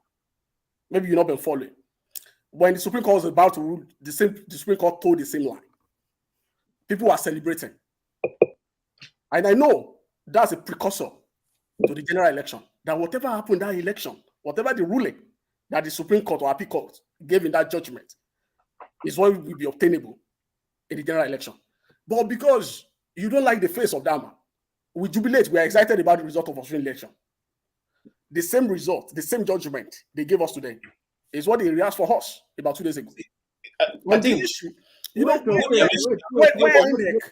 INEC was promised. Why are you talking like this? I'm telling you, we don't have a dog in the fight. None of us have a dog in the fight here. Why am I talking like None this? of us have a dog in the fight. Let me tell you one thing. No, wait. When you are saying something that are not based in law, when somebody is promising you this I'm and not that. talking about the court now. There are simple rules and regulations. Okay. You understand me? if you are my customer, right, in business, I promise you this and this and this and this, and at the end, I could not fulfill it to you as a customer, and you have paid me. I come and be changing the rules and regulation. It's not fair now. If you take me to court, I will lose. At the middle of everything, are changing rules. I'm not obeying their rules, and the court is saying this and this. It's a simple thing. If you're not going to use electronic transmission or transfer of election result to IREF, let everybody know. And continue with the manual. Why must they give them about 300 billion naira to do what? Who made that money? How did they spend that money? Then you're not coming to blame the people that are not taking to court. That no, we're not blaming. You fail your promise. You know what? The judges, the court is of order of law. This judgment, what it has done to Nigeria electoral process, it has totally destroyed it. You don't understand it. That's why I see that you don't understand the position of the court. The position of the court in election petition is this: election petition tribunal is sui generis. It's not a regular court. And what they usually use, the principle they use, what they call balance of probability. You can Google it. What they call balance of probability. Whatever they use, balance of probability and balance of probability. These people are not there on the day of election. Listen, I agree with you. Two parties are coming before them. It's balance of probability, but all that we all already know. Yeah. Now, the balance of probability is that you have to prove beyond reasonable doubt that what you are saying is correct. But if you have to prove beyond reasonable doubt, and all the material that you're going to use to prove beyond reasonable doubt is with me, and I refuse to give it to you, or I give it to you in trickles, and I'll give it to the ones you cannot be able to use to win your case. And the same court, you go back to the same court and say, look, KJ is not giving me this and I need. KJ is not the first time you go there, second time you go there, third time you go there. The court does not deem fit to issue you a warning or to compel you to give me the materials I need to defend my case. At the end of the day, you come to court and accuse me of not having the material. Even that I don't want to use the name of her. That lady was even saying you should have gone to get other material somewhere, forgetting that the first thing that the court will ask for is a certified true copy. In other words, must come from INEC, not from your polling agent, not from your local government chairman. It had to be a certified copy from INEC. INEC refused to give them. The court never for one day issued them any warning or hold them contempt of court. If you're familiar with the precedent, KJ, before you go further, if you're familiar with the precedent, at that point in time, that if you are familiar with the precedent of I followed it every day. You remember the day that happened, the obese. It's not one day.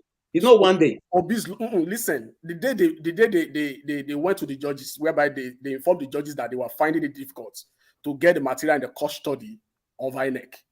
You remember that day? I remember on many days that case was brought like that way. What was the intention of the court that day, if you remember? The court told INEC to go give it to them. INEC said they're making effort, that it is difficult because of so many things they complain about. Judge said give it to them. That is not enough. The obese lawyer and articles lawyer, they came back to court to inform the court that I've already said that. They came back and they told the court, and then the judge, the panel that they asked INEC lawyer counsel to respond. What did that man say? He said he said they are going to. He's going to. I followed it, body. He said he will help them, but they serve it on the wrong person. That because election is not conducted in Abuja, that the material they use for the election are scattered all over the state. No. Go and follow that. Go and follow that proceeding again. Listen, he said that's not it. That is true. So excuse me. If you are the judge, he asked them. If you are the judge and you are not biased, and a witness come to you, a plaintiff comes to you and say, look, I am finding it difficult to collect this thing from Tone. Yeah. And then you said to Tone, go and give it to him. And he didn't give it to you. The next day, he comes back to you and say, this man has not been able to give me this thing. Then you call the man, what has happened? You say, I have plenty of houses everywhere in Nigeria. I'm not able to know where it is. Because the order you requested Go and look for it. is on the landlord of your houses in various states, not on the owner. Okay, of wait, the house. wait. That's the mistake they made at that point in time. So where does the onus lie? Wait, KJ, let me ask you this question. If they serve it now to Lagos or to Bayelsa and everything, yes, would they come back and say that is not INEC quarter? That's No. not that's not. Wait, it's a question now. Wait, Okay. because do they have an address? Did they specify who they will serve it to? They did. That's why the cost screwed them. They did. So That's why they did. INEC. No, They said did. to INEC. Listen, they They did. said to Remember, INEC. remember, Not just they INEC, did. resident commissioners. Listen, this was the That's first why problem the they cost had. screwed. The person to serve it to, the INEC people were dodging from them. Everybody was running. Okay, until they had to come back to court say, okay, you know what? Go and put it on their listing and serve it on their gates. So this was now. See, I'm not in any of the camps. Like I said here, And the court asked them to show the receipts that they served you it think rightly. as a judge, if somebody have gone through all that, in your judgment now, you sit down to say you can't even get us a certified copy. What do you mean by that? This guy have been coming to you since and telling you that I'm not able to get this thing because these people have been running away. They've been dodging. They're not collecting the summons were given to them. They keep saying Yakubu is not around. They keep saying they don't know who to give it to. So, and then you come back with that judgment. Are you saying it's fair, my brother? Let us put P2B aside. I'm not for P2B. I'm not for P2B. It's only in Nigeria. Let me tell you an approach. Let me tell you It's an only in approach. Nigeria. Wait. Let me tell you an approach to that. Budi, it's only in Over Nigeria time, that the Ministry of Election the Petition. court give a letter to somebody to go and submit without even writing the person. Court are supposed to send letter by themselves. No, it doesn't work that way. That's only in Nigeria. No. because there's no address. Election petition is not a regular court. That's why it doesn't matter. I've been using sui generis regularly. It doesn't matter. So let us know what we are doing to our country now. We are saying to our people that if you have a forged result, but you can make it to the top, nobody can hold you. Let's all know that is now in place. Yes, and like no. just like what you saying now, I have already asked morality and law. Morality and law. My friends and law are two different things. Really? My friends in FCT are two different go to definitely go and check morality and law. Morality and law. Morality and law different. Morality and law are two different things. So you can steal and then it's this. You see that was the case. That was put forward. Morality and law is not the same. Yes, but the law itself does not exist without the society. So if there's a decadence in the society which the court fails to correct, at the end of the day, it will consume both the judge and every other person in that society. That's what we're going to. You know, in law, that's why we have technicalities. It's only in Nigeria that I've heard. It's only in Nigeria. There's no morality. Sorry, buddy. This year, why was the whole country condemning? Is it Miss? What's that girl's name? That jump girl. Okay, Masoma. Yeah. So, why was she being condemned? Condemned in what sense? I mean, she was for what she did. She wasn't condemned. She wasn't condemned, so it was right. No, I'm not saying it's right. Listen. Let me tell you my position on it.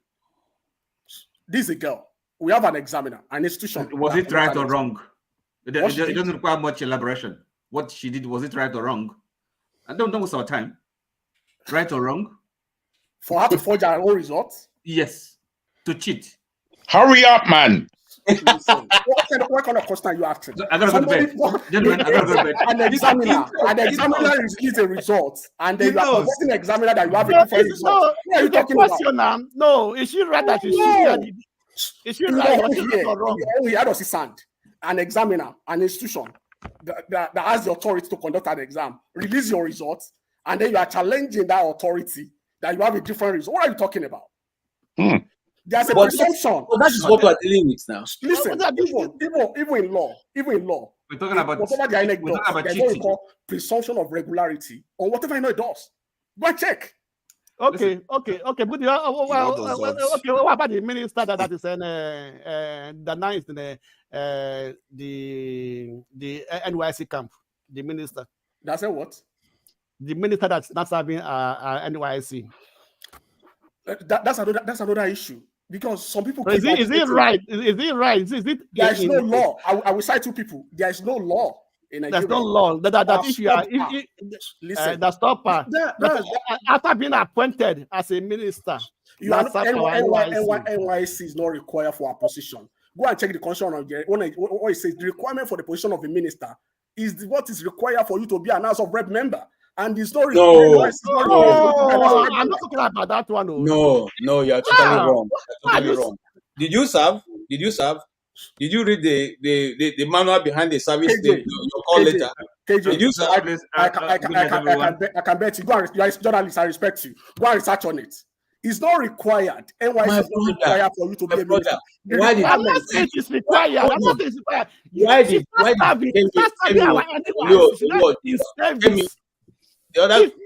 Service. You are mentioning Kemi's case. That's a different case entirely. So that's what we do at times. What about the last man in compare apples. After she had been appointed as a minister, she started serving. No, she has been serving. She's 8 months. Buddy, are you saying that because from what I gather, to work for government stuff in Nigeria, you have to have your NYSC? To work for government. What is the requirement for the office of a minister? Is that not working for government? No, that's a different thing. It's working for. Hold on, is that not working for government? It's a different thing. That's what it has been. Listen,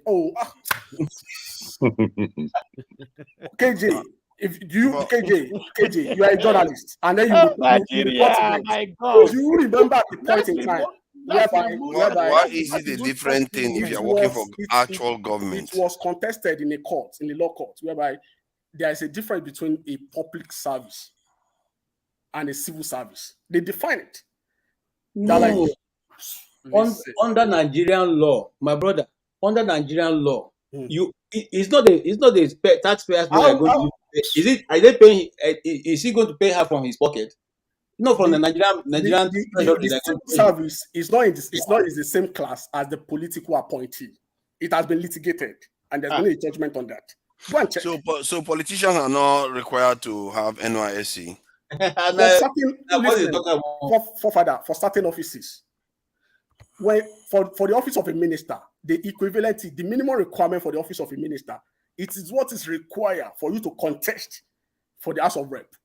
So House of Rep members, you're not required to have NYSC. You are not required. NYSC is not required.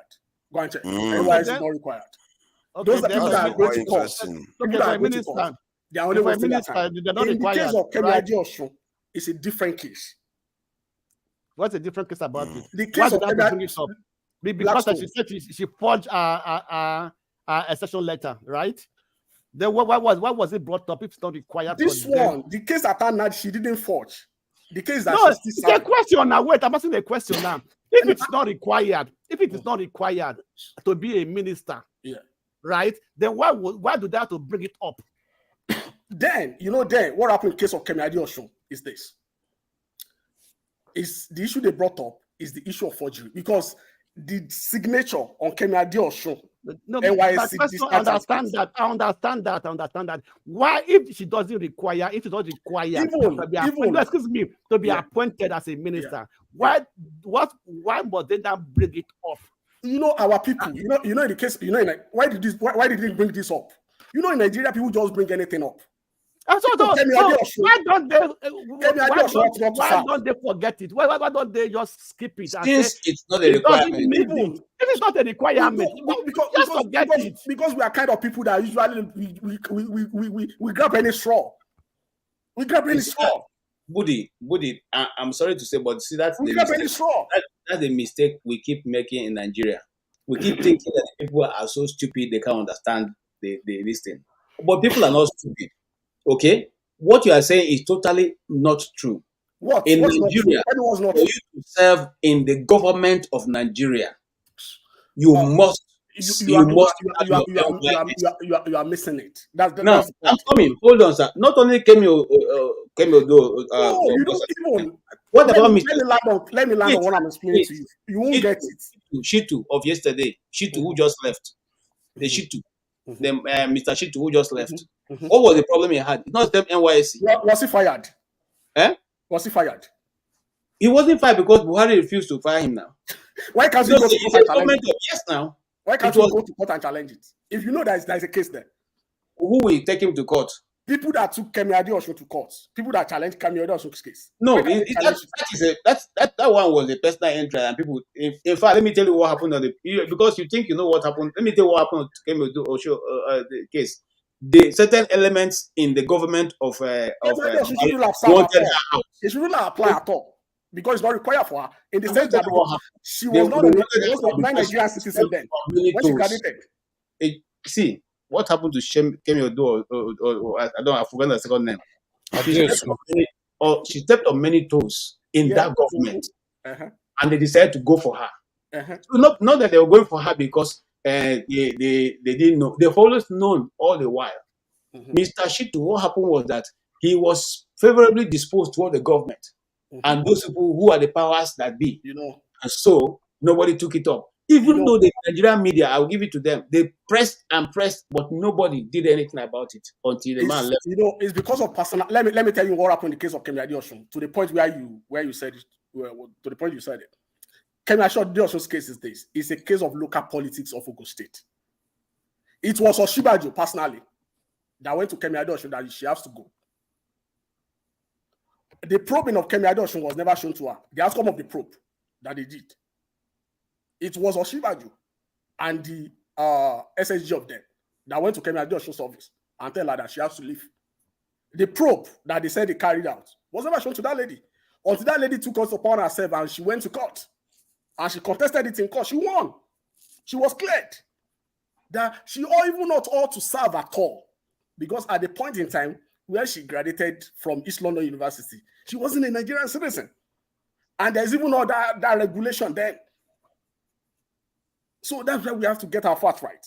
In the case of this Asanatu, or what's her name? She's currently serving. We have a minister like that before. Buddy, let me stop you there. You said she's not a Nigerian citizen. So are you trying to suggest that a foreigner was made a minister in Nigeria? Minister of Finance. You said at that point You're trying to in time, suggest listen, Nigeria you're not made a getting foreigner minister. right. At a point in time, we actually No. You've not answered me. Yes or no? What's Is that the what you're question trying to again? suggest? What's the question? My question was, you said she's not even in Nigerian, that she went to UEL, University of East London. Are you trying to suggest that Nigeria appointed a foreigner as Minister of Finance? No, that's not what I'm saying. What I'm saying is that at the point she graduated, if you graduated under 30, the rule is that if you're a Nigerian Baba, you have to serve. But at the point in time where she graduated, she's a foreign citizen according to the Constitution of Nigeria. That citizenship wasn't allowed then. Go and check the Constitution. Wasn't allowed. I'll just fact check that. Whether you study in Nigeria or outside Nigeria, that ruling is on premium time. Go and check. You can widen your research. As long as you study. You know why I come around and confidently say stuff is this? Because I research on those stuff. And you can do the same as well. Okay, Woody, let me round up and I'll answer. And she got her first passport around 1997 or 1999. It's not that Obi or Atiku is losing election or have lost election or the ruling is not in their favor, as some people want to project it. No. You see, nobody who doesn't like to be beaten fair and clean. If you beat me fair and clean, it's okay. But don't you see, when we are grown up, there is a wrestling duel that they call the Love Brothers. I don't know how many of you watch the Love Brothers. The Love Brothers was those days we used to watch wrestling by Great Britain. Okay? And those guys, they have one saying, okay? Nobody asks you how you won. All they want to ask you is, did you win? So if you cannot win, honestly, cheat.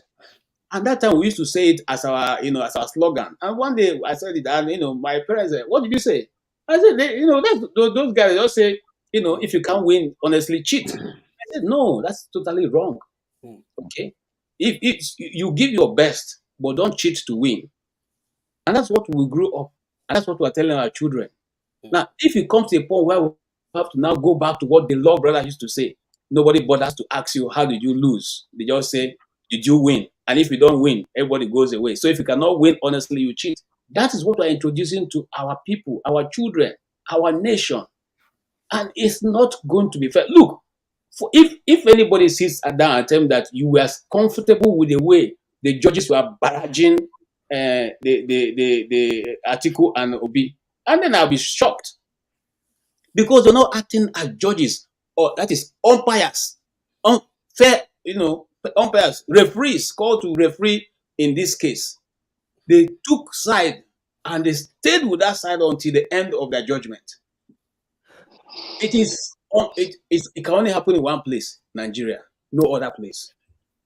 And then somebody tells me that's justice. It cannot be. You see, it doesn't matter it would even better if you say, the other guy was even the one who was the guy who sounded Igbo to me was the one that if I had a TV and I could put my hand through, I'd bring him out and slap him. Moses Igbo. Okay. He got a point. You want to show that you are talking about that. Nobody. You see, nobody. Look, my brothers. Look, all I'm saying is, we are leaving nothing for our children now. And my own contribution this evening is that let us know where we start destroying the country. Not that tomorrow somebody will say, Andala Nando Kana come up from the north. Let us know where we start to destroy the country. You have now to introduce a new one or totally, that if I do anyhow and I get to the top, I can just hold on to the horns and say nothing else will happen. And so it will be. It is not going to build a nation. I think from what I've seen, the culture at the top of society is part of the problem we are having in this country. The culture is very like, I win, you lose. Nah. Look at me. It's like just rubbish culture that is meant to divide the people. Simple. And I don't understand as that. They sweet us, it depend them. Exactly. This attitude. They forget that this one country we are in, especially a country suffering the way we are doing right now. You don't want to make it worse by being more divisive and acrimonious against each other. And if the judges, for me, that's the shocking part. Judges, normally my thinking is that when they come out, they, final arbiters, they will be calm because nothing phases them. But these guys were just, for me, that's they undermine their own judgment. And if this is their behavior, they need to change it. That is not how judges behave. You have to, because if it was a machine that was passing that judgment, would the machine say, this misadventure, that these people that are putting this, how rubbish is that? No, because they will just interpret the law. That's your job. Interpret the law and pass it. Don't just keep insulting one side, and it's very divisive behavior. KJ, do you remember the Supreme Court ruling on the case of PDP Atiku versus Tinubu vice president on the eve of 29? You remember? You follow that ruling that particular day. You remember what Supreme Court judge said? Justice Okoro and Aminat. The same tone. They personally screwed those counsel. That you guys should know better. That this kind of cases, you shouldn't be bringing it before us. Okay, but you're not talking to your fellow lawyers. You see, that's a mistake. They are using social media to blackmail them. Body, stop talking as if they are talking to their fellow lawyers. They are talking to the people. That's it's why not they to call the them lawyers law. they are talking to. That's why they call them law. Let me ask you, Lord. That's why they call What do you them mean law. by Lord? You mean by Lord that you should insult the people? That's why no wonder they are wearing Igbo man's this wigs and they come and start insulting people. Do you know that the British people don't insult their people like that? KJ, they don't come out and start talking down to their people. If you watch that judgment, there's a point that when they finished on the Obi's ruling, Charles Eduason, SAN, stood up that they should make a final pronouncement. Do you see the way they scored that man? Let me say the judge has done nice. They will derobe him and send him out of court. See, I'm what you coming. are saying, I'm coming. you're acting as if it's proper behavior. No, I'm coming. It's You like see, police brutality. You are Father, trying to excuse it. Father, I'm not excusing it. the thing that You know, That's judge, equivalent to that police lawyer did, brutality. They are not being professional. the thing the lawyer did is totally out of place. You understand what I'm saying? yeah. You have concluded your case. You have closed your case. You have no other reason He whatsoever was to stand up. interjecting. So that was totally wrong. Okay, but here is I what was I'm saying asking. they were even nice Hold on, Buddy. They said that none of those people presented any evidence at all.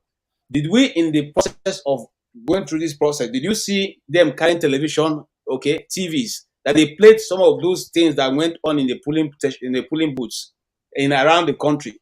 They played some of the things they could not get their whole hands on. They brought in reporters who were on ground. In other clients, when they bring in reporter, in fact, even the last impeachment that was done of Donald Trump, it was reports from CNN, okay, that caused the majority of what they used to lay their claim on that listing. Now, in our own case, it means that all the report that was presented in those large screens that they put around the court for the judges to watch is not an evidence.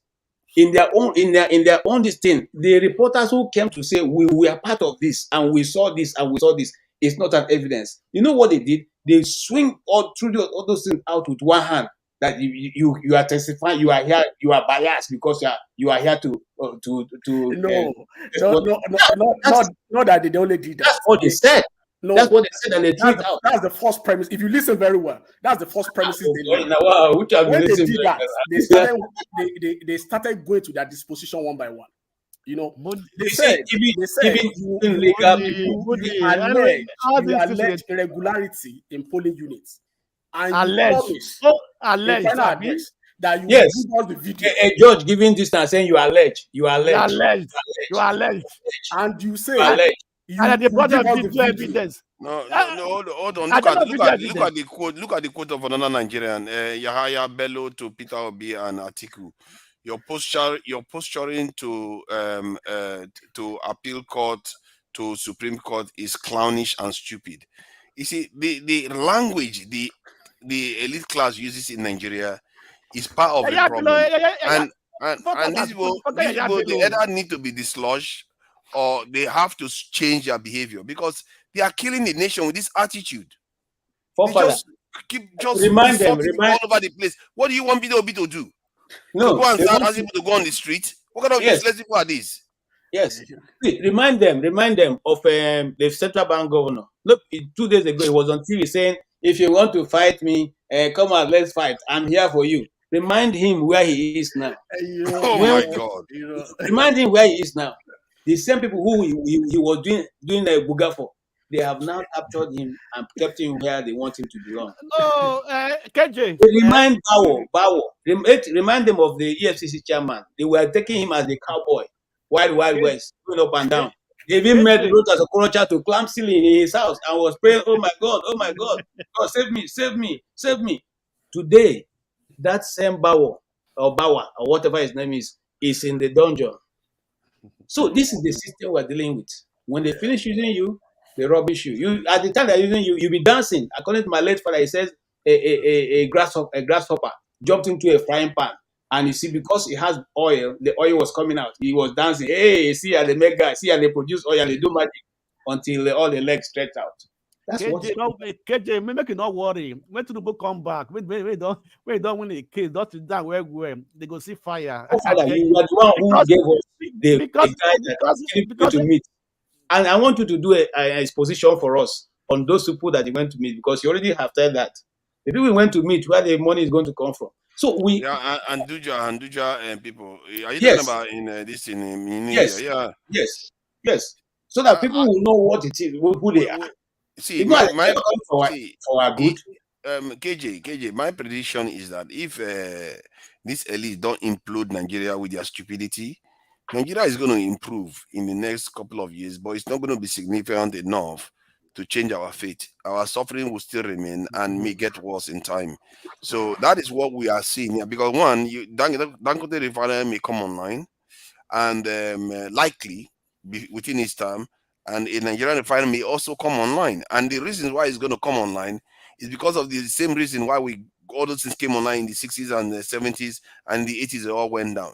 And that's my own reason for also saying, if we don't use that period to sort ourselves out and take control of our country, we are going to return back to where we were again before. And that, but I see Tinubu has the power to be one of the greatest presidents Nigeria has ever seen because he came at the right time.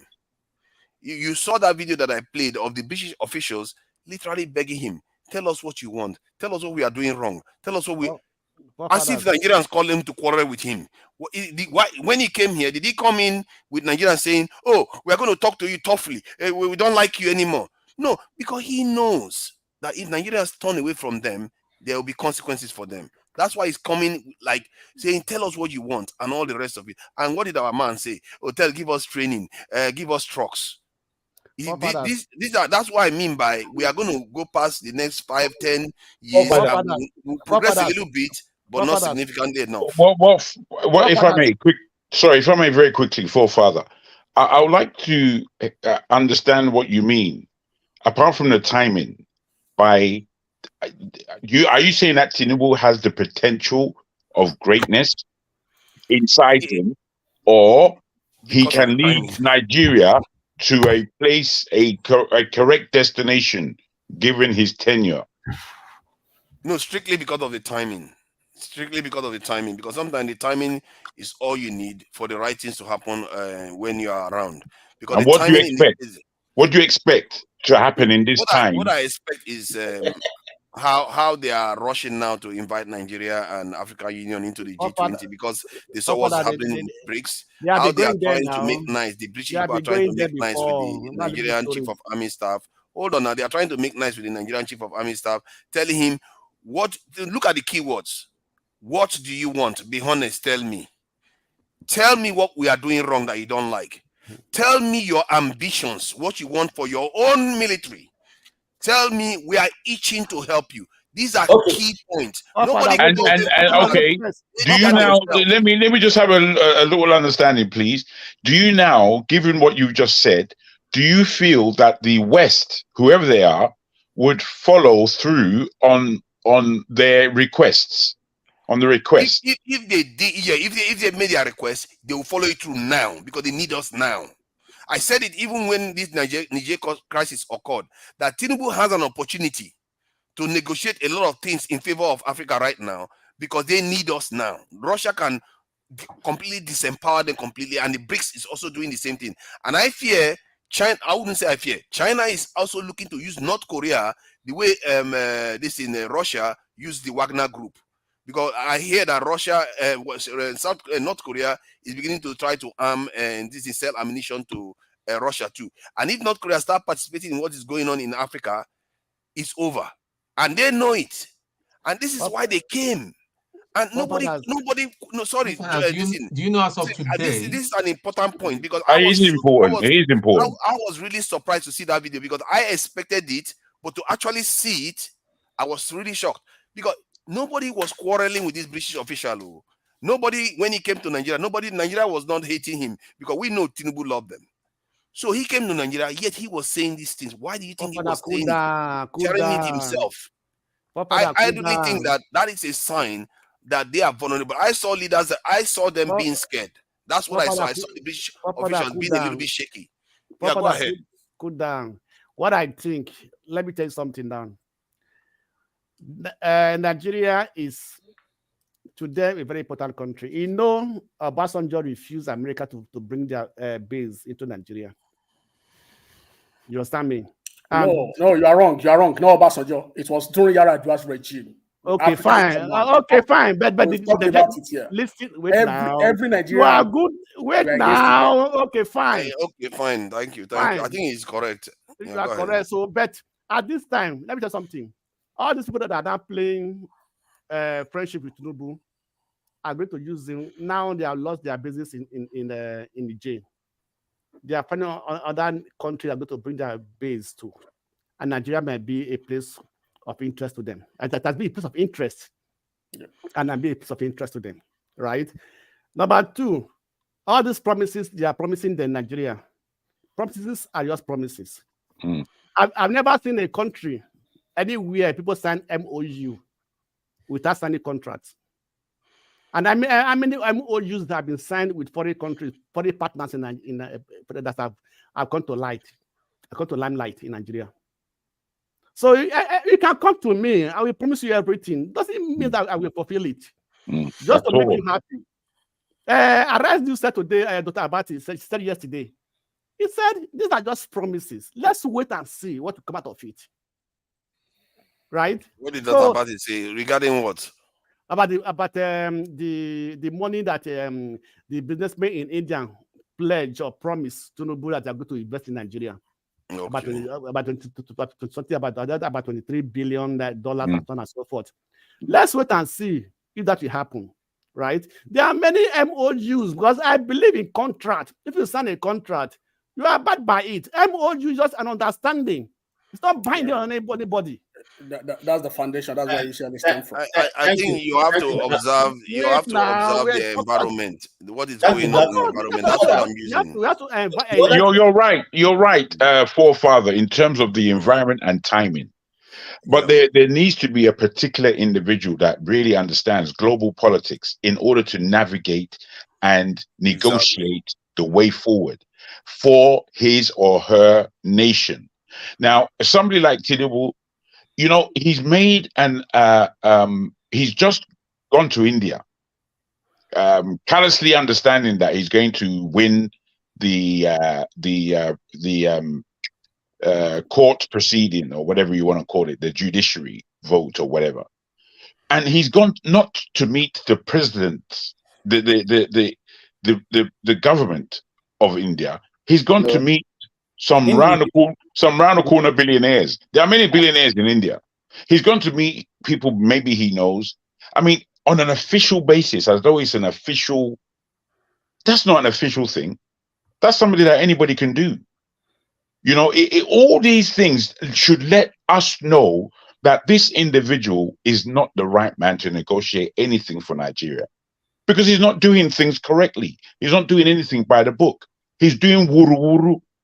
We have to try and understand that, you know, whilst we as ourselves may have a strategy, a plan of how Africa can get out of the mess that we have been put in for the past God knows how many hundreds of years. The personalities that can actually do it is essential.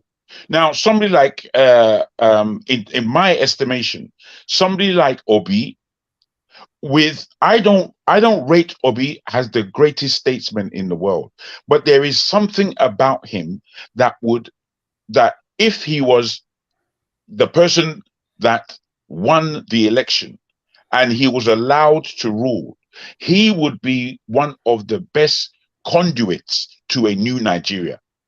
All these people aren't conduits to new Nigeria. They're conduits to status quo. And the status quo is given by the West as far as Africa is concerned.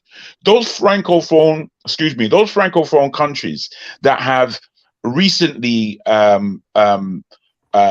ousted or wanted to oust their governments and were now understanding that they have to also oust the French. These people are really waking up. Nigeria, unfortunately, with all its prowess, is still sleeping. They are still sleeping. The whole black world. Of the judges, they are not even afraid that they could trigger a coup in Nigeria. They just a big coup. They don't even realize what they are doing. Now, let me just say, the whole entire black world wants to see Nigeria really be strong for them, for their own sakes, wherever they are. Because the whole entire black world believes, as we, I think, believe, that Nigeria holds the key to our global emancipation as a people in order for us to take our rightful place in this planet. What we're discussing here, unfortunately, we have no power over. We spent, for nearly 5 hours discussing things we have no power over. All we're doing is chopping and changing, oh, this and that, oh, lovely. But honestly, as I'm listening here, I've been here a long while, just listening. And I'm thinking, where is the way out being discussed? Because when I was asking, I think it was OT, I was asking him about the law that he's underlining. How do we even get to that place? Because there's a big area to cover before we ever get to that arena where we can actually now start discussing the way forward. What we need to discuss is the impunity that we are suffering under. That's the discussion, whereby this impunity, how are we going to take it away from the people who are oppressing us in such a flippant fashion? This is the discussion, really. The rest is just jib jab. I'm just listening to jib jab. Really, I'm not being rude. I'm being honest. I can't see with this discussion, this level of discussion, a route out to the next point. We're just here communicating all kinds of jib jab. I'm honestly not trying to be rude. I'm wanting to hold my hands on something solid that I can be involved with. What Tone said, he said, "Are you willing to die for Nigeria? Are you willing to die for this cause?" And largely, for real, most of us are not willing. We're not willing. And in that ill will, we're not going to bring ourselves out of this mire. We're not. We have to really just naked ourselves and ready to war. And when I say war, I don't necessarily mean violence.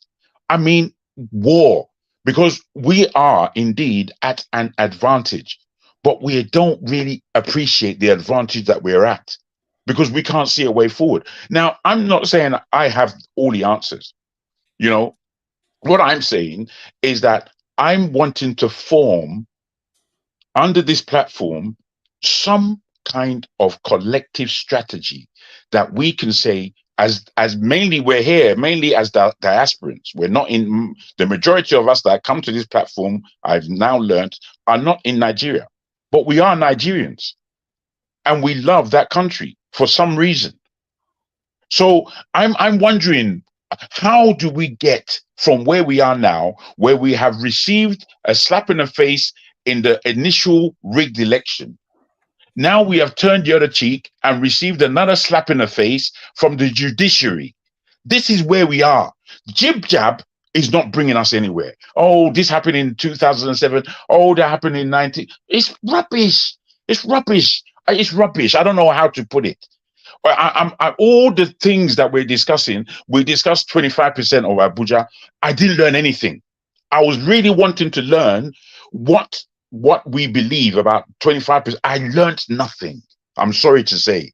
I can't see what we're discussing about all these things. I can't. So I will try and just calm myself, leave things there, and see if we're going to turn the page. We're still on the same page as we were in 1999 when democracy came again to us. We're still in that same page. Jago, can I share some information about the benefits of the BRICS G20 membership versus that of the BRICS? Thank you, my brother. I would like to hear. Yeah, let me share that. I think I asked this question on ChatGPT, so these are some of the results I got. The question was about the benefits of being a permanent member of G20. I probably should have asked the benefit of being a permanent member versus an honorary somebody invited to this thing, maybe to delineate. But look at what he said. Global economic cooperation membership allows countries to participate in high-level discussions, coordination, and global economic financial issues.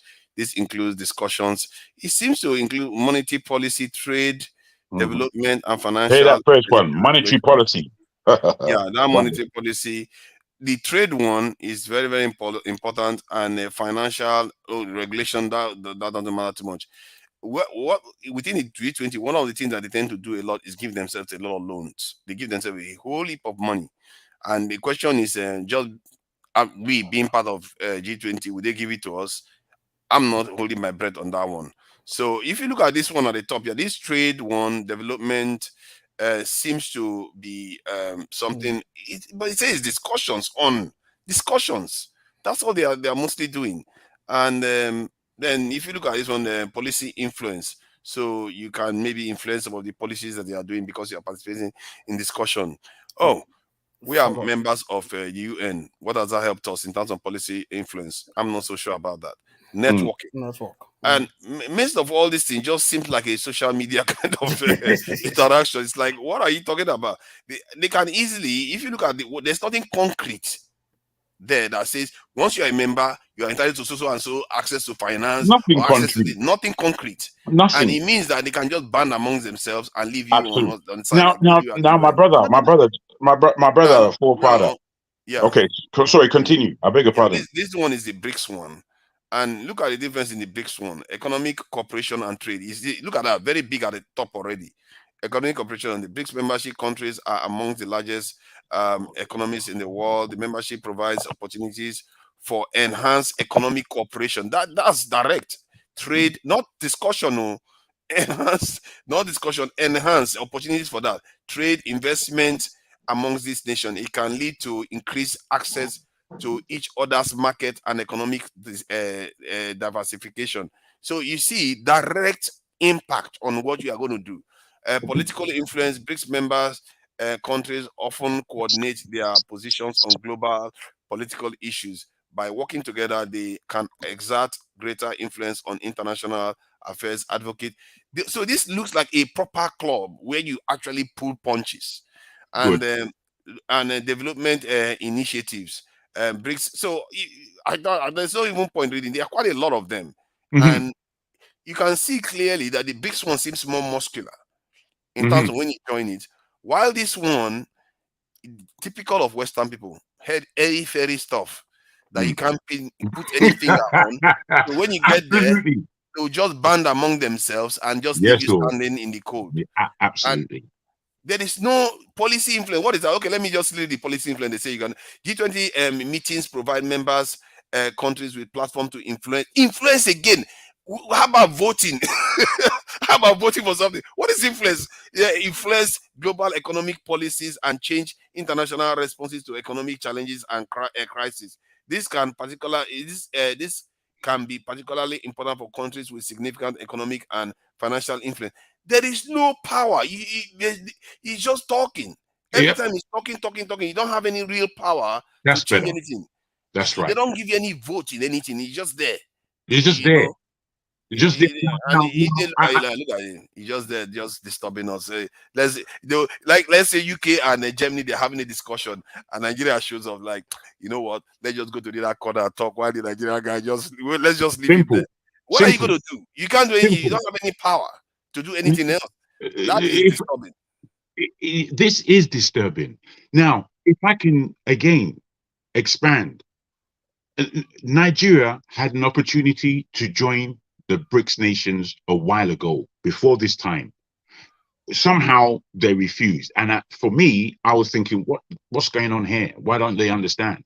However, again, today, I've been doing a lot of thinking about the BRICS nations and what they may or may not signify in the global aspects. How is this an operation?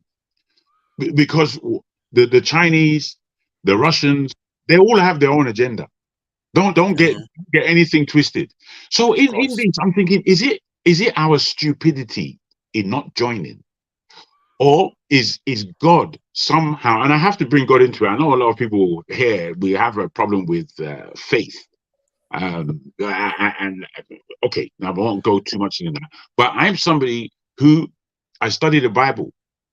And I've been doing it for a long while. And there are so many depths in there, as we all may or may not appreciate, whereby there are traps in this planet, traps that can just have the whole nation inside and eventually have the whole world. Now, BRICS, as tantalizing as it may be in comparison to the G20, especially at this time, and I like what you have to say about timing, there's a way that Nigeria needs to empower West Africa. If Nigeria empowers West Africa and all the West Africans in that, we've got real power then. You see the Caribbean and Black Americans and Black Brazil, they'll just join us. By the time that happens, you've got the whole of Africa. That's when the world is in trouble. If we're not thinking like that, we're just talking. I'm passionate because I go deep in this thing. I'm not a surface person. I don't like sword fencing over things that I have no power over. My power can't go there. All this, I'm just listening, and I'm thinking, all of us, do we have any power over this? We have no power over the judgment that's just been displayed, and we're doing jib-jab about all the things. We only needed 10, 15, 20, the most half an hour speaking about what just took place in the court. That's all we needed, because we all have a fair enough understanding that it was a crock of rubbish. We had that understanding. If we have a crock of rubbish that we have no power over, we understand it, we put it down here, and we ask ourselves, what are we going to do about it? What are we going to do? So, in speaking about BRICS, I think that's the beginning. See you all later. Bye. All right. Take care. The Blackstone. Take care, Blackstone. So thank you for coming in the Blackstone. I see this is the thing, though. If you look at these nations, I don't think there's not anything for us to fear, because if you fear too much, we should be afraid of the Western people too. They've proven themselves to be capable of drawing our blood and our suffering. So there's nothing to fear from the point of view of the Russians. I don't think the Russians are even close to being as dangerous to us as even the Chinese. No. It's not about being dangerous. It's about power.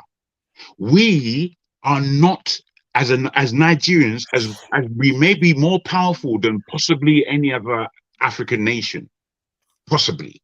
You know, there's Algeria, there's South Africa, there's a few countries that may, you know, push in that direction. But in terms of potential, there's no country in Africa that has as much potential as we do. None. Not even the Congo. Yeah. If the Congo decided to wake up and sort their you know, the Congo is a hellhole. It's a real hellhole that everybody in the world ignores. Yet we are powered in this world largely by the Congo. And who are the people who are benefiting? Everyone else apart from Africans and Congolese particularly. That's what we're watching. Nigeria is basically the hope of the Niger-Congo group. It's the hope of Nigeria. Nigeria, the hope of those countries. It's the hope. You see, my research takes me far and wide in terms of we people in Nigeria. We don't know who we are. We have no understanding of actually who we are. There's sometimes I look at the Black Americans and I feel, have these people forgotten their Africanness? And in large parts they have. But there are many of them who do a lot of depth in their understanding, and they have come to the appreciation that actually, do you know who I am? And they're waking up to who they are as Black people. You constantly, forefather, you constantly speak about the headdress of the law courts in the UK. I've already spoken that this headdress is not European. There's something in the world called what's the cornerstone? Freemasonry, and all to do it. We may look at Freemasonry and think again it's a European thing, but unfortunately, all of that they stole from Egypt, all of it, but nothing. They've twisted it and made it their own. But that's what informed their laws. They decided to cut Egypt away from Africa, like we're blind and we can't see Egypt is in Africa. You understand? They've cut it away because the 7 wonders of the world, all of them are destroyed apart from one, which is in Egypt. We have to ask ourselves why? Because they can't break down those big pyramids. They're there forever. They're there. Who built the pyramids? I'm telling you, it wasn't Europeans and it wasn't Arabs. It was us. It was we. But we don't believe these things because it's been scratched from our minds. So we don't make these connections as to how powerful we are. We're God-given, but we don't understand that we're God-given. So we follow the Arab to talk about Islam. We follow the Europeans into the European Christianity, but we don't understand that all these religions, so to speak, came from Africa. We don't appreciate it. We're just here sleeping. It doesn't matter where we are in the world. We are sleeping. Yeah. Let me, for the sake of information, the show does share the number of BRICS nations that are part of the G20.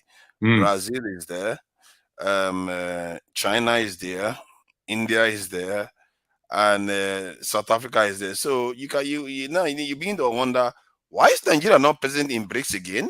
Absolutely. It's like we don't play geopolitics.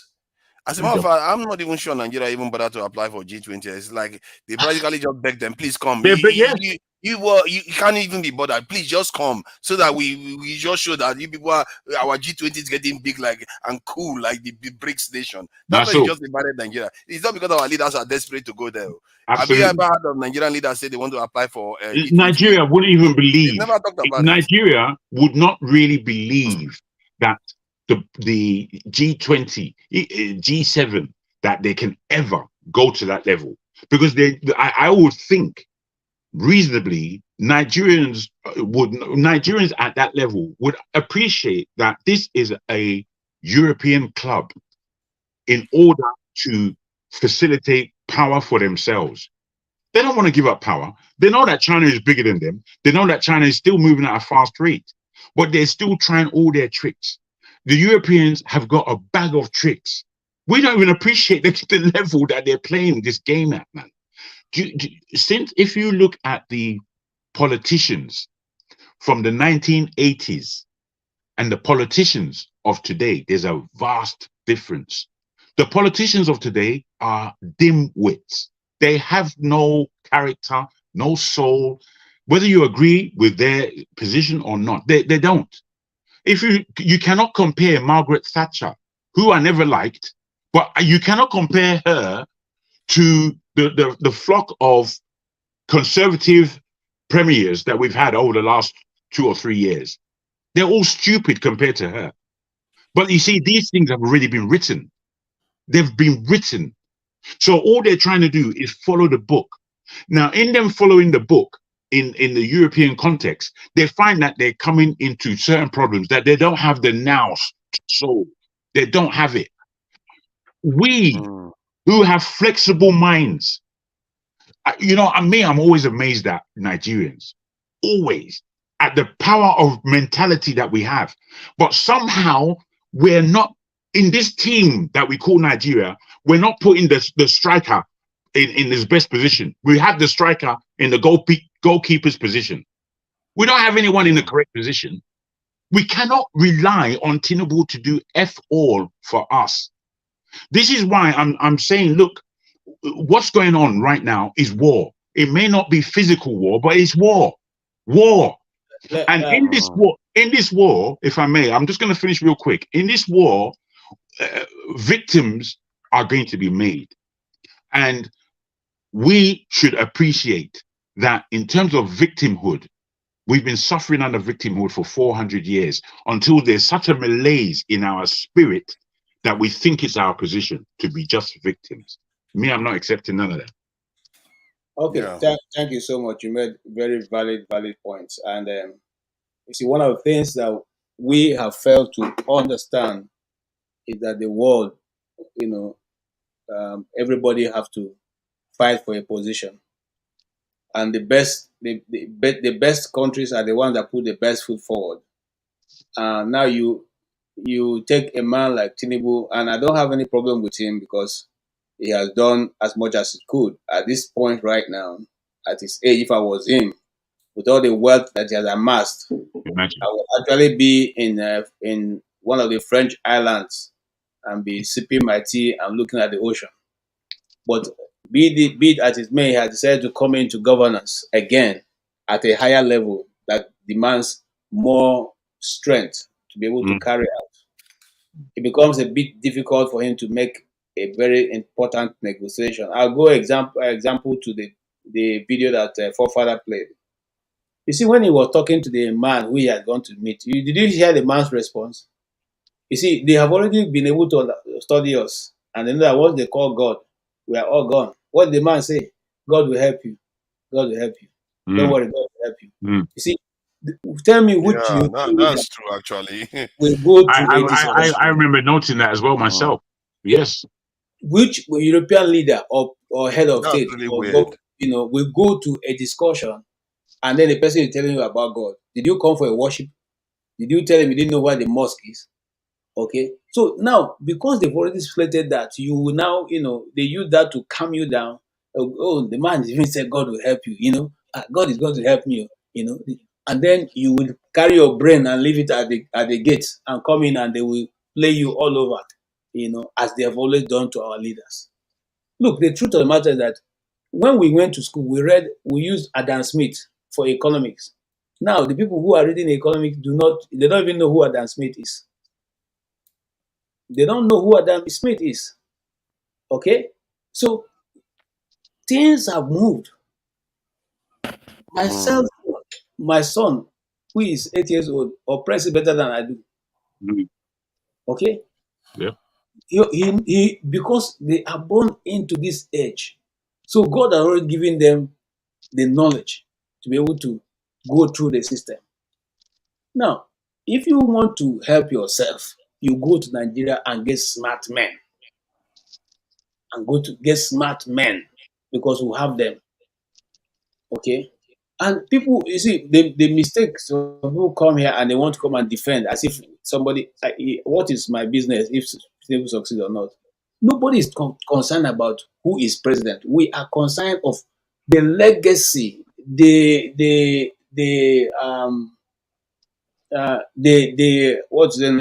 ethos that we are creating. That's the right word. Okay? We are playing a different pattern on ground right now. And those children are looking at it. And they will come through the same process. So when you wake up tomorrow and all of us are certificate forgers, don't be surprised.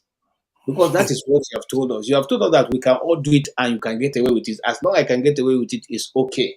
Abio. Yeah. You get the best of lawyers. You get the best of lawyers and you make sure that the judiciary are behind you. And you go through. You cannot tell me, and I go back to it again, that those lawyers could not even present something that the judges can use to even say, okay, at least, And a friend said, when I told a friend, he said, but they threw out the petition that they brought against Obi, that he was not duly nominated. That is, everybody knew that Obi that has already been handled by other courts. That's why they didn't even bother to defend it because they didn't see any merit in it.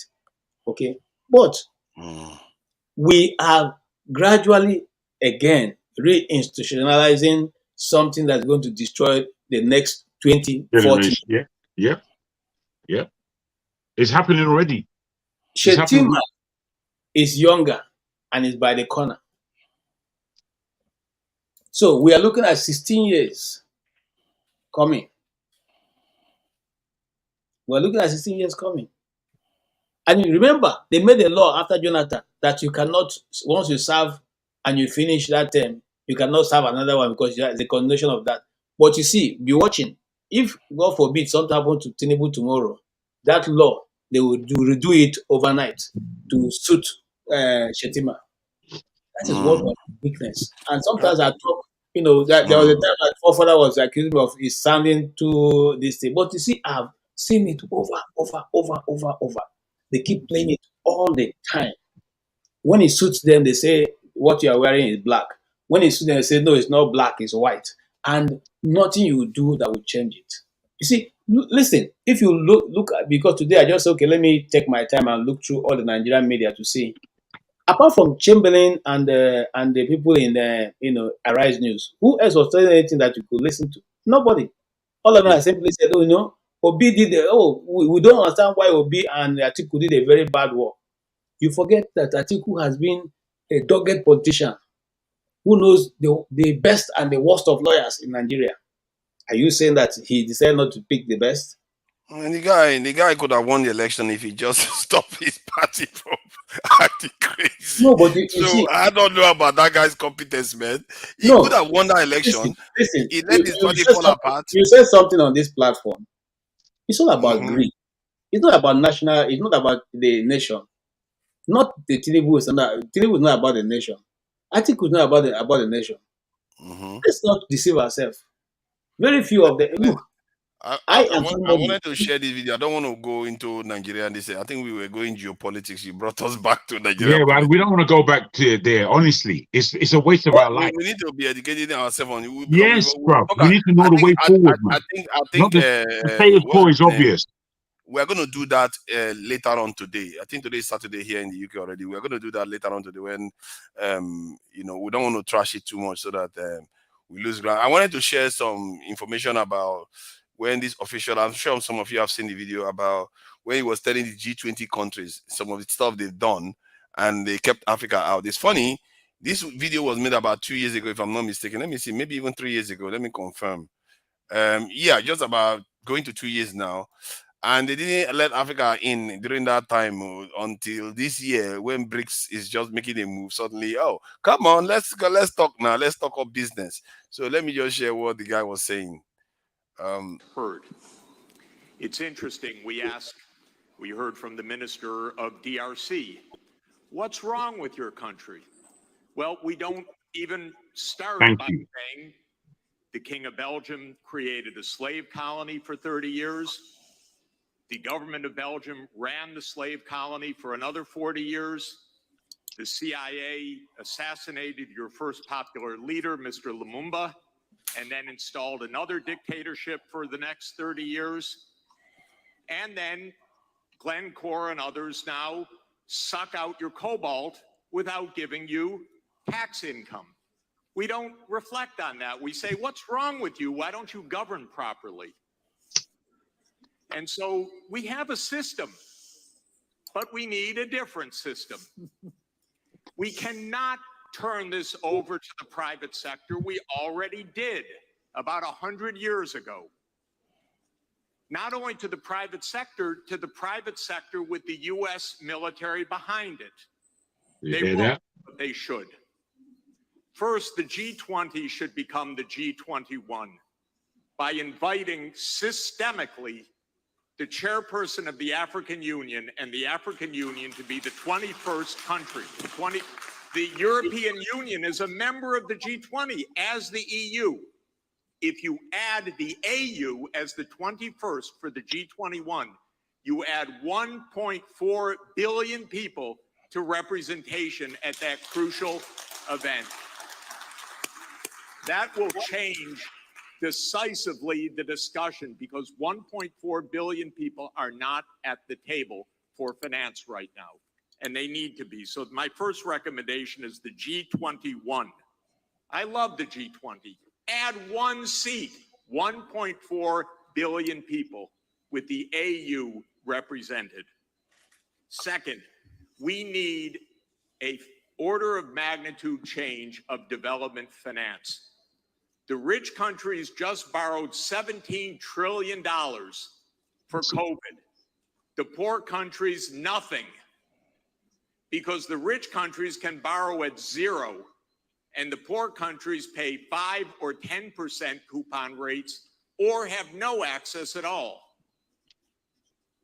So the world exposed its grotesque inequality this past year and a half. Rich countries didn't say, we tighten our belts, why don't you? My country spent $7 trillion of emergency funding, not one penny for anybody else, by the way. $7 trillion, it didn't even cross the imagination of the US Congress to include a few crumbs for the rest of the world. But the poor countries cannot borrow. That's what we should have heard from the World Bank. I didn't hear that from the World Bank. I didn't hear real numbers. Real numbers are in trillions right now because the world economy is 100 trillion a year. But we don't talk about real numbers. But my job, all I know in this world is long division. Divide by 100 trillion and then see whether you're talking about something real or not. So that's the second thing. We need massively to increase the lending and borrowing capacity of poor countries at near zero interest rates like the rich countries have. Then they could get something done. So, you see, he said this stuff. This is within a year and a half. They gave themselves $17 trillion. And when they did that, I consider that an act of war because people don't understand. It's an act of war because they just created money from thin air. From thin air, bro. From Talk thin to them. air that is Talk not to going to them. affect their currency in any way, while we just stood there and watched it happen. And you Thank wonder why they are completely decimating our countries with cash. They are richer. They can dip. How can you be going to market every day with your next door neighbor? You have 10 naira in your pocket. Your next door neighbor has 100,000. How are you ever going to succeed? Good. This is what they are doing to us. Very good, my brother. This is what we should. This is what we need to be discussing. I'm afraid. All the rest is why we are where we are. You can't succeed when you are fighting against this. No. It's not. No. Don't go there because we're going to go round and round. Whose fault is not the problem? This is the issue. The issue is that we're at war. 17 trillion. Do you know what that is? Trillion pieces of paper. That is some crazy amount. We have real wealth under our feet. Real wealth. They're giving us, they'll come and give us paper and we'll give them oil. They'll give us paper and then we'll give them gold. They'll give us paper and then all of us have migrated to another nation. I mean, we're not thinking. We're not thinking. We're just going round and round in our own circus. It's crazy because America spent $7 trillion. Come on, man, behave yourself. In a year, $7 trillion in a year and a half. That is on the loan. That's what are you doing with all that money? Nigeria, we just have 40 billion a year for our budget. This is when you have to understand that. When I was sorry, if I may, my brother, if I may, I beg your pardon. This is where we actually have to understand that we're in a world of illusion. Illusion. We are believing in things that are not there. Even though we can see them, I'm telling you that the invisible is more powerful than the visible. So you see, when we walk in our land, we don't see the gold. It's under the ground. When we walk in our land, we don't see our wealth. It's under the ground. So we believe that we have no wealth. So when we see pictures on the television that tell me a vision, hear this. All these words that are in English, they're all really funny language. It's funny language that we speak. I'm telling you, this English of a thing. If I had no understanding of Yoruba, I wouldn't really understand what words mean. In most, if not all, of the African languages, there is something in our tongue that is powerful. But again, we are not accurate in using our tongue. We engage in philosophizing. Well, no, I don't. I take that away. Philosophy is an interesting and a good thing. Not philosophizing. We are engaged in intellectualism, which is the battle of words. So I would throw one word, you would throw another word, and we engage in this all day long. So waste that fucking time, man. It's a waste of time. It's a waste of time, and we have to. What we start. The thing is that, okay, I was just looking at the judges yesterday. I was just shaking my head. I said, how many very intellectual people that read law that should be judges? So is that the best that Nigeria can come up with? No, you see, Nigerian lawyers, they too, they have a depth of understanding. Don't think that they're stupid. Yeah. What it is, they've sold their soul. They've already sold it.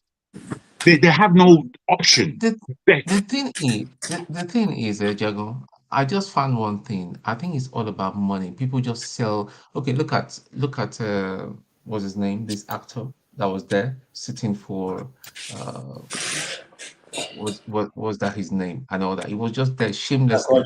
Zach Oji. Huh? Zach Oji. Zach Oji and the other chap. Yeah. I was speaking to someone that was with his dad last night, and I said, please pass. I call him uncle. Pass on the phone to him. I wanted to ask him, sir, what were you really what did you feel when you saw your son sitting and supporting what's everything that stands for corruption in this country and the future?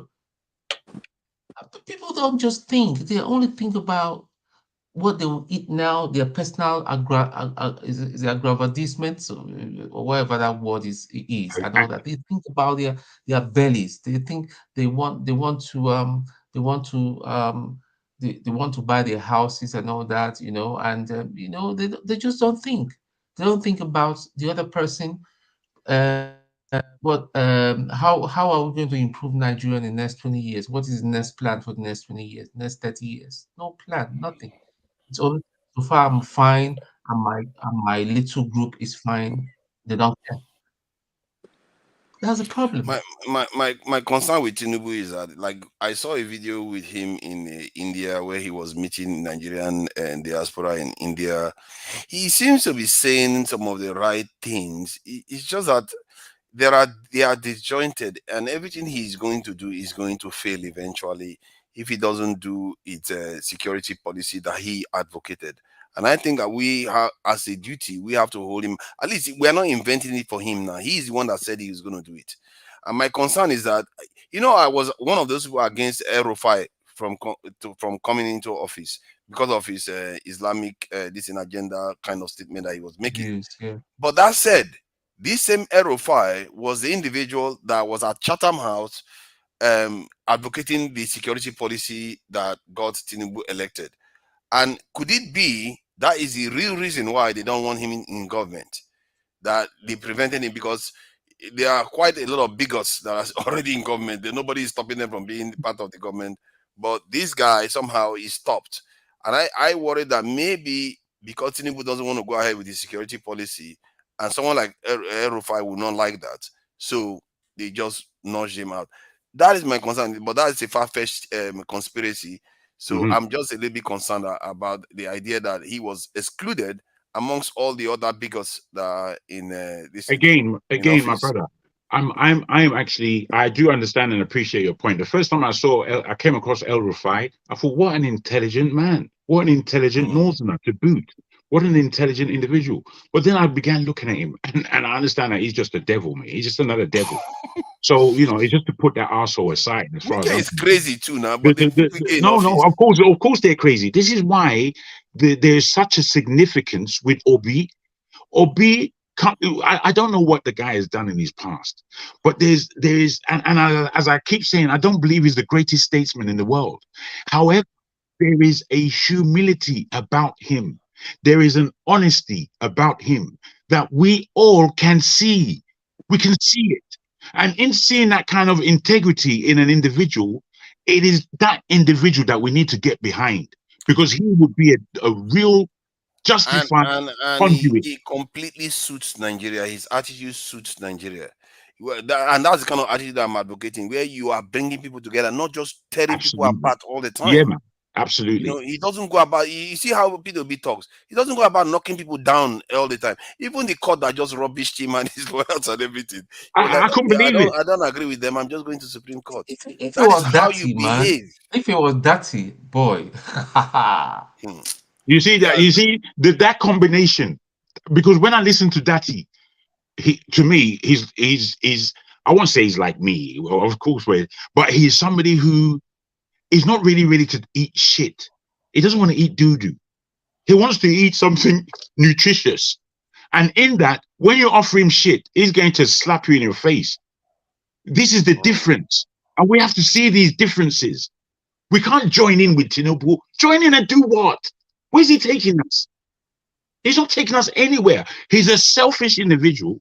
And this is proven overly And for me, one of the Okay, saddest I things, thought you said we should discuss international issues now. What you are coming back to the you know 7th. what? I think KJ just talking caught it us, from a man. Nigerian point of view.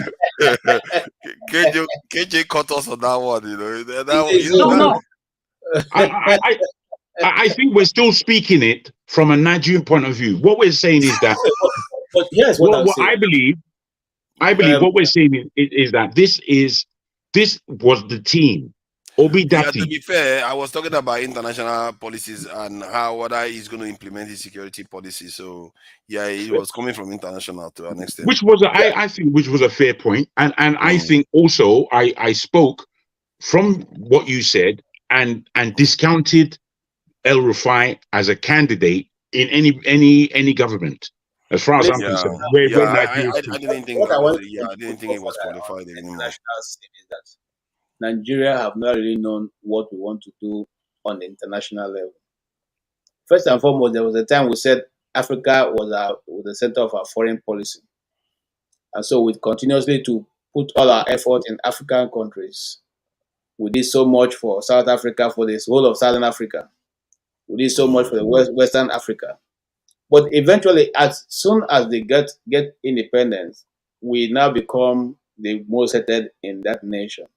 So there's something that we are not doing correctly, or there's something that our government is not projecting, or maybe we're not projecting strength. And that just like Trump said, you project strength through force. I mean, through power. You have the power, but you go with negotiation, so that the person knows that what you are capable of doing this, but you are negotiating.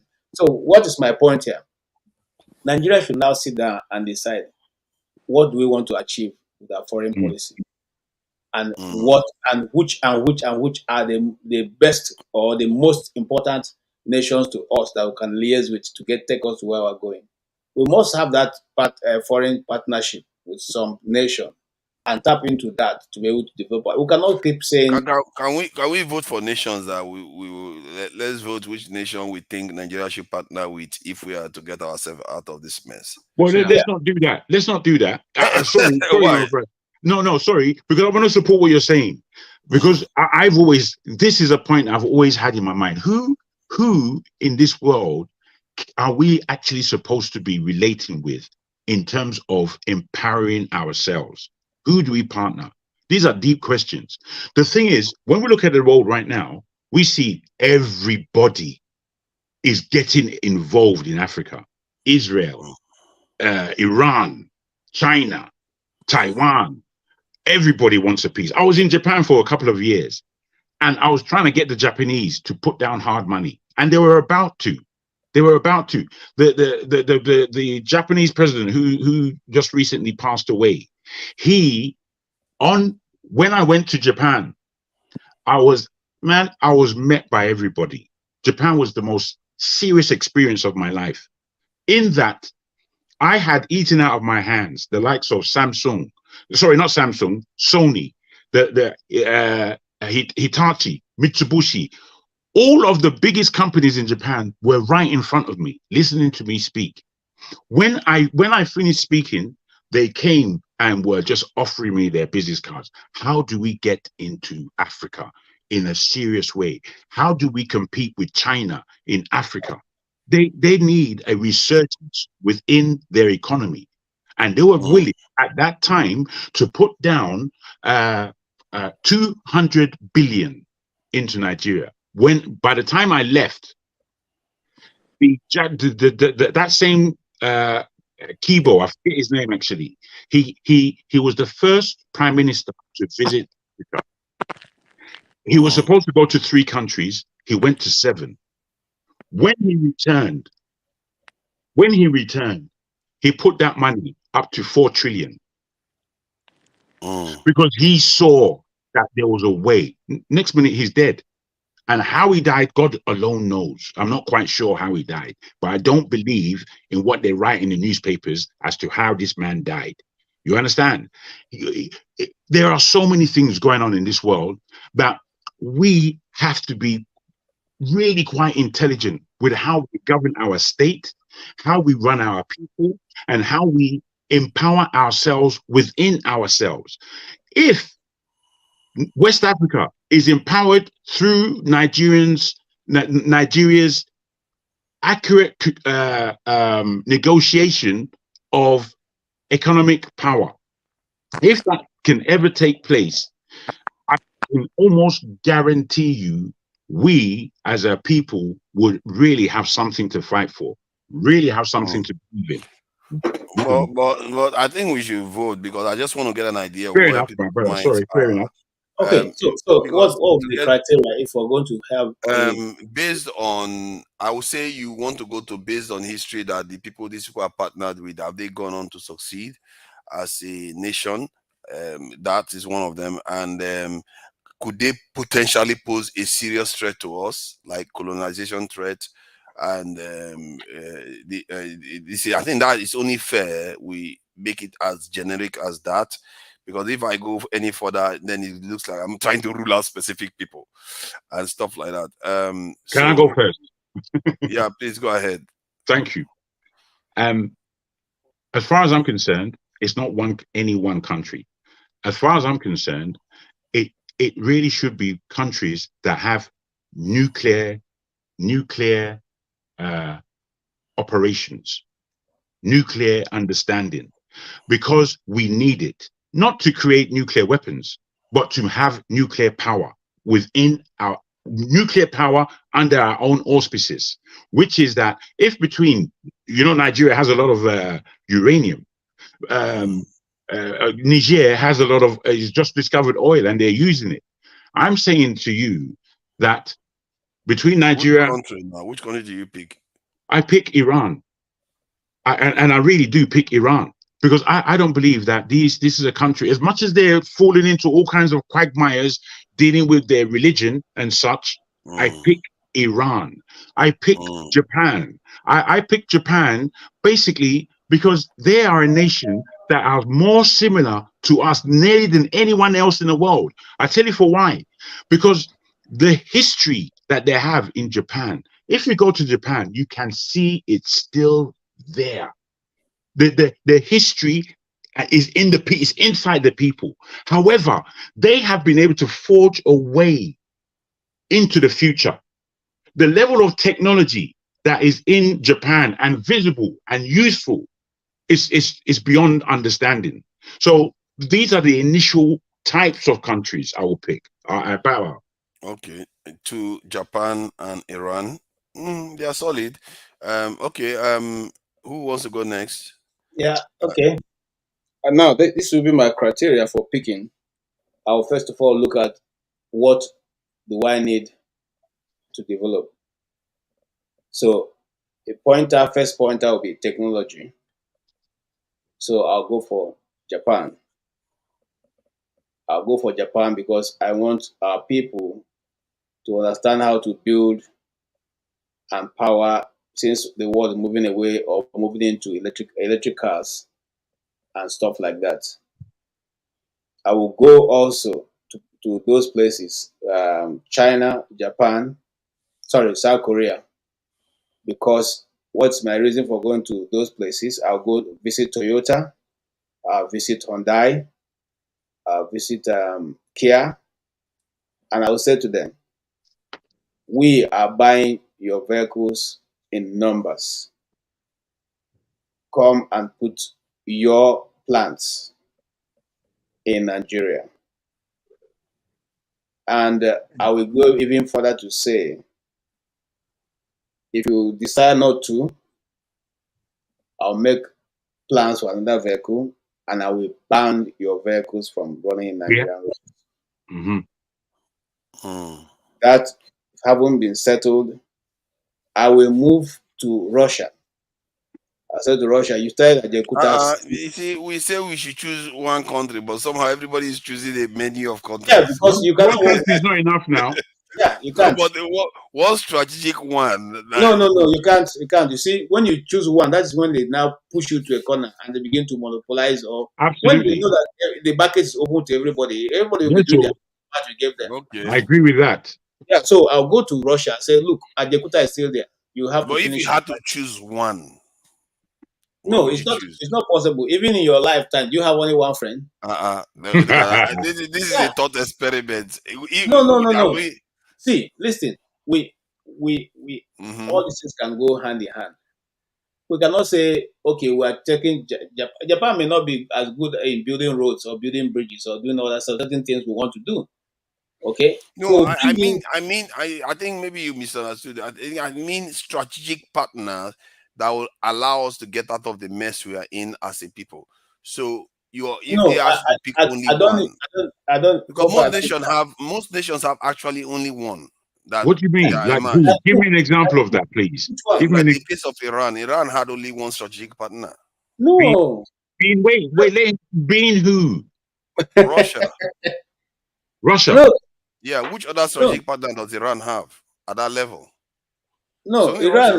Iran. They have been dealing with other people. They've been dealing. In fact, No, there's no other people that they dealt with on any high level as Russia. It's almost as if they only work with Russia in terms of at the strategic level. They sell their oil to other people, but in terms of cooperation, that's why they give weapons to Russia too to Well, fight this Robert, war. you that see, Russia is doing. Iran has a history, and the history is full of turmoil.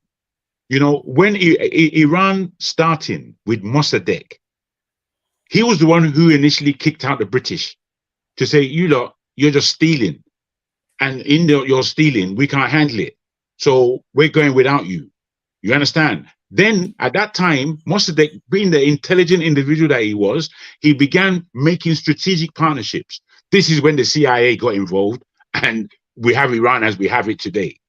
They didn't allow Iran to develop where it would have done, given that their first president was a serious individual. It wasn't a joke. He was too serious for them. So they took him out.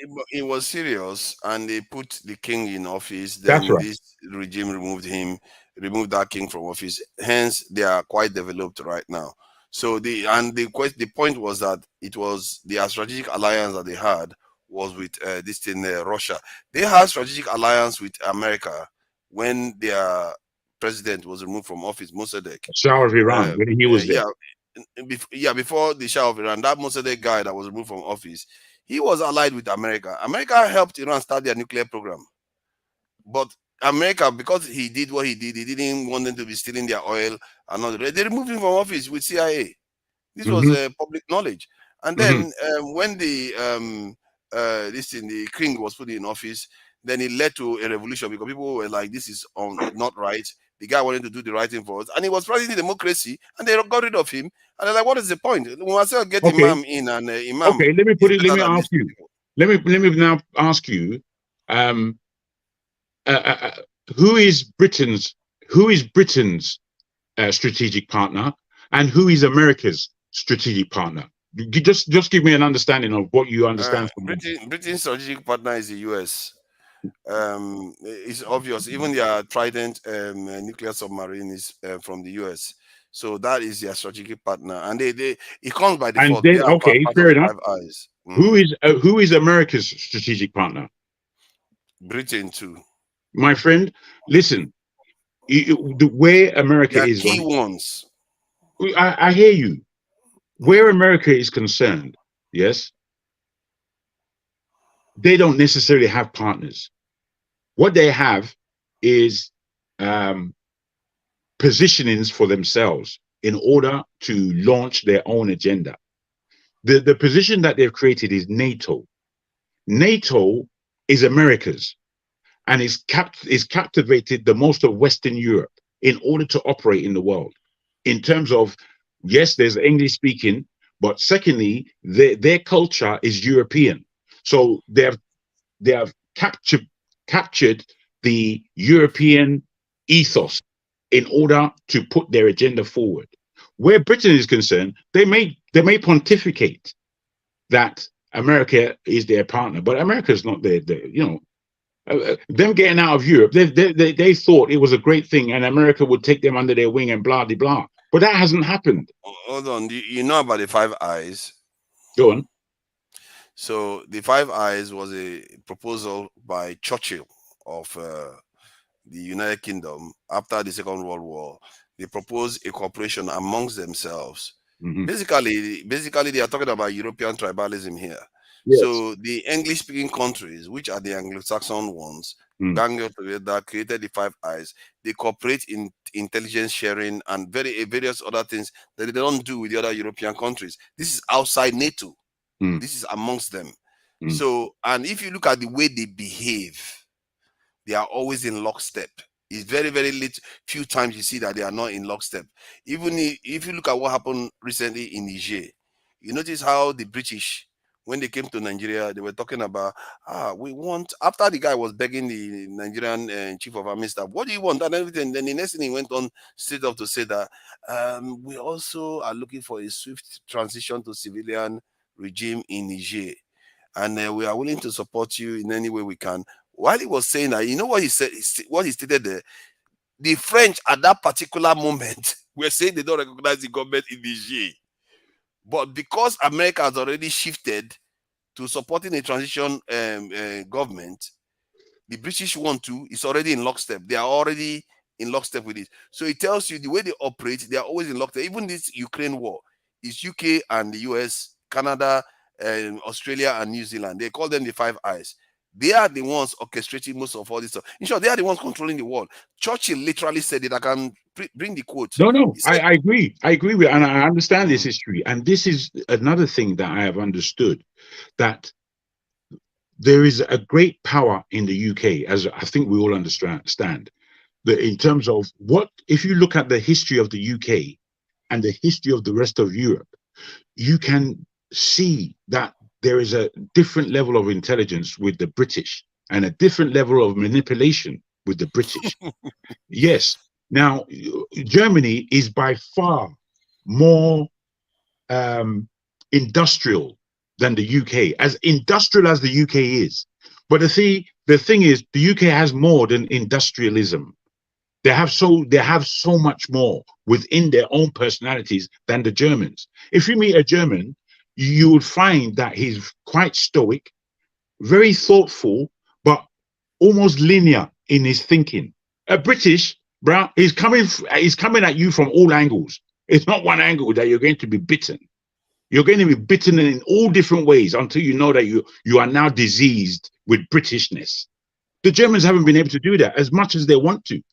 When the Germans are fed up with the status quo, they go to war. They did it twice. They did it twice. And I'm telling you, the reason why they went to war twice, it's not the lie that they tell you about that guy who was shot, Franz or whoever his name, in Hungary. That wasn't the reason. The reason was that if you look at the African map, it was the Germans who had the idea to carve up Africa. They all came and met in 1880, whatever it was, to carve up Africa. The Germans were left with the least. So they didn't like this. They did not like it at all. So therefore, what did they do? They cocked up the position to go to war. They did it twice. They did it twice. We need to be thoughtful as to what the world has already done and what we as Africans, led by Nigeria, are going to do about it. Okay. What are we going to do about it? Let's do it so that they can move around. Yes, sir. So, but let's try to pick one country so that we would have finished if we were picking one country. We kept picking multiple countries and giving reasons why we're picking multiple countries. Let's just pick one and let's go around, because Dan has been here, hasn't said anything. Omolu hasn't said anything at all. So, Tone, what nation would you take? Russia without a doubt. Russia without a doubt. Why? Because it's something different. The West have failed us. All the Western countries have failed us. Their values, the way they deal with us, when they give you one, they're taking by 5. Russia, no doubt. Okay. Dan, can I hear from you, sir? Can I hear from you before we go to the newcomers on this same subject? Myself, okay. If I'm to pick, I will pick Russia too. For not because they are very technologically advanced in terms of other technologies, for strategic reasons, and they have history behind them. The nations that they tend to ally with, they don't tend to abandon them. They tend to, through thick and thin. The nations can go through hell. They went through hell with India. They went through hell with China. They went through hell with Iran, Syria, Cuba. They almost went to a nuclear war because of Cuba. So they do go through thick and thin with their partners, and they also don't have the capacity, which is also very important to an extent and cunning. They don't have the capacity to colonize the continent. They don't. Even if they wanted to, they don't have the capacity to do that. They don't have the manpower. So that's why I avoid China. If not, I would have said China. But China is one of those snakes. It's like a python. Come out with only the head, but you don't know how long it is. It can just grab you and take everything. But Russia doesn't have that capacity to do that to us. Hence why I would choose them. And it's going to be a relatively short term in terms of 20, 30 years kind of partnership. And if they do that, personally, I don't even see why you should want to part with them. Because if they support you, it's only normal for you to support them. Russians are quite loyal. They're really quite loyal to their I allies. think that's valid. I think that's valid. They are really quite loyal. They're not like America. One minute they are your ally, and the next day they are invading you. Do you know? Gaddafi was your ally. Saddam Hussein was your ally. They just come after their own ally with the moment they don't like you anymore. Forefathers, sorry. Today I was reading that China sent about 600 military vehicles to Mali. I'm worried. Repeat that again. Seriously worried. Repeat that again. They sent 600 military vehicles to Mali. I was reading somewhere today. Yeah. Who did? China. China. Oh yeah. This is that what I made that statement? That it looks like they are using North Korea now as their new Wagner. That's what seems to be happening. That it appears even North Korea is getting engaged on the continent. I think I heard something about them talking to Nigerian leaders. So it looks like China is beginning to also looking at flexing its own muscle, and the way they are going to do it is going to be through North Korea. And North Korea is crazy. They can't wait for a fight with America. They have been inviting. They have been saying, "Come on, you want some?" They've been harassing America forever. Like unwelcome nuclear tests, this missile tests. They keep doing missile tests every single time. America is just tired of them. You're like, just get on with it already. They are not good. America would never fall for that kind of fight with this in North Korea. So yeah, two people chose Russia. Jago choose Iran. Iran is a good, it's in good country. I think they are, but my concern is that they are part of the Middle East. They are part of the Middle East, and they are very rabble rousers. They can just join with the Arab brothers and decide that they come to Africa. No, the Iranians are not very Arab. Close. Iranians are not. They are not, Arab. but they are Islamic friends, and they could just. They're not Islamic friends. They're not Islamic friends. I know they share as different from the Sunnis, but still, they could still decide when it comes to Africa to settle their differences to come for us, and they are not far. Let me say this to you. I appreciate what you're saying. And Iran, when I was going through it, I was thinking about more than one country. I was actually going to stretch to 5. Iran isn't my strongest bet. And Russia, I will put it to both of you who have said Russia, is a much better bet. You understand? However, you see, there's something about the Iranian spirit that they've got a collectivism about them, and they've got a solid backbone, which we as a nation need to. Yeah, I think you have a point there. They do have something going for them too, and if we can work with them, it wouldn't be a bad thing. And I've schooled with Iranians. There was a day, we were at our boarding school, private boarding school here in London. And, it was my birthday. My mother bought me a lot of, nice clothes, a beautiful watch, all the rest of it. I was about 13. I think it was my 13th birthday. My clothes and my watch was stolen by the cleaners in the building. When it was found out that it was the cleaners that stole my goods, there was one Saturday that it happened. there was a guy, Iranian guy by the name of Tamis. He was about God knows how old time, but it was a lot. It was a good Try fight. to keep it brief. These two I have been will very keep it clever. brief. I'm just going to give you an Dan accurate. is giving you that look like. Sorry, okay. guys. It's Dan just has been very, very gentlemanly today. Maybe it's because I think Dan is listening now. Make Dan they listen. I'm gonna be quick. I'm gonna be quick. All right. It's just a little story. The Tamis was his name. When he found out who stole my garments and who stole my watch, it was one Saturday. He came into the recreation room where we were, and he called 4 or 5 of his Iranian. He didn't even call me. Avan, Sami, Hombre, Bamo. They went. So we all followed them thinking, what's going on? Bruh, a serious fight ensued. A serious fight. On my behalf. They backboned the whole place, bruv. Got back all my goods. This is the kind of people they are. They cannot deal with injustice. They don't deal with injustice. It's just part of them. I bow. Thank you. Dan, what do you think now? Who would you choose before you contribute to anything? As the ally, the best friend of Nigeria to get us out of this mess, when the French want to come and mess with us, you look at me, I got a friend now. You can't do that nonsense with us. Who do you think we should partner with? Okay, let me just say hello to you guys first. Hello, sir. You see, that's very nice. Very few people did that today.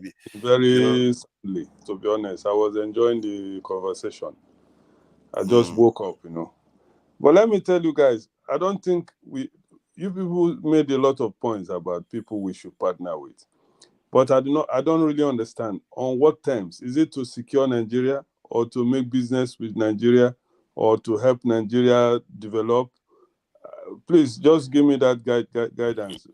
If I'm to answer that question, it's very simple for me. I want Nigeria to be able to do whatever they want to do without any military blackmail, any stuff. So when they come in, is to shield Nigeria from the Western threats while we build. There is no use, personally, I wouldn't even bother. There is no use allying yourself with them, like you don't have any permanent plan to take over control from them. You see what I mean? So you only ally with them just to prevent the West from coming after you, so that you can build your economy and build your military and build your security apparatus up to scratch. Then they can depart when needed, like with the Iranians.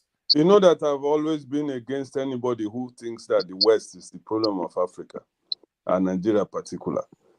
I've always been against that, because me personally, from my experience in life, from the experience I see in Nigeria, in Africa in general, I don't blame the West for anything. I've always said that the West people, they are doing business. They need Africa. Africa needs them. So if you are choosing a partner, you will choose the West? No, let me just land. Just very, very, very, before I go to my choices. Okay. They need Africa. Africa needs them. They've been dealing with us for years. They colonized us through the British and all. Okay. Now, you people I've seen Jagun mention Iran and Japan. KJ also mentioned Japan. I was trying to mention the second one, Russia or something. But you insist we should choose one. But the panelists thought one will not be enough. You have to have a lot of friends. Okay. But for me, as a person, because I don't know if you are talking at this junction in Nigerian situation, but Nigeria doesn't need anybody at this time. Because most of these countries you people are mentioning, somewhere like Iran is not a democratic country. Because I want to see it in which perspective. Is it Russia that they are not democratic? Or is just or what you people are saying? Because I want to understand properly. Is it just people that you have already decided that the problem of Africa or Nigeria is the West? So now you are thinking, let's look for another friend to help us against the West. I'm not sure I'm looking at it. I'm just looking at it objectively. One, you have to ask yourself, do they not have a baggage? Because if it was you, you have enslaved the people, you have colonized them. Do you think it would be easy for you tomorrow to say, you know what, let's partner with each other on an equal basis, and I'm going to let you develop and industrialize properly? It's going to be harder for you to do because you've just colonized them and this thing and enslaved the people. So they have that baggage that they have to overcome themselves. And I've certainly said it to Europeans. I said, you have that baggage, and if you cannot overcome it, don't blame me for saying that we should completely move away from you. Yeah, but Fofora, don't forget that when you come to Nigeria, I want to speak about Nigeria. Our problem in Nigeria is Nigerian problem. We cause most of our problem. Not our leaders. These guys are not our leaders. Those who find themselves today in power, controlling Nigeria, or you know what I mean. I understand that, but that's what I'm saying. And now they want to make a decision for the country. Which should they pick? Now the leaders want to take charge. Who should they pick as a partner to be able to get there, to develop to where they need to get to? Two leaders that just got their victory in this sham court? Or... No. I'm talking about, this is a thought exercise, not real. Tinubu is not going to do that. I assure you, he's not going. He's not going to ally with anybody. He's going to remain the houseboy of the West until he leaves. Because this partnership you are talking about, is it? Let me tell you. Let me just go fast so that the other brother will come in. Let me tell you something. For me, as far as my experience as a Nigerian is concerned, I've lived outside Nigeria now for close to 30 years. Outside. I'm not saying in and out, outside. When I was growing up in Nigeria, I grew up in the street. Nothing, just managing, you know, those type of life. So now when we come to international scene, you will find out that Nigerian system is caused by Nigerians. That is, for me, 95% of Nigerian problem is caused by Nigerians. Nigerians have attitude problem. People will say we are different, we are divided, we are this and that. Okay, I can understand. But Nigerians themselves, while the West was able to capture Nigeria, do what they are doing tonight, which most of us are complaining, West, is because of our attitude of greed.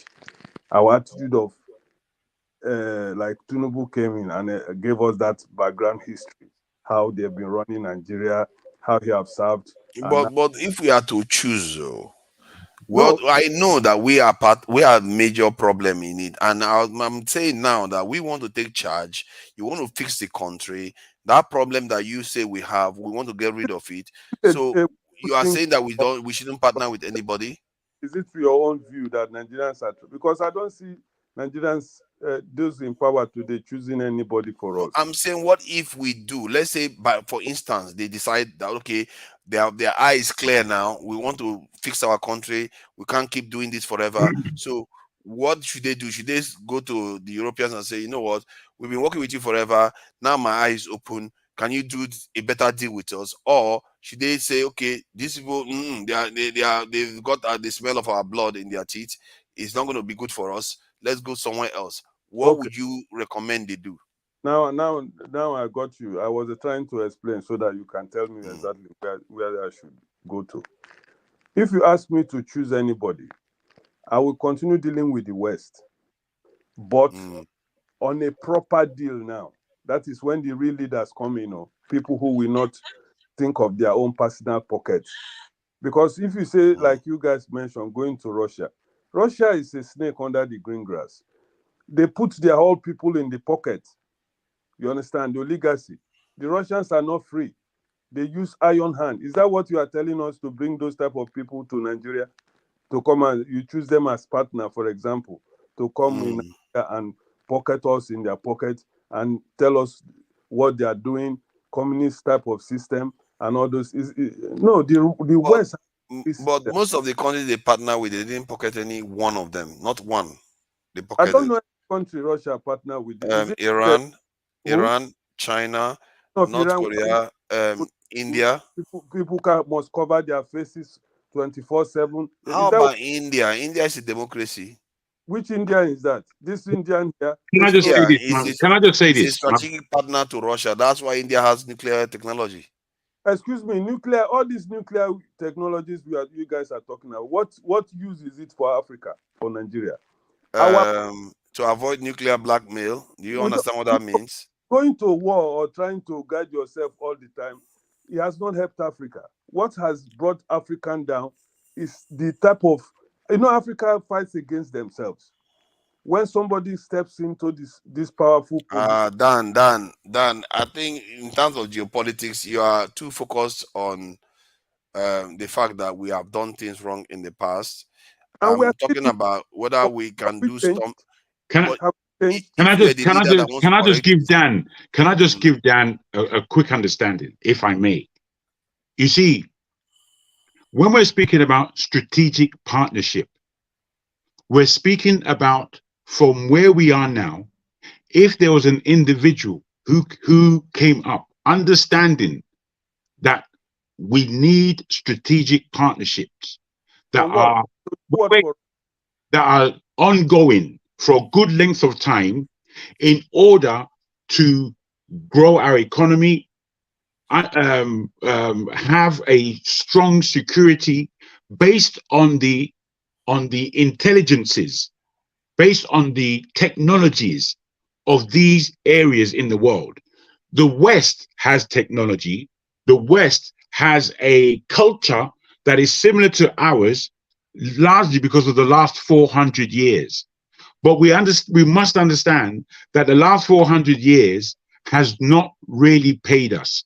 What has happened is that we, as an African peoples all around the world, we have given up more than we have ever received from the West. So given that understanding, moving forward, who around the world, who around the world are the best? Who has given Africans home? A lot of the Western countries you are mentioning, they have African homes. Most of us talking here who live in the West.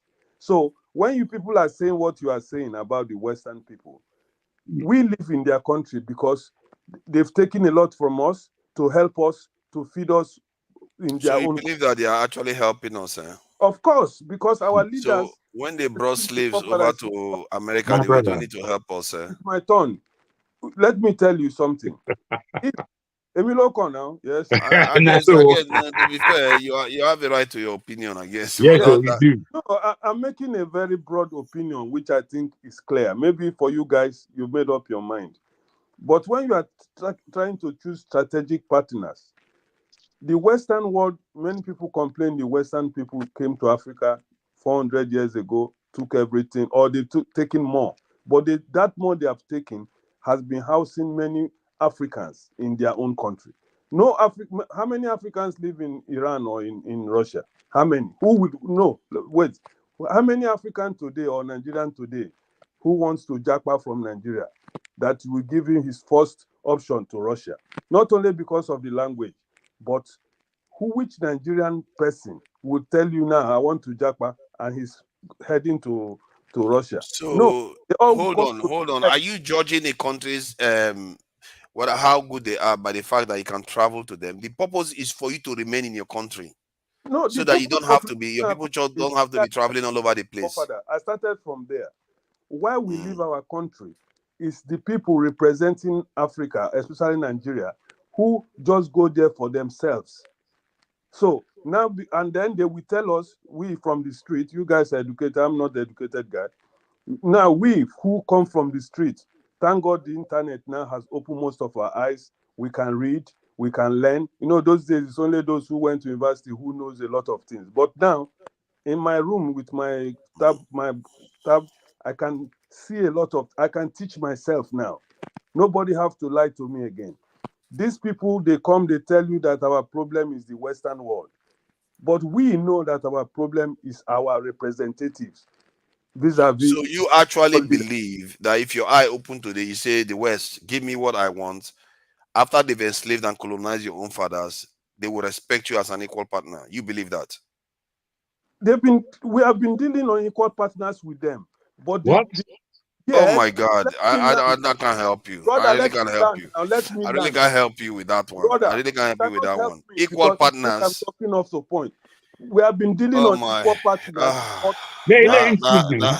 As we said, everyone has their Jago, own point please of let view. me land. Then you people can continue. No, I want your point of view still. I'm making my point of view, but you are disagreeing with me. No, I'm telling you that where our problem is in Africa and has been our problem in Africa or in Nigeria is because we have people who are representing us taking everything for themselves.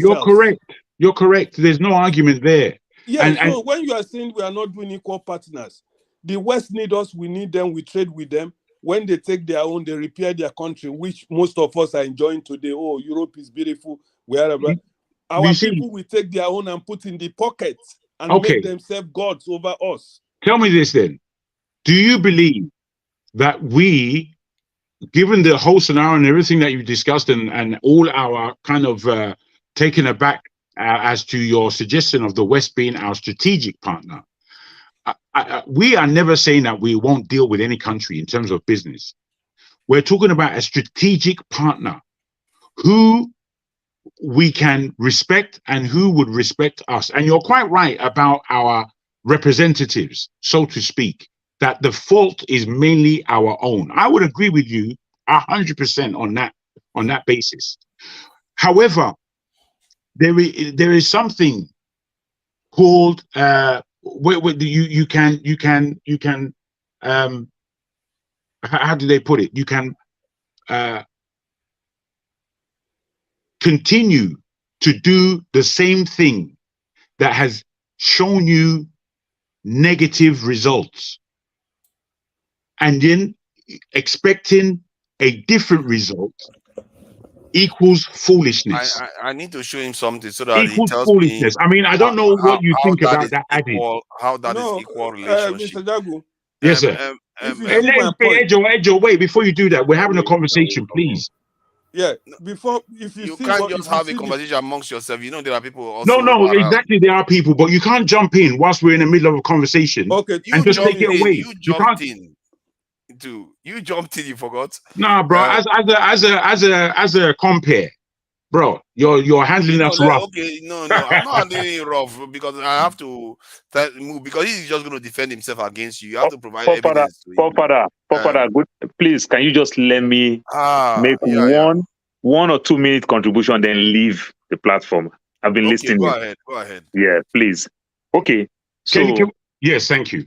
Yeah, please let me just put that. Just one. Omulu hasn't said anything. No. Please, I just want to do 1 minute, then I'll leave and go backstage again. Please. You don't have to go backstage. Just stay where you are and talk to us. No, I'm not too free to do that right now. That's why. Omulu, are you okay with Paul just going ahead? You see, that's how you deal with these things. You know, Thank you. You have to respect people that because we are not paying him to be here. Well done, sir. Okay, so thank you. So this is my contribution. I completely support what Forefather said about Russia, because if you have one issue with the West, one country in the West, the remaining of them will support that country even when the country is going wrong over you. Except within the West, if 2 of them are having issues, now they can fight themselves out, just like what America is doing to France over the Niger issue. You understand? But if you are having issue with France and America don't have anything to gain, every one of them will support France. And if they don't support, they will not contribute. They'll keep silent. So it makes sense for you to work with Russia. If you work with Russia, if you want to pull out with Russia, you have the luxury of the whole West that will support you because they don't want you to even work with Russia anyway. So that goes to your own advantage. But if you work, for example, you work with Germany, so you are having issue with Germany. Hypocrisy now. You are hypocrites. You go to Russia because somebody rejected you. They use the word, we use the word strategic partner. So you think about stop yourself. Deceiving yourself. Can you let me land? Can you let me land? Please, can you let me land? Short. I've not landed and we can't see your face. Don't just come in and disturb everybody. Please. But it's good to listen to him now. He's making points. Yeah, he's talking. He's saying something that I call hypocrisy. When the West tell you to do the right thing, make a right election, don't cheat your people. Now you run to Russia. So when the West tell you whatever they are telling you, see, when we live in the West, because we all now we live in the West. When enjoy we live yourself in the West, living good life. Yes. So when we live in the West, I call us that live in the West. We live in their ghetto. We earn their minimum I don't live in wage. their ghetto where I am. I don't live in their ghetto. Hold on, let me land. What I mean by that, because migration is everywhere. The white man, the British man who live in my country, live in my 1% of my 1%. They take our oil, they take all the best in the air. We live in that country, we either become supervisor or manager to manage their investment. Educated people like you will be talking about this. So when we live in their country, we become supervisor or manager or storekeeper to manage their investment, and we think we are doing well. But they come to our country, they take our God-given wealth from us, and they live as the 1% of the 1% in their country. I live in the West. I've never seen any African man called expatriate. But living in Nigeria, I've seen a white man called expatriate in Nigeria. They pay him foreign salary. They pay his salary in his country, and they pay him local allowance to live in Nigeria. For the most part, good percentage of them either live in a 5-star hotel. The list of the list will probably stay in a 3-star hotel, and a very, very comfortable 3-star hotel. We that find ourselves, that pride ourselves so much that we are smart as Nigeria in the West, we don't get those type of luxury. When we get those type of luxury, they use what I call part of jealousy. They use you what I call the black man tax. You're being very basic, man. Dan, you're being basic, and I respect you, Dan. I really do. Jagun, this guy cut into our discussion, so we have I thought you round We up. have to cut into him too. I thought you round up. So you live in their country, but you and your country does not have any investment in Germany. But a white man who live in your country is taking your God-given wealth. It's not you taking understand? our God-given In your wealth, own he's doing Nigeria. business with you. But you live in that country, you go be a supervisor and a manager, and you pride yourself that you are doing well. What did you bring to My their brother, country? You came shame there on as you, a and have a refugee. good evening. Penniless pepper. Continue. Thank Paul, you. let Let me just share this I didn't so want that Paul he to can go, see man. for himself. First of all, I will start from Boris Johnson, that he thinks these people still will see us as equals. Boris Johnson said colonialism in Africa should never have ended and dismissed Britain's roles in slavery. This is his wish. Then we go down. This is the British Defense Secretary. Dan, did you see that? Can you bring it back down? Can you do that again for let me? me go back there. So Yes, that's sir. Boris Dan, Johnson. make you look this thing now. So he is saying that they are willing to see us as equals. But this is what Boris Johnson, the last Prime Minister of the UK, said. That he said colonialism in Africa should never have ended and dismissed Britain's role in slavery. That is one. And now we are not talking about street people. These are top people in the UK. Then Gavin Williamson wanted to invade Africa and risked war with China, says May's allies. Look at what he said. Look at what he said. He said London Theresa May, Defense Secretary, who was sacked. He was sacked weeks following a leaked inquiry, was dismissed following concerns about his plans to invade Africa and risk war with China. Allies of the Prime Minister told the Sunday Times Williamson, who is accused of leaking details of May's plans to allow China telecoms company Huawei access to Britain's 5G network, risked dragging Britain into war. The paper reports that May refused his request to send Royal Navy warships into China waters in the South China Sea, leading to then Defense Secretary Straw effing the Prime Minister on this. That's a different one. Then a leaked national security document seen by the Times also suggests that Williamson drew up plans for the British Armed Forces to be sent to at least 5 African countries, including Zimbabwe, Nigeria, Kenya, and Egypt. The plans were reportedly for peacekeeping initiatives. However, Ministry of Defense officials told the papers that Williamson wanted to find excuses to send troops. They added he wanted to invade Africa. He made it clear that he was keen to send troops in. So now, guess what happened after that? By the time this information came out publicly, he has already sent troops to Malawi. He said soldiers to so as to train more park rangers in Malawi to keep to tackle illegal. How is soldiers being sent to African countries to tackle illegal poaching? And this is what this guy sent soldiers to this in Africa. This is what we do. They are telling us what they are doing. And when our people still act as if they don't understand, and when you have someone like Dan saying that it's okay, we can make deal with them because there is no problem with it, and he thinks our people are the problem. It's people like him that don't understand. No. Let's not say that. Let's leave it. No, I'm saying they don't understand. I'm not saying. No, I agree. All I'm saying is, we gave everybody their opportunity to choose their strategic partner. He's done it. And he's the only one that we have fought against in terms of giving their opinion, which may be, we understand it, but it may be a little unfair. So let's move on to the next person to give their opinion on who is a strategic partner. Please. Boss, good afternoon.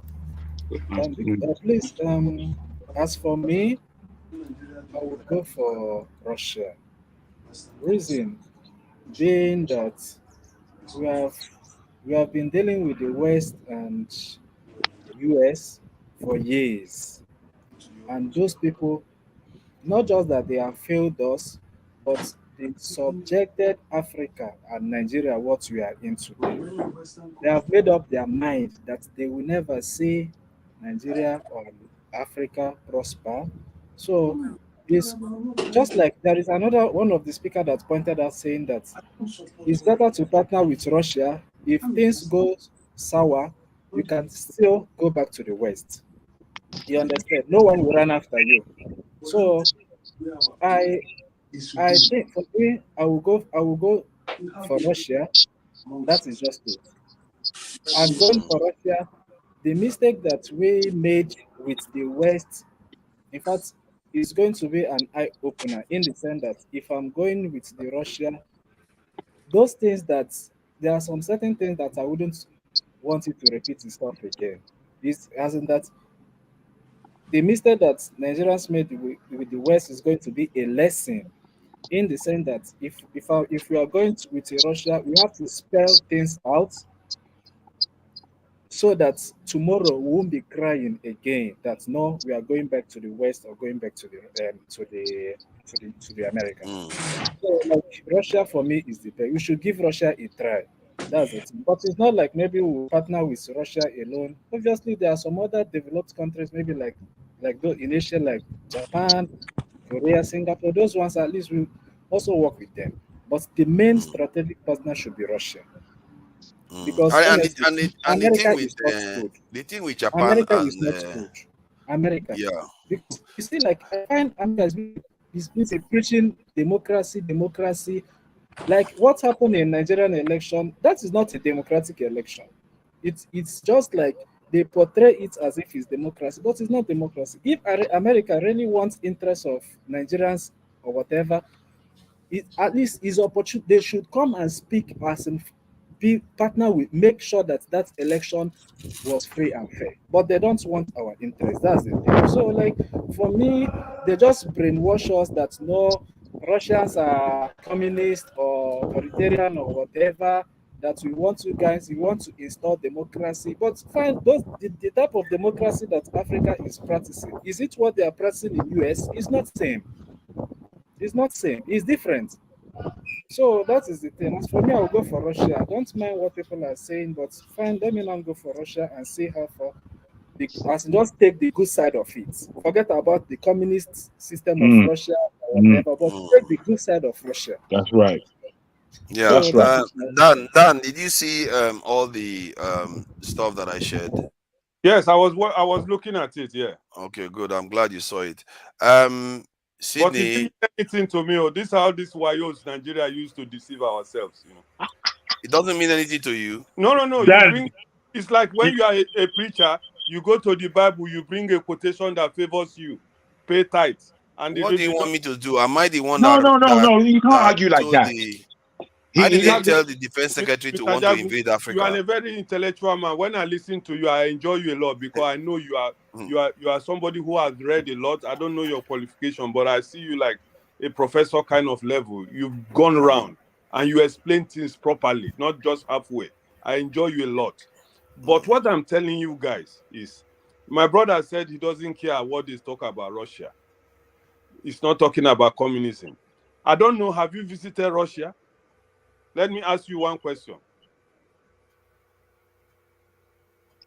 Motilobel. I have not visited Russia, but okay, I want to point out something. I was listening to a conversation from Museveni. He said that African leaders, they're on their way to Libya for peace talk. Before they even land to Libya, they got a call from NATO that they should go back.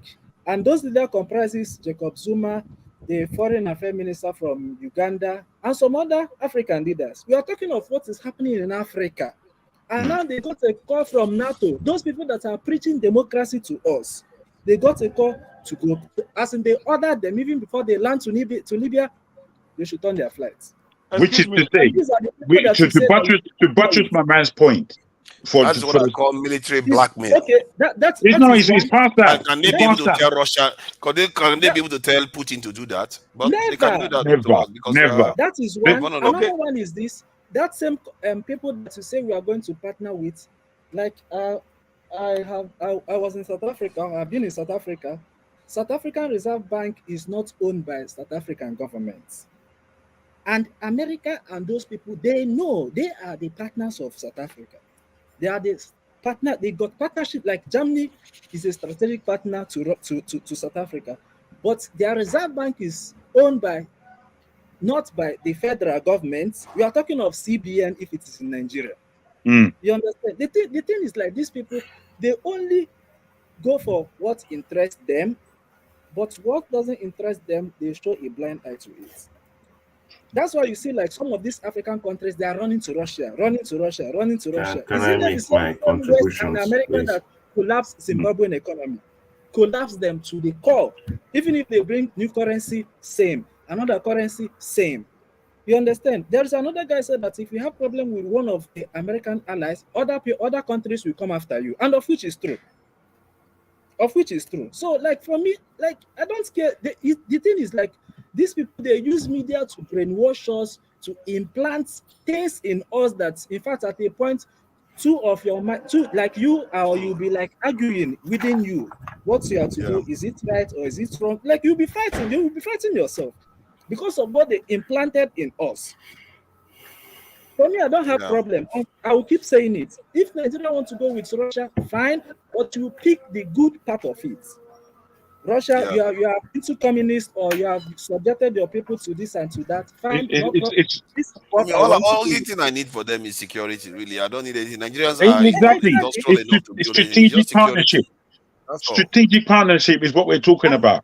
And that security is one of the things that America and those and his allies, they don't want Africa to see, because the moment Africa is like independent in terms of security, like in fact you will see what is happening in the global stage. They don't want Africa to see that. They don't. I've got something to say. I want Sydney to speak. I beg your pardon, Sydney. It's all right. Good day, everyone. Thank you. Thank you for the greetings. I have to thank people for greeting now because most of all these rascals that joined us from Amolu, it's all right. They don't greet anybody. It's everybody's opinion. I think it's good for us to have this discussion. First and foremost, in terms of what we're discussing, And sometimes we fail to understand that there are no permanent friends in international politics, international frame of things. It's permanent interest. It's all about interest. So if it's all about interest, the first question we should ask, what will be the interest for the Nigerian state? And do our leaders understand that interest? Most times in Nigeria, people may have local interest, but what is the interest of the Nigerian people? What is our interest if we have to go and play in international waters? In terms of strategic partnerships, all right, so that interest will lead us to our strategic partnerships. One thing I always look at is what we call precedents. If you look at the West, they're into two blocks, all right? So you have the US, the UK in that Western bloc with NATO. NATO is basically the US in control of just the puppet of the The US to European Europe. Union. Yeah. So they have the patterns. You can see how they have been strategic partners in different countries, and you can draw your inference from that. One of the things about the Western strategic partnership is that they try to push down their own demands into your culture, into your pattern, into the way you do things. It's the way they function. Then you have the Eastern Bloc, which is Bullies. basically Russia and maybe China. Those are more into what they benefit. They don't necessarily push their cultures into your culture. The Chinese will not come and ensure that you have to do exactly what they want in terms of maybe your cultural beliefs and all. They don't like to invade that. Russia will not really invade that. All Russia is thinking of resource, how they benefit in terms of finance and all that. So you have to look at it from that perspective and say, okay, Absolutely. who do I function with? Who do I work with in terms of my own strategic interest? So if you look at it, in my own opinion, of course, you don't have one basic strategic partner, but in my own opinion, with the way Nigeria is skewed at this moment, because we don't have very strong leadership, we don't have very assertive leadership. So I would always prefer to go towards the Russian bloc, which is what is happening currently, where the BRICS nation are beginning to form a bloc to withstand what is happening in the Western nation, and it's creating a lot of jitters. That's why you see the scramble for Africa. The latest scramble for Africa is because the BRICS nation are becoming strong. Now look at Russia, just to bring just above things. In the US have strategic partners, and once they think it's not working for them, they throw you under the bus. Very easy. But if you look at Russia could not throw Syria under the bus. Immediately Assad saw that the Arab Spring was moving in, he quickly aligned with Russia, and Russia protected him to the end. They did not allow any upturning of his government. And not that Assad is one of the most brilliant people, He's but you have to terrible. look at strategic partnership in terms of, is this guy going to stay with me thick and thin? North Korea would have been taken out, but North Korea can't be taken out because they have a strategic partnership with China. And the Chinese we don't want trouble in Asia and the South China Sea. So we have to look at strategic partnership in this broad stage and say, Absolutely. what's the best interest for Nigeria? Now, three things are for me in best interest in Nigeria. We need to take things of technology, finance, and security. These three things are critical for the Nigerian state. If Nigeria is well secured, we have good partnership in terms of technology. If you look at our military technology, it's very poor, even across Africa. So the truth is that if Nigeria gets it militarily and gets it in terms of technology, Africa is basically getting it. But that is the big problem. And the issue of democracy and all that, I think it's sometimes I look at it as very relative. People have their ways of governance. You can't say China is not progressing. They may not be doing the democracy of the West, but they have a system that the Chinese people feel works for them. And you and me here cannot tell them that their system is wrong. Yes, I mean, you cannot say that, oh, the British system is the best or it's not the best. So it's all about which system really suits the African space, because the Africans have not been able to even learn the democratic system properly, because maybe, and I'm just throwing it out there, I'm not saying that's my own idea, but maybe the Africans are not very skilled in democratic leanings. They are very seat tight kind of people, because maybe our traditions are used to having kings and obas and all that stay there and have people that they work with.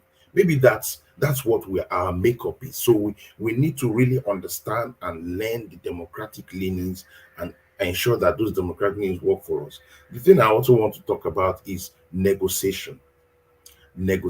So whatever strategic partnership we have, what is our negotiation power? We come to that table. We must understand the art of negotiation. Okay, currently now, I think in Australia, they're doing what they call the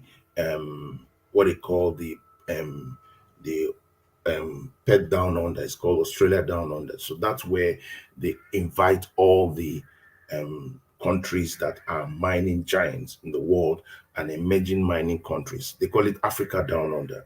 So they invite the African countries, Burkina Faso, Mali, Senegal, everybody, Nigeria, to come down, and then they negotiate and interact with big mining giants. And that is where deals are done. Nigeria always attends it. Last time, I think Obasanjo was there.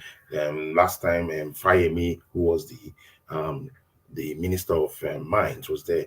I think a few days ago, this guy was there. The Tinubu man, what's his name? The former spokesman. He was there because he's the current Minister of Solid Minerals. Nigeria never finds a way. Not Fashola. Not Fashola, sorry. He was spokesperson. Okay. I thought he would be the information minister, but he was made this the solid minerals minister.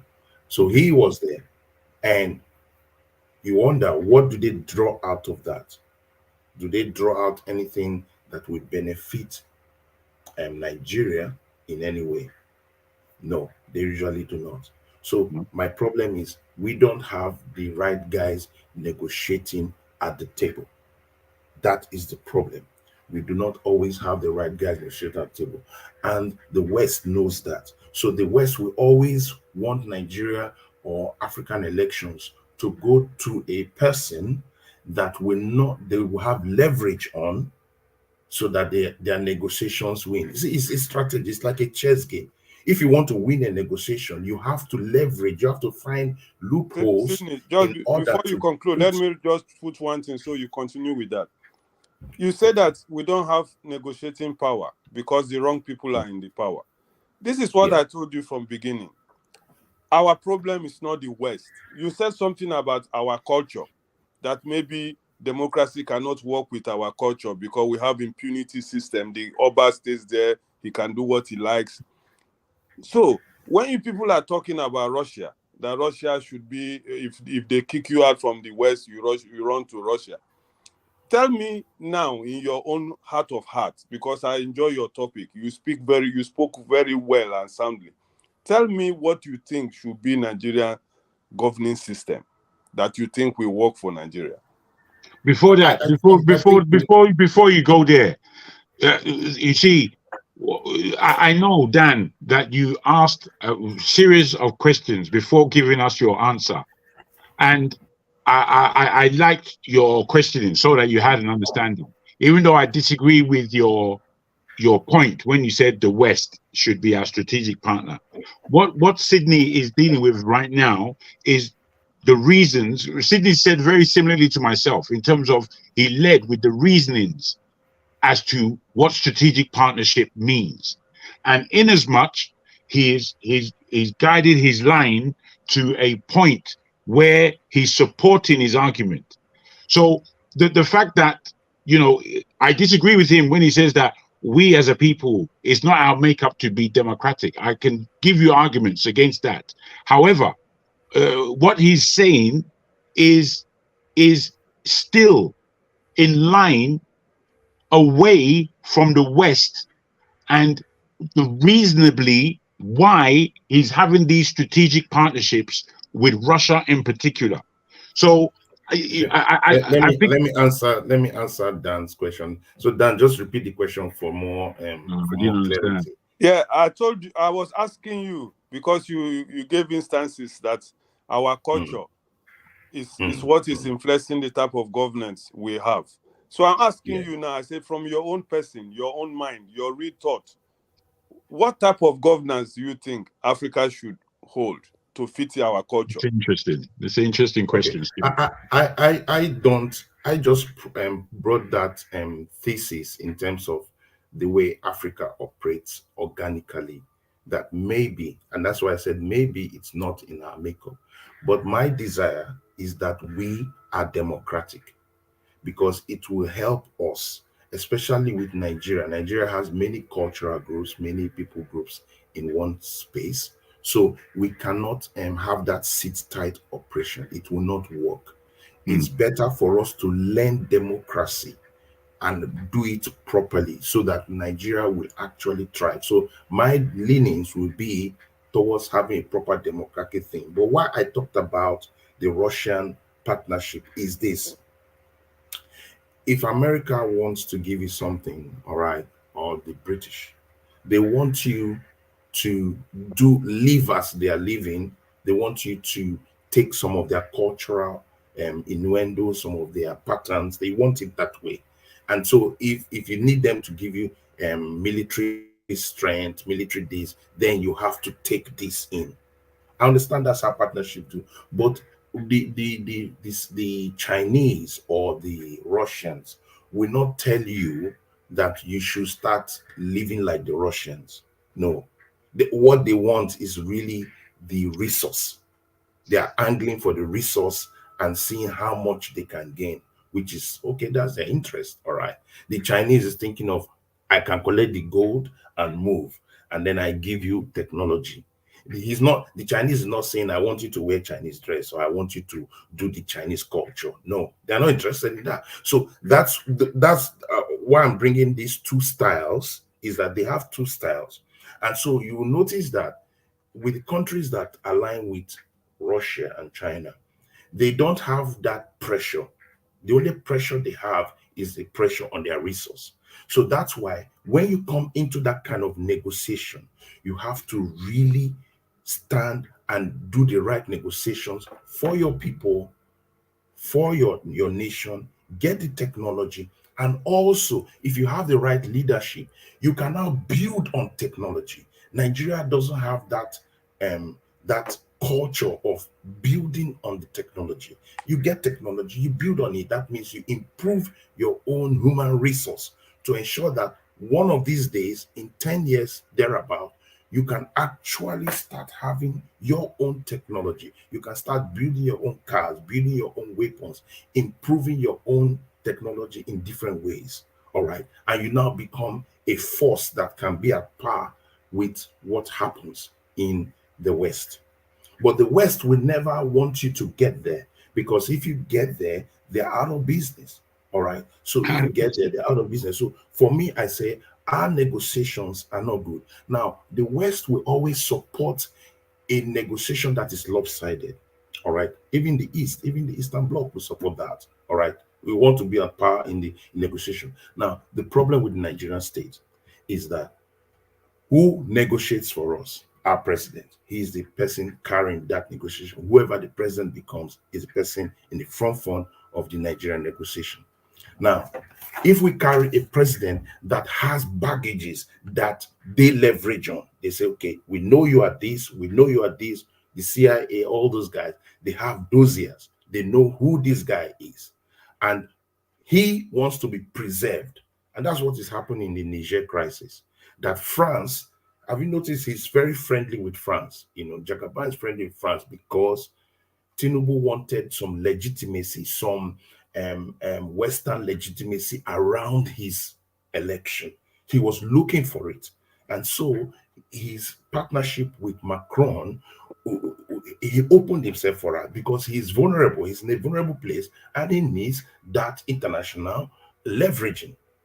But he has to play their game. Can you get us into Niger? Can you ensure that Niger is turned around? Do you realize that this kind of thing that's happened in Equatorial Guinea, an oil-rich country, there was a coup d'etat. Obasanjo walked in there and turned it around. Why? Obasanjo had the clout to do it. He had the clout in Africa to move in there and say, hey, boys, what is happening? Step down. The boys say, okay, Ogasa will not problem. This is why the problem is. And they stepped out, and Equatorial Guinea was reinstated. But Tinubu did not have the clout to do that directly with ECOWAS. In Niger, they say you can't do anything. You have no Not even level. in Nigeria. Not even in Nigeria did he have Do the you clout. understand? And let's leave Nigeria. You don't have no levels, and that's a big deal. We went into the last meeting that they had with the Russians and all that, where the African countries came. Nigeria was on the back foot. We had the Kenyan guy in front. We had Ramaphosa of South Africa in front. They are the leading African. They are basically the leaders in Africa with Egypt. Right. Basically, they are leading the African charge. Absolutely. And now they are negotiating that African charge with Russia. And that's why everything is happening. The Russians are now really playing in African game. At the end of the day, all these groups are playing in the African space. So it's important for the African leaders, whether it's Ramaphosa, whether it's Ruto of Kenya, and also we have a problem with Tinubu playing for us because I feel he has a lot of things that are against him, and so his negotiation power will not be strong enough. I don't have okay, he has his own issues, all right. People have issues, but I'm talking about your negotiation power at the seat where negotiations are made. When you come out to stand, they say, no, you're a drug guy. Oh, you're this, you're this. He negotiates, and if he tries to resist it, they'll upend him. So he's going to be playing according to how Macron wants it. But he has realized that he cannot even invade Niger because it will the northern part of Nigeria have told him, if you do that to Nigerians who are our cousins, there will be a backlash. And we cannot sustain they're the same people. Nation. Can I have Dan? My position would be skewed towards aligning with Russia, but still we can do the same thing that India does. All right, that's where they have the BRICS nation. India does that way of we work with the Chinese and the Russians because they are our neighbors, but we don't have too much anger with the Americans. We can come to the Americans, and India has been able to use that partnership to build their technology, build their thing. They've put something on space, they put something on the moon right now. And so they are now coming to the level where they can start talking with the Americans and the West in a very same level manner. That, oh, you can't push us again. We have come of age. So Nigeria needs to come of age, and Nigeria is the only black nation that has the potential to do that. Absolutely. And if we don't realize it early, Africa is really waiting for Nigeria has the population, the potential to go closer to what the Indians have done. They preserve their culture, they stayed true to who they are, and they have created that strategic alliances, and they have a seat at the table as it stands now globally. So Nigeria must help Africa, but can we do it with what we have on the negotiation table? My answer is no.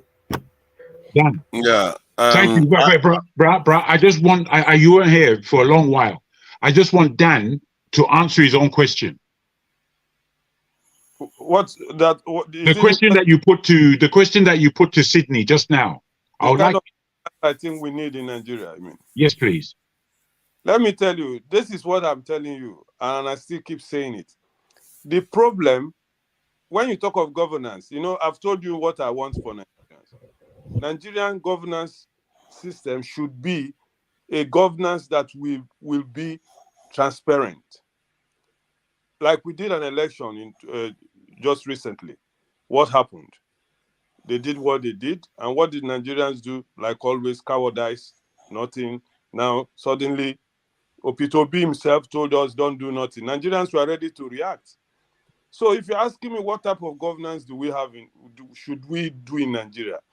It's democracy, but democracy that we have to hold on to.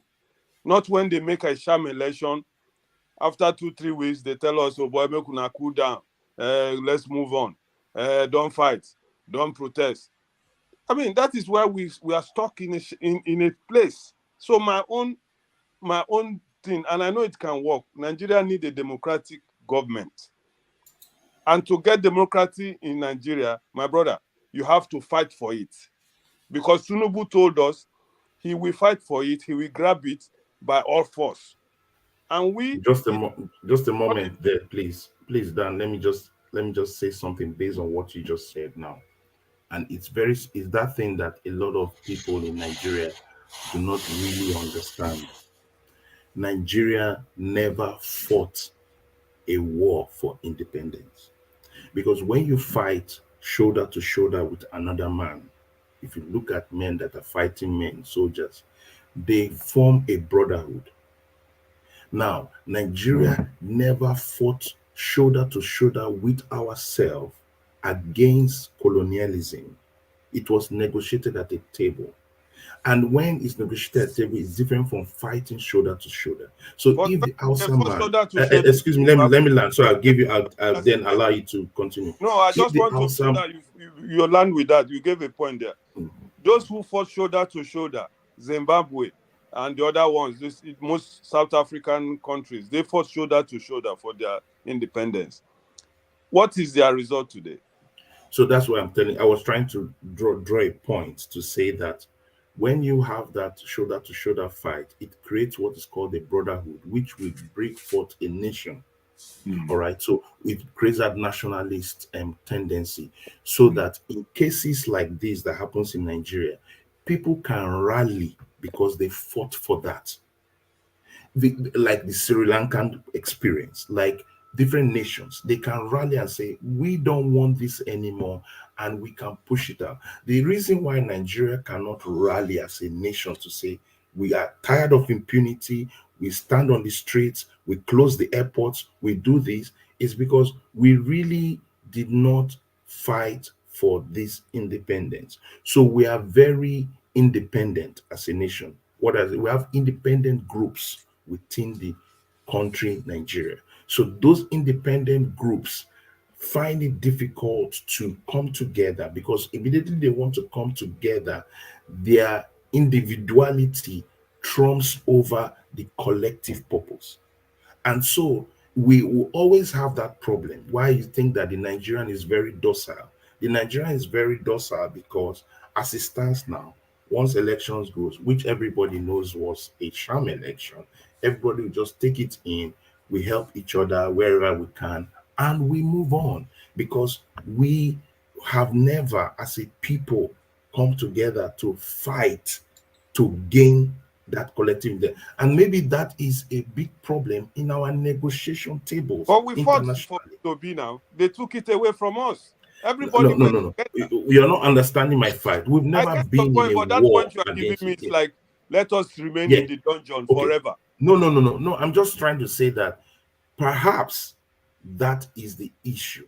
Perhaps that is the issue that it's only a perhaps to that point. So, okay, what is the solution now? This is your perhaps now. What is the solution? Because you think in your own analysis that Nigerians did not fight for independence, togetherness, Nigeria is divided, Nigeria should be separated, because this is what I'm understanding. He didn't say that. No. He didn't say that. Don't put words into his mouth, Joe, please. Don't do that. That's what Nigerians love to do. I'm just telling him my understanding from what he's saying. Okay. Because he said we are not together. But it's true. Is that not true? I'm just saying we are not together. So, but we came together at this last election. Everybody voted for Peter, and somebody stopped it. Okay, but I think Dan, if I may, if you take his point at the face value he's trying to offer it, I don't necessarily agree, but the perhaps is valid.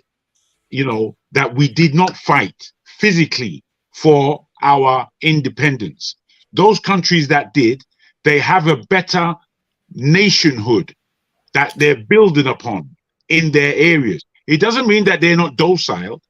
They have a different docility than us, because we're very aggressive as a people. But truly, we did not fight for our independence in a war. You understand? We negotiated it.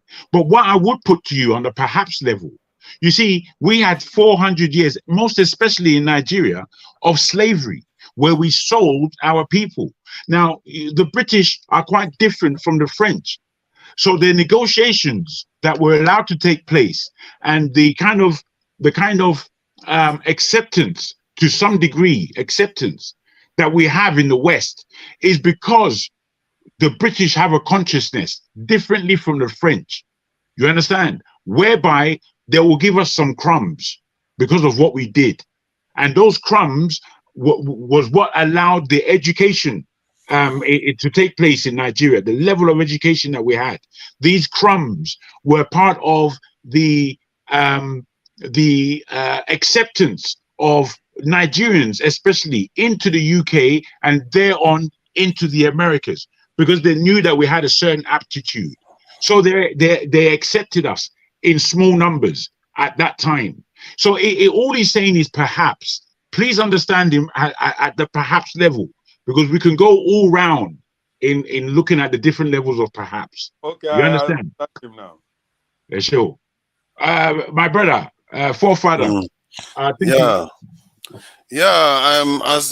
Because some of the things I've seen, I think is a little bit difficult for me, based on the evidence, to associate that we should associate ourselves more closely with the West, because it's gonna, if we hug them tight, it's gonna get us any further.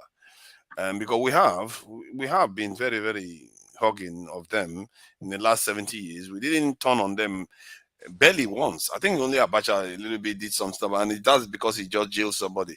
Maybe if he didn't jail Abiola, they would have welcomed him too. So yeah, exactly. So I don't understand why people think if you hug them any tighter, it's going to help us. We hugged them tightly enough in the 60s, 70s when we were developing. And then the moment they got the chance in the 90s, in the 90s, they were supreme in the world. And after the fall of the Soviet Union, and Africa was in hell during that period. And that should be a warning sign. The whole continent was burning. Nigeria was in trouble. Our refinery is completely shut down. The Ajekuta steel in this plant that was being built, 97% complete. They sabotaged it. They ensured that didn't complete because the Soviet Union was very weak at that time. So, and we are still recovering from all the damage that did to us. And for us to just now say, okay, it's all good. When these people had a chance, this time they are not going to do it. They are going to forget. They are going to learn from their lessons and treat us better this time when they have the chance. No, they didn't. We just played a video of them giving themselves 17 trillion, even under COVID-19, and they left us out. The entire continent, not only Nigeria, they left the entire continent out of the whole this business. How long will it take you to learn that this way they don't see you as equals?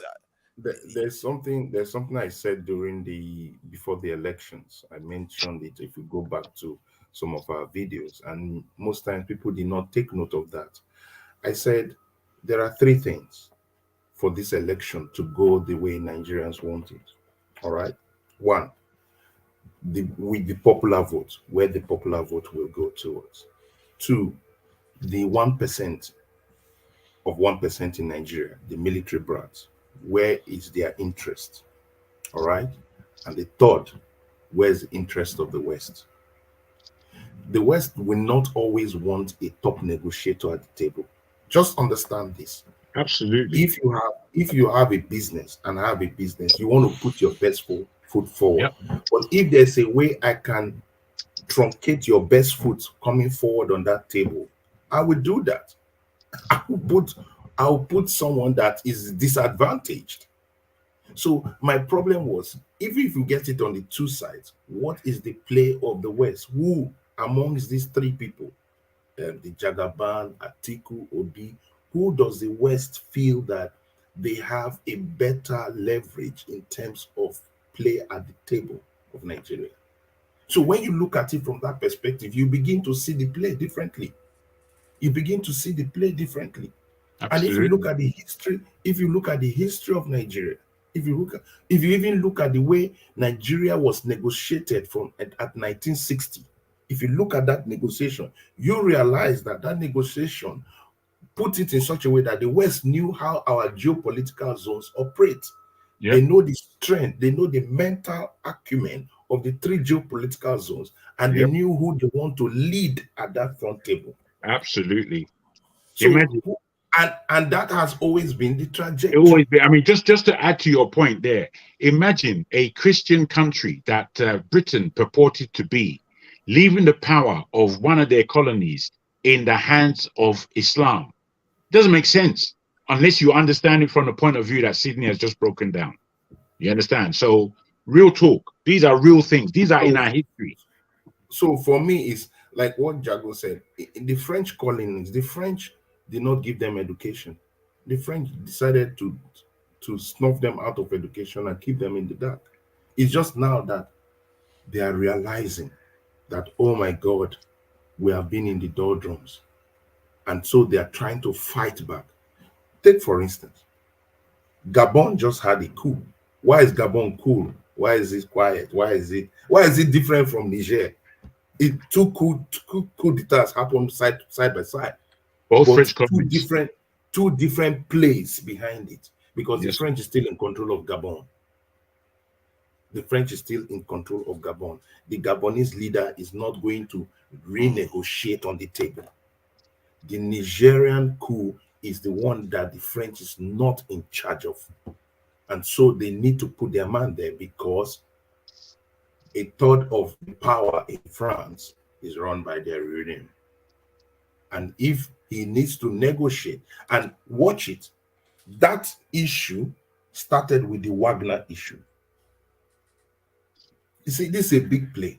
The Wagner issue in Russia, when Putin was put on the back foot by the Wagner attempt, Putin had to move against the West in African play. So these things are all linked together. They're all linked together. So what Putin was saying, that I'm going to disrupt power for the West through Niger, through that group. I'm going to take through that Western coast, and then I'll create a stampede on the Western encroachment. That's what's going on.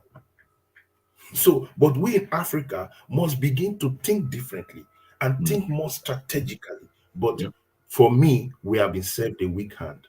It's just like you're playing cards, but you have a weak hand. And we have to be honest with that at this moment, Nigeria has a weak hand.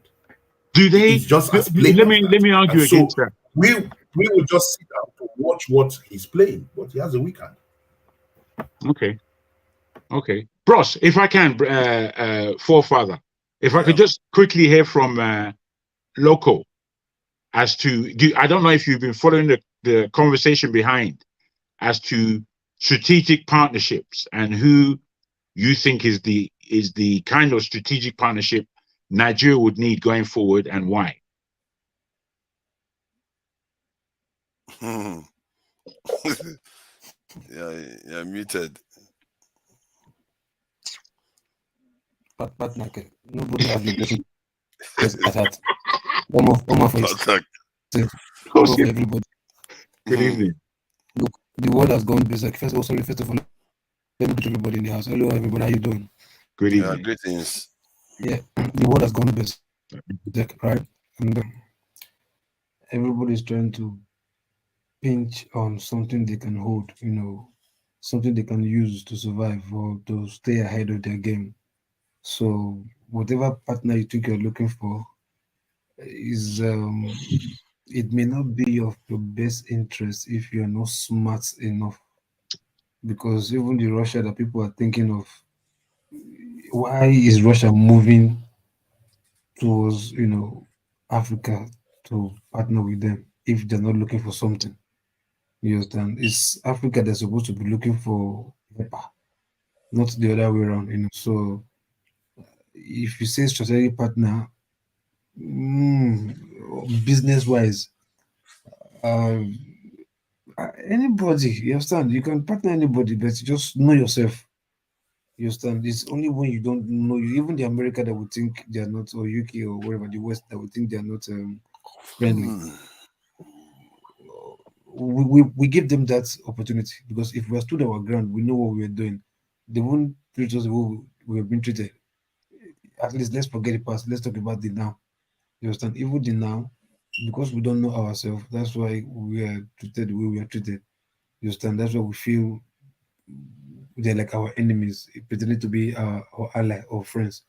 But if we know ourselves, we won't be experiencing this stuff.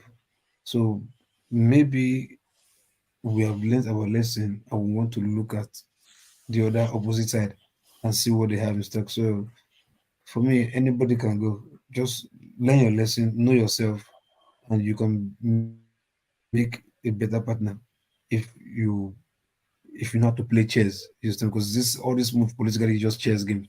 You understand? If you know how to play chess, I mean, nobody can take advantage of you. And for me, so West, Ross, you went all the way around. She share partner. Russia, China, India. I mean, they are coming to negotiate with you for something that will favor them before they think of something that will favor you. So you that's negotiating with them, will you negotiate something that will favor you first before something that will favor them? Because I think that should be the big question, not even partnering. Because if we go with this partner mentality that we're having, okay, now Tinubu is in India doing what? What's he doing in India? What's he looking for? You understand? So have we explored all the resources that we've had in Nigeria first, so that we now say, yes, we've explored everything. Okay, we now need these people to partner with them to step up what we've explored in our own situation. You understand? So for me, I think the best thing is say any partner with the structure we're having, they're still going to take advantage of us if we are not smart. You understand? That's Look at what fair. China is giving the loans, is giving the money, right? We partner them financially, and now look at the debt we find ourselves in. Now we are owing them how much? God knows how much.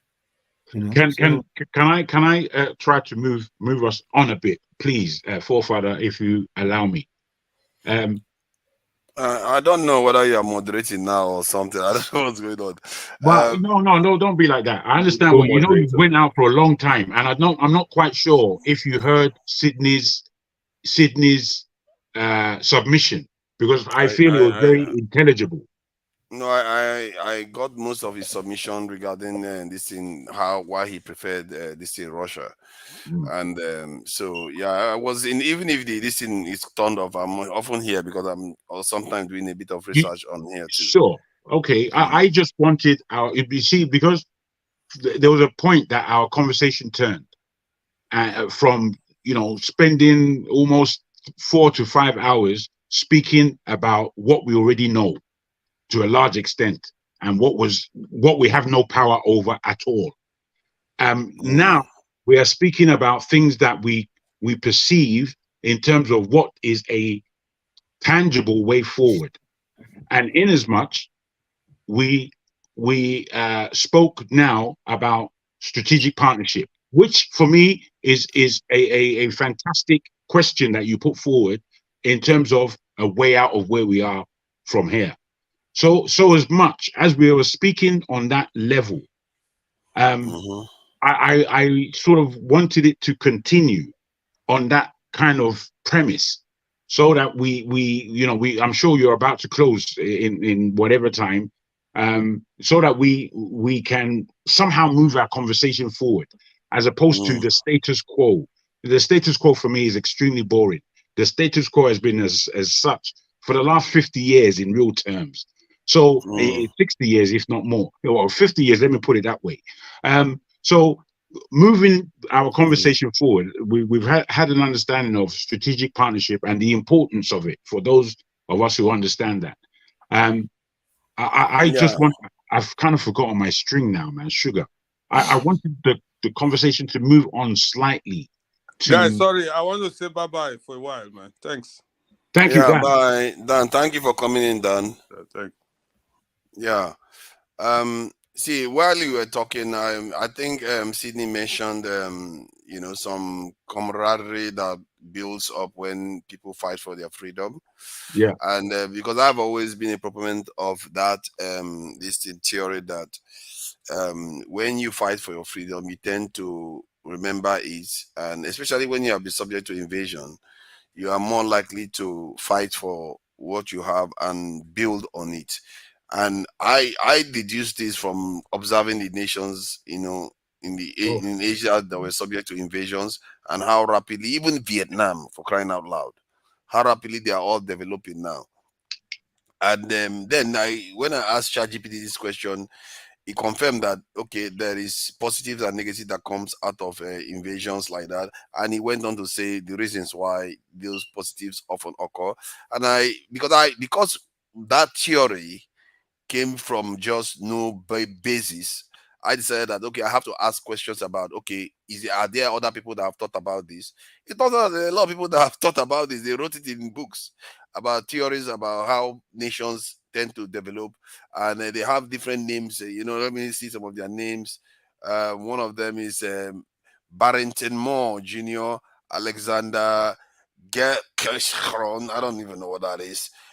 Argue that countries that experience late industrialization often do so as a response to external pressures, such as a threat of foreign invasion. So all this type of stuff, if you don't understand it, that's why some of the things that are affecting us is on a macro level. It's not totally in our control.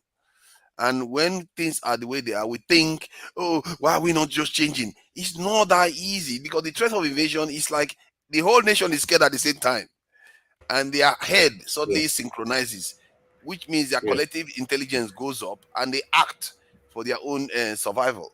And that's survival instinct. Yeah, that's what inspires nation to do well. And Kenneth Samuel P. Huntington also said similar stuff. Kenneth, they have it. Oh, Samuel. Okay, now the other one is Kenneth Pomeranz. I think in the last World Economic Summit, I think it happened last year or early this year, the World Economic Summit that happened it happened in the Middle East, I think so, not Davos, but it happened in the Middle East. And there was a guy that created a paper, which I really enjoyed his analogy, and he was able to analyze the global wars that have happened, and juxtapose it with respect to development, to industrializations, and world power systems. All right, so for every major issue in the world, or global war in the world, it rearranges the world power system. It rearranges, and he was able to graphically explain this. And I mean, right from whenever he got those data, and he plotted those graphs, and you could see that at those points where there's a rearrangement of world power systems, there's usually a major world event that catalyzes that. And most times it's either the World War I, the World War II, or a very like the COVID virus that shuts down the world. Those things have an effect on how nations re-emerge. All right. Even the Chinese had major crises that caused a re-emerging. The Russians had major crises. After that, there's a re-emergence. So these things are not just theories, but we can, like you said, now you've done a bit of research and see that there are a lot of papers with regards to that. They have their pros and cons. Like somebody in the comments asked, okay, what of the Biafran War? The Biafran War has been able to galvanize the Igbos. That's why you notice that the Igbos can persevere through any system. The Igbos don't, the way Nigerian system happened after the war was to prevent the Igbos from rising in the army, in different things, just block them. Their properties were seized. Many things were done. Exactly, and see, but they have been able to. Let me just finalize it. They have been able to forge that brotherhood and emerge through that border. So that brotherhood is the force within that Igbo nation that has propelled them to still become high achievers globally. So it's still what is that? But it just happened on that scale and that introspect scale. So we're talking about the Nigerian scale, all right? So let me just allow you to go ahead. Yeah, the difference between the Igbos and the idea of invasion, like compared to China and all the rest, is that one, the war was internal instead of us doing it external to build a nation, and secondly, they lost the war, and even they lost the war to are not the most powerful people around anyway. So we are all in the same mess. It's almost like prisoners fighting amongst themselves inside a prison. You don't necessarily go on to develop, because what brings the people to, instead of us to develop, we are still fighting each other. So because we are still fighting in house, this is the reverse of what the invasion, foreign invasion, is supposed to do. Internal wars, civil wars, tend to divide nations. It doesn't help nations develop faster. But external wars is the unifying factor. And so if you look at the case of China, when they were invaded by the Japanese, boom, they didn't look back anymore. North Korea, the same thing. North Korea was basically completely destroyed by the Americans, and look at what they built today. From there, in 4 years, those guys built the underground metro in Pyongyang right now. They built it in 4 years, and it's about 100 meters underground.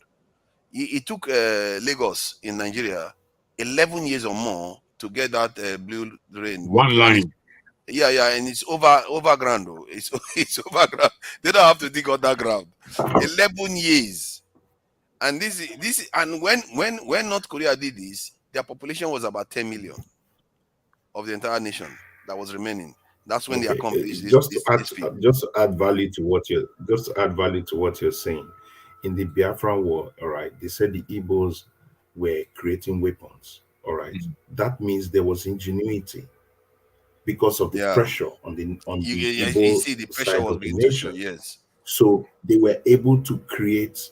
They had the Ogbunike cave. They were able to fashion weapons. They were able to fashion strategies. So that's what pressure does to any individual. When you are pressurized, you either buckle under it, or out of it, you come out emerging. So that's where I was thinking about.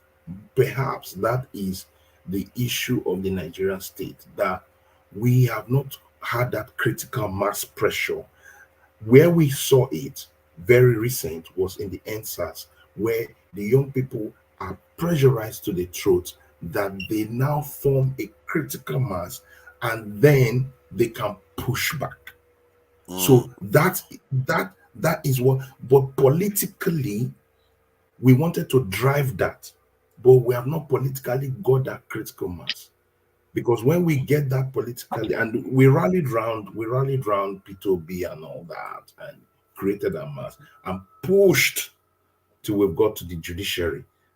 You get me? But I think our expectation is maybe the Sri Lankan expectation, where the people or the so-called Arab Spring, where the people come on Tahrir Square and say, "Be gone," But can Nigeria get there? I hope so, but I don't think we have built that until maybe the hunger in the land becomes astonishing. Then you see people stand in front of a tank and say, "Shoot me." We have not got to that stage. All right, it happened in Russia and everything came down. So they had to build back again. So that's why I said, don't suffocate the poor. Don't let them breathe, because by the time they've been dealt with hunger, famine, starvation, nobody will tell them. They will be able to revolt. So sometimes you don't necessarily need war to fight war before you start rebuilding. Sometimes you just, even if it's the same thing, you understand? Yeah, how will I put it now? Okay, if there's war, right? There's famine, there's starvation, there's insecurity in the land. So if you're also not getting what's it called, maybe the proper governance, and there's poverty in the land, it's the same thing as war. You understand? Now this war will not be the rich versus the poor, or the government versus the downtrodden. You understand? And once that animosity is built, between both class or both stands, then you can see everybody coming together and still like what Sidney said, go to the front of your armor tank, like kill me if you want to kill me. I can't die for hunger. I can't fold my hands and watch my kids, not be able to feed or die in the streets or die of sickness or starvation. So I'd rather die than you allowing your governors or your whatever to kill my kids or whatever, so something like that. So not necessarily war, but they will get Yeah, to but be a place where the political class in Nigeria will not get allowed that critical mass. They find a way of lessening the pressure. yeah, So no, what they no, do no. is simple. What Even they if do you is think simple. lessen the pressure, the people What have already even adapted No, to no. the What they do is situations. simple. They get a few people, give them some little laggers. That thing trickles down a bit, and so people generally will feel that okay, at least I'm As not dying. small cushion All right. is not So really bad. yeah, Small yeah. cushion, So they use those small cushions to, it's just like a balloon that is fully blown. It will be about or to rather like burst. a Just palliative rice yeah, sharing, like palliative rice sharing. you don't lessen it away. So the pressure is not much, but there's pressure, but there's not much that could create a burst. So So that's what there's no way Jagaban will be he's a smart politician. He will not allow pressure to, and that's why you notice how they go through it. They communicate to religious leaders that have followings. They communicate to different social leaders, social group leaders, and then they begin to pass across that soft message that we can't bring the roof down. So it lessens that pressure, and that's why the Nigerian space is completely different. It's completely different, and I like, we don't want to digress to those things. It's how do we move forward from where we are to gaining what we can gain. So the onus is on the current president as it is now to do that. Does he have the right hand? Is he playing with the right cards? I don't think so. He has a weak hand for me in the game. He has a very weak hand in the game. He has to build internal and external legitimacy. So that is what for he me, my own targeting part, to I do. think I think he has a stronger hand than we give him credit for. no government is dull. See, no government is dull. Nobody's. I mean, Sorry, for you, sorry. I'm trying to get the screen too, but go ahead. you guys that no government is dull. They know what they are doing. If they want to work, they will work. You understand? So it's even getting the right hands, they have the right hands, but the right hands are refusing to put their sleeves up and put their hands in the mud and start building. They don't want to. You get me? So they don't want to. Not that we also like when I see people say like, yeah, our politicians are dull. They are not dull. These guys have meeting. I mean, they went to school for crying out loud. Most of them, some of them went to school more than us. Some have professors. They have PhD degree or whatever. You understand? So they are not dull. They are very smart, intellectual, calculative. But they just have this mindset not to work deliberately. You understand? So the thing is, I think it's because right now we have to bring the fights to them. You understand? To like, hey, we know what you are doing. We can't continue like this. We have to change this, or it's not going to be business as usual. Or the environment is not going to be rosy for the both of us, which is a risk. I don't think, like you said, because of the cushion effect, those guys are not willing to take. So, like you always ask, what is the way forward? I think is for we in diaspora, right? To start, yes, the awareness is there by this platform giving them awareness back home, but I've spoken to many. They are not willing to take because they are saying we are speaking from here because of our comfortability. That because they are not comfortable, they're like, okay, no problem. They want to come here and be speaking like us, or we should come back home to come and live with them. Then start talking like them to see if it will work. You understand? So, which I know either of which way is not going to be possible. So the only way is like these leaders in Nigeria or Nigerian government as well, they have agencies in diaspora, which is the embassies, they are diplomats. You understand? By the time we take the fight to them, you understand, not making their office, functioning wherever their office are in diaspora. You understand? I think that will send a strong message to them, like, hey, like these people are not really happy with us.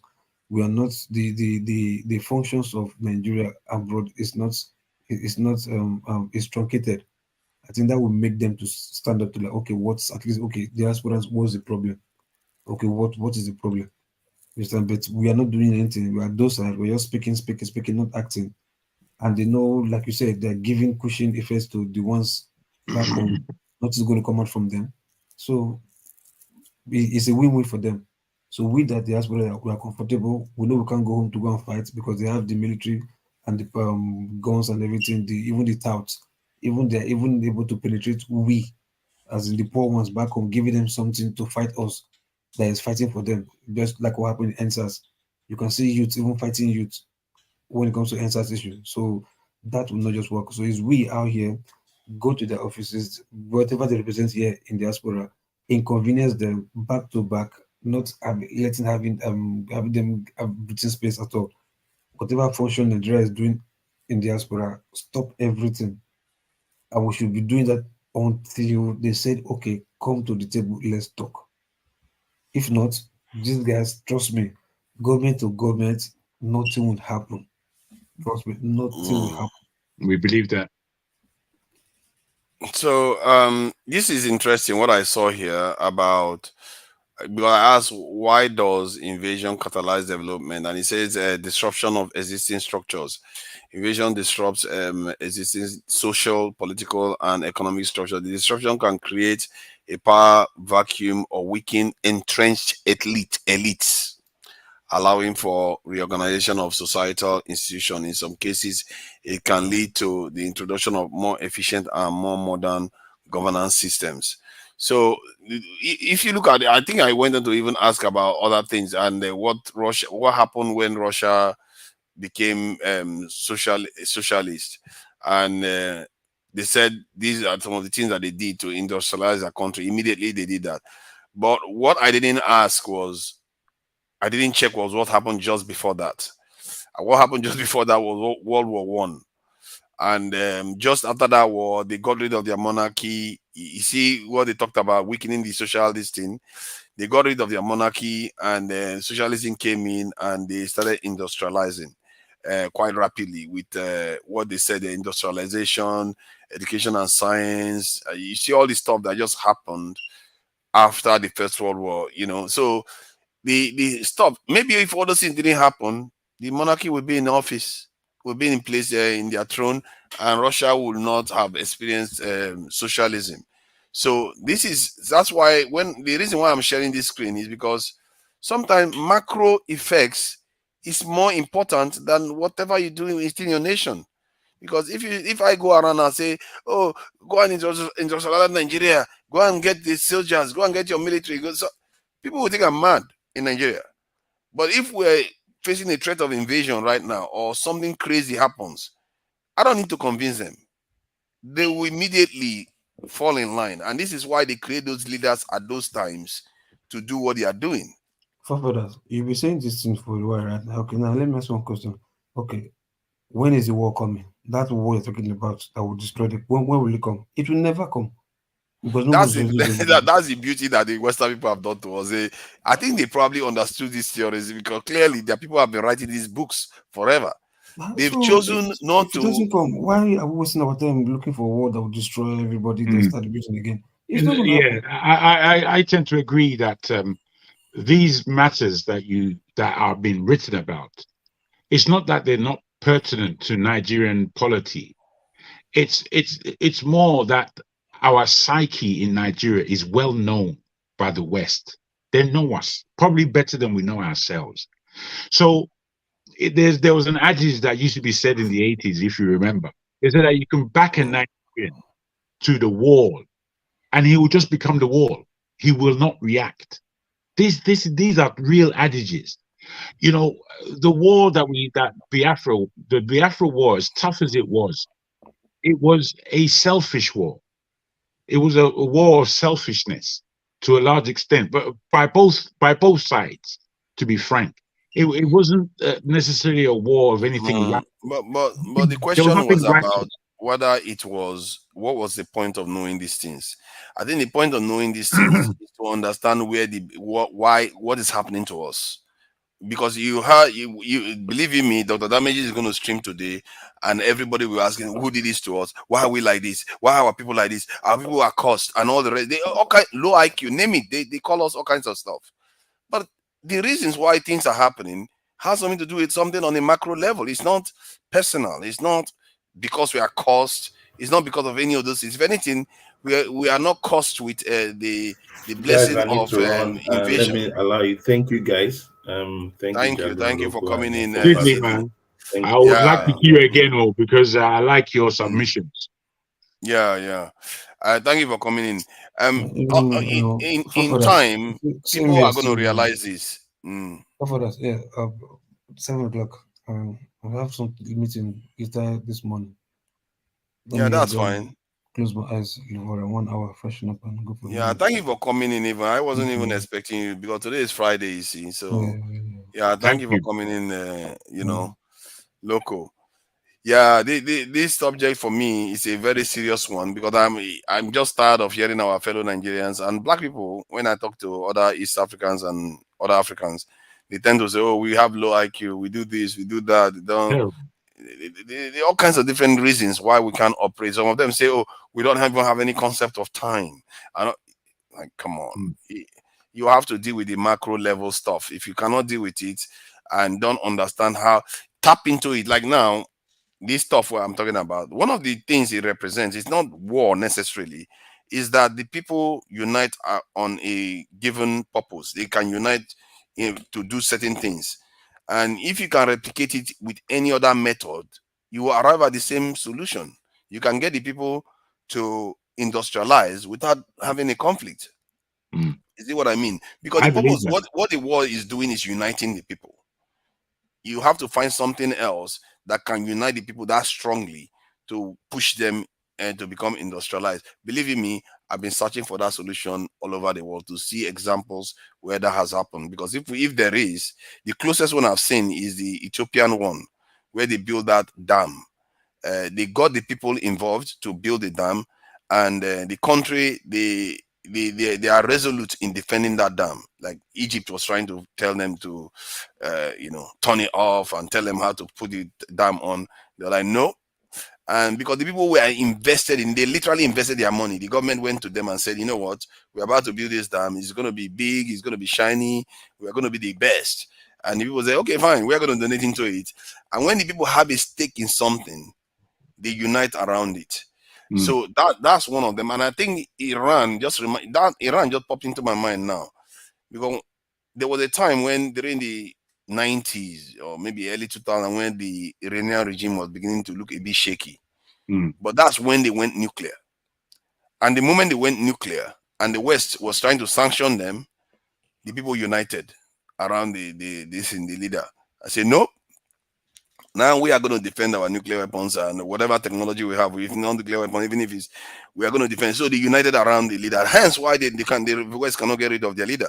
So you have to have something. That's not war. That is, in a way, it's a threat of war. The Americans were trying to bomb them. It's a threat of war. But you have to have something to unite the people together. It doesn't have to necessarily be war. And I'm trying to find solutions that are even more benign that can bring people together. If you can do that, it's worth millions of lives, because sometimes some of these conflicts that occur. Yeah, finish. Yeah, go ahead. What you're stating is the reasons for my initial choice of Iran and Japan. Now, I also agree with everybody who said Russia, and for the reasons that they said Russia. And again, I was thinking of actually mentioning 5 nations rather than just one. Having said all this, where you are now, and where I again agree with the things that you are saying and the readings and the books that you are talking about on a macro level, what happened in Iran, where the whole, as you said, they were very shaky at that time, but they were pursuing nuclear intelligence. And they promised not for the purposes of building a nuclear bomb. So within that, there was agreement and disagreement, and there was all kinds of things going on. However, immediately the West said, you know what, this thing, we don't like Iran to have this level of intelligence. It galvanized the people once again to back their leader and to back the pursuit, which is why I'm saying between Niger and Nigeria, instead of Tinubu the idiot talking about invading the nation that are brothers to us, he missed the whole plot of looking at the fact that these countries in the Sahel have thrown out the French to a large extent. And that now in itself should galvanize West Africa. It's Nigeria that's in the way now. We are banging away because of Tinubu of actually having ECOWAS mean something. ECOWAS is an empty vessel, as me and you know. ECOWAS is basically Nigeria. But if now Nigeria brings in the fact that we want to empower ourselves, not just in terms of economic strength, but in terms of security and electricity, which is sorely needed. Nigeria is a $500 billion economy.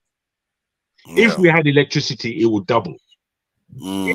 If we now put the five things together of education, health, what's the obviously security, power, and power and things like this. This now would again double, because really and truly, Nigeria should be about a $4 or $5 trillion economy by itself, let alone the rest of West Africa. We could have gained more influence in West Africa. It's the French that is blocking us, and they put French countries next to us, then they put English country, put French country. They disrupted everything, and you can see the strategy. Nigeria should have made I guess they know they are trying to push the French out. They do try, but the French is just too powerful for them to deal with, and this is why they need alliances. If you have in Nigeria, you look at Mali. If Mali can push the French out just because they ally with a Wagner group, can you imagine if Nigeria strategically aligned themselves with Russia? Indeed. They can now push their influence all through West Africa, and then we are almost a 500 million size population in a tiny area. Absolutely, not just through ECOWAS either. We're talking about all of the Francophone countries, those in Central Africa as well. Now, if we've got this Rasmal guy, you have been troubling me for a very long time. Every time you come on the chat, you just have to have a go at me. Hey man, it's all love, man. It's all love, brother.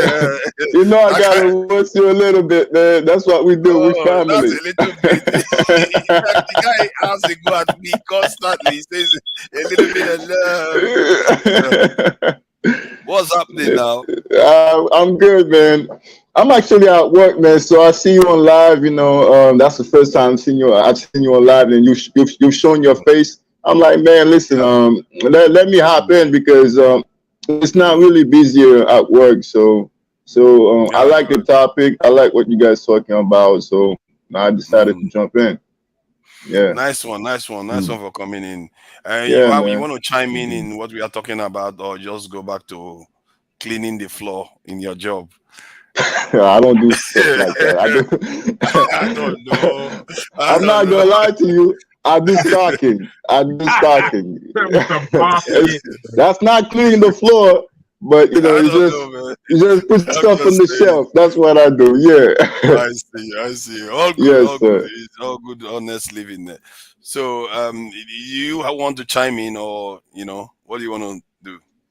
Yeah, I really like what's going on in Africa. You see all these countries in Africa are doing cool against the French. Like me as an as an African descent, where I'm from, and the brother Jogoon, I'm Haitian, so so I've always loved Africa. I've always liked my roots, because I trace my roots to Nigeria and Cameroon. So when I see So when I see my brothers, you know, like revolting against the French, getting rid of them, you know, like it makes a lot of Haitians proud of that, because a lot of Haitians, you know, in their live stream, they are talking about this coup, but you know, they're talking about it in French and in Haitian Creole, but they're talking about it. So, you know, so I love it, man. I love it. But what I couldn't understand is like why is Tinubu wanted to invade Niger? Does he not know that, you know, like the people in northern Nigeria are the same as the people in Niger? What was he thinking? Of course he knows. He knows. You know what? I'm beginning to think that Tinubu was being he was being a kind of smart, because he wanted to prove to the West in a way, like he wanted to prove to them, look at me, I'm doing everything you want. Look at me, I'm going to invade. Even if he knew it was completely impossible, I knew that would be a suicide mission. Real suicide. He would have been suicidal, man. On so many Nigerians will remove him from office, not Nigeria. Nigerians are the ones that are going to remove him from office. Yes, sir. Yes, sir. I mean, let me just say this real quick for you. Go ahead, brother. Go ahead. Thank you.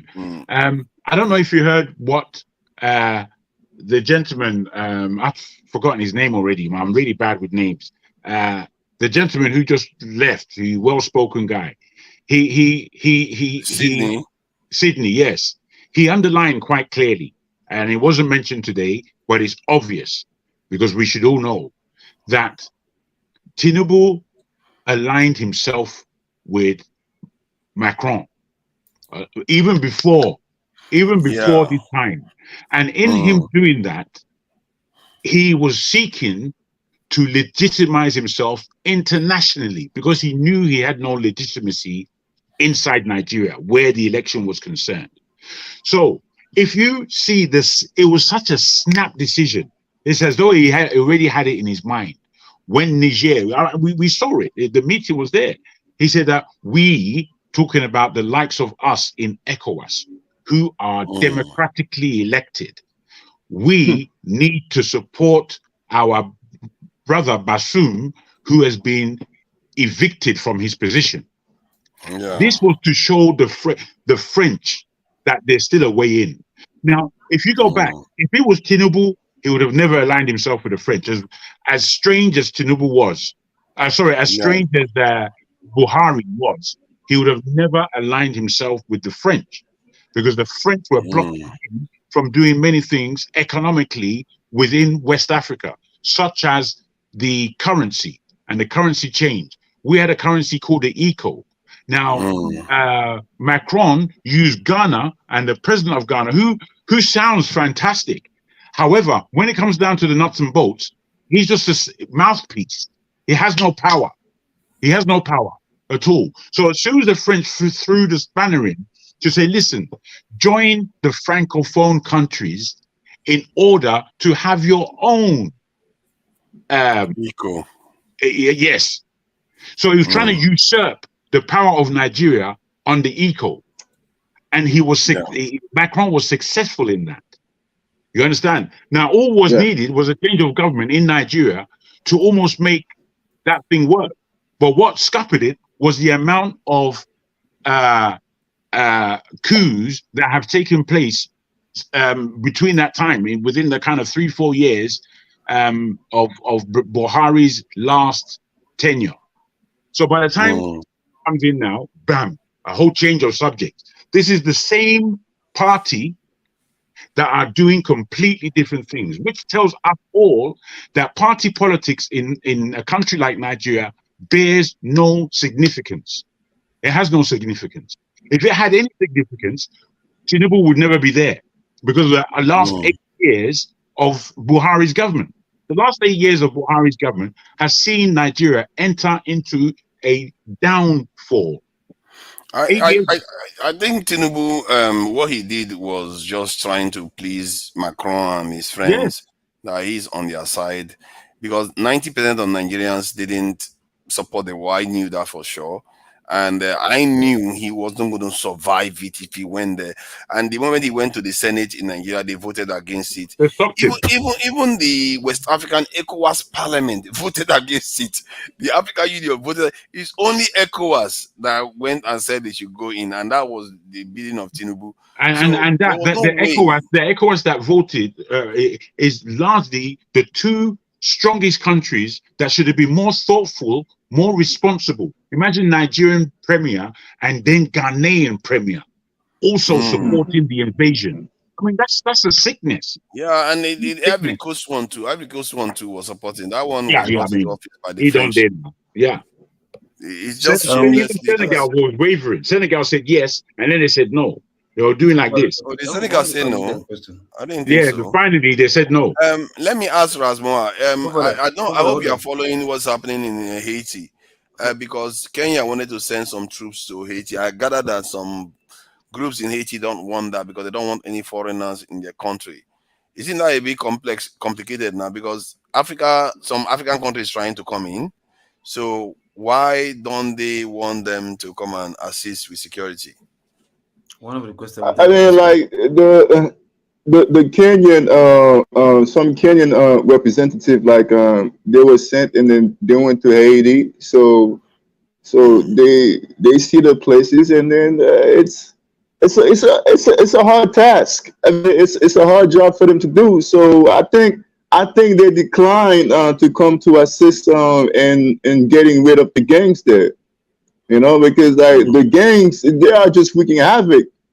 My sister, like a couple of days ago, like sent me a video of how they burn, you know, our grandmother's house.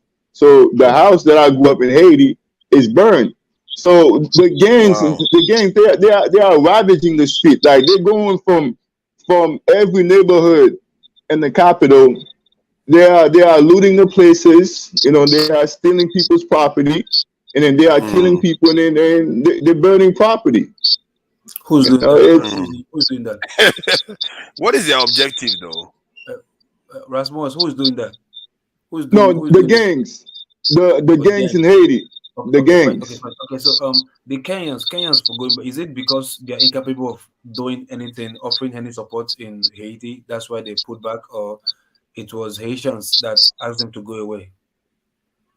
It's the Haitian, it's the people, but the government wanted foreign aid assistance, but the people in the country said no, despite the fact they are getting killed, because a lot of Haitians think that we don't need any foreign intervention. We can handle stuff like that in our own. For Kenyans who are Africans, who I believe do not mean any, who meant well to come and help a brother out, like. I mean, their issue would have been different if they don't need foreign help, but at least they are getting help from their brothers in Africa. So I think they would have welcomed the idea, so to speak. Don't you think so? You see, there's a controversy there because Haitians think that why the UN are sending our own brothers to do us wrong, because they think that if the Kenyan come, they're gonna kill us. And then we're gonna have some type of resentment against Kenyan. So that's why they say that we don't want the Kenyan to come in. But at the same time, they don't want anybody that looks that don't look black to come in either. It's very controversial. I understand that. Haitian in itself is probably one of the most controversial pieces of territory on this earth. You know, it is. Well, Haitian, we're talking about 1700s, 17 something, that they were the first black nation on this planet to even firstly to beat Napoleon in any war. They were the first. The whole of Europe was scared of Napoleon, or the Haitians. No, we came from you guys because majority of us are of Nigerian descent. So yeah, I know the history. I know the history. I know, but you know, the Haitian actually did it. They did it. Yeah. Which at that time was near on impossible to win a European stronghold. But the thing is now, the French and the Western homogeny, they were now able to just back France and put Haitian into a disgusting downward trend. Till this day, Haitian has not recovered from its success. Yeah, its success of winning a war of attrition against a French colonial power. So much so that they now put the Haitian people in debt that is only about, I don't know, 20 years that they actually finished paying off that debt. I mean, the level of learning. No, it was more than 20 years. It took us like 122 years to finish up that debt. No, I'm saying 20 years ago. Yeah. Not that it took them 20 years to finish. It just finished 20 years ago. From 1786 from 1825 to 1947. 1825 to 1947. Yeah. Now, look at that length of time. You know, that would kill most countries. That would let me try to get to somewhere to get the viewers to understand what is going on inside Haiti. So the gangs that are going around burning places, do they have any specific objective in mind that they are pushing for? And the reason why I asked that, because there was a time after the death of Moise, after his assassination, which was a bit weird. We'll get to that later. There was this gang leader that was complaining that some forces are the ones responsible for getting rid of Moise. That he almost seemed like he is the one fighting for the people, from his point of view. So, but from where you stand now and all the chaos in the country, you see him as you see them as a problem. And do you know this gang leader I'm referring to? Yeah, I know all of them. They are working for the oligarchs. You know, Haiti is the only country where the millionaires and the billionaires, they look nothing like me. They look very white. They look like they look Syrian, Lebanese, and Jewish people and white people. And in Haiti, we don't really have a lot of white people. Majority of the country is black. It's the blackest country outside of Africa. It's the blackest country outside of Africa. So the minimum people that we have that don't look like us, they're the one that control 97% of the Haitian economy. So these oligarchs, they pay these delinquents, to do their dirty works. So that way, they can remain in power. That way they can select their puppet leaders to do their jobs. Because all the politicians in Haiti, they are crooked and they are corrupt. So they are paying these uneducated hooligans, to wreak havoc and to destroy, innocent Haitians' lives. That's what they have been doing. And always take one of us to bring us down. Always. Of course. That's what's happening. Now, that gang leader you talk about, his nickname is Barbecue. Do you know how he got his nickname Barbecue? It's because that whenever him and his crew, they go to some certain neighborhood, and then if he tells the people, listen, you either join me or I will burn you. And then the people say, no, we're not going to join you we're not going to join you. We're not going to join your gangs. So what he does, he killed these people and then he burned them. So that's why they dub him Barbecue. Now he's working for the oligarchs. He doesn't care. He doesn't care about he doesn't care about the people. He doesn't care about the president. In fact, the president was a puppet. So he's just pretending. He just wanted to be. He just wanted to have like his moment of fame on TV. So he doesn't care about anything. He only cares about what they tell him to do. See what I'm saying? if one of the oligarchs paid him and said, listen, I need you to go to some certain neighborhood and then get that neighborhood for me, get rid of the people, and I want you to get a hold of that neighborhood for me, he would do it. But when the press, when the international press come to Haiti, they go to this dangerous area in some certain neighborhood.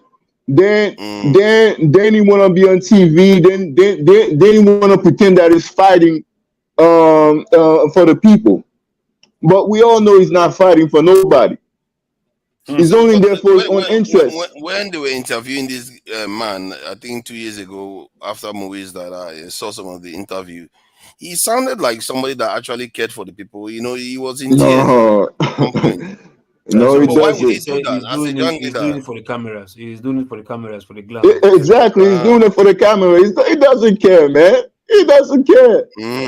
Haiti is a country that is even more complicated than Nigeria. Man, it is. How Haitians are going to get out of their mess, I can't even begin to put it. It's just too tough. It's just to get people. I mean, we are surrounded by enemies. We are surrounded by enemies. You know, our neighbor, like the Dominican Republic, is one of our biggest enemy, man. I would say that's our number one nemesis.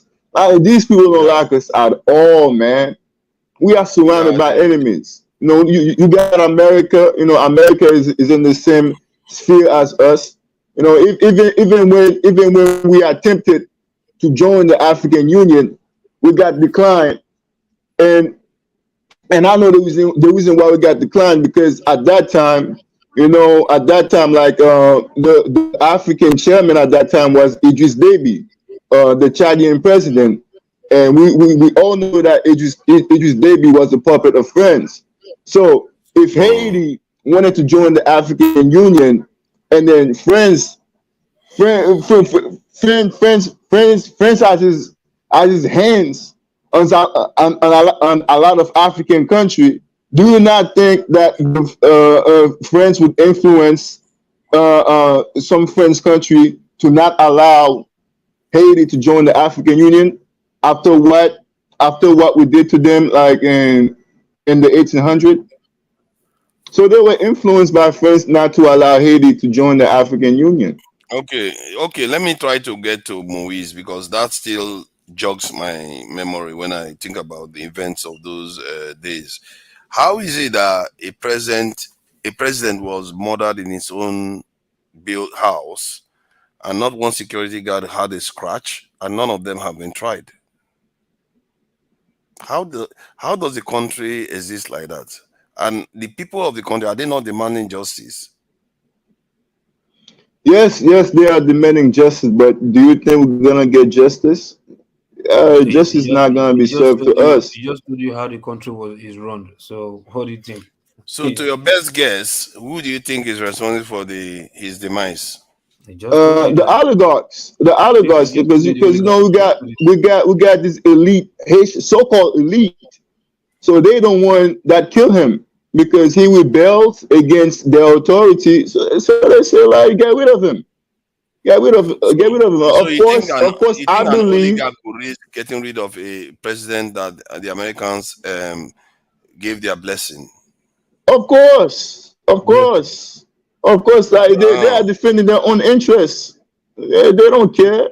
Like if I was an American president, for whatever strategic reasons, I partner with Moise, then an oligarch goes and takes that Moise out, I might just overlook it and say, okay, yeah, it's just a president. As long as they replace with somebody that is like Moise, I'm fine. Or I could say, how dare you do this without my permission? Because that could set a very bad precedent where oligarchs can decide what happens in the country.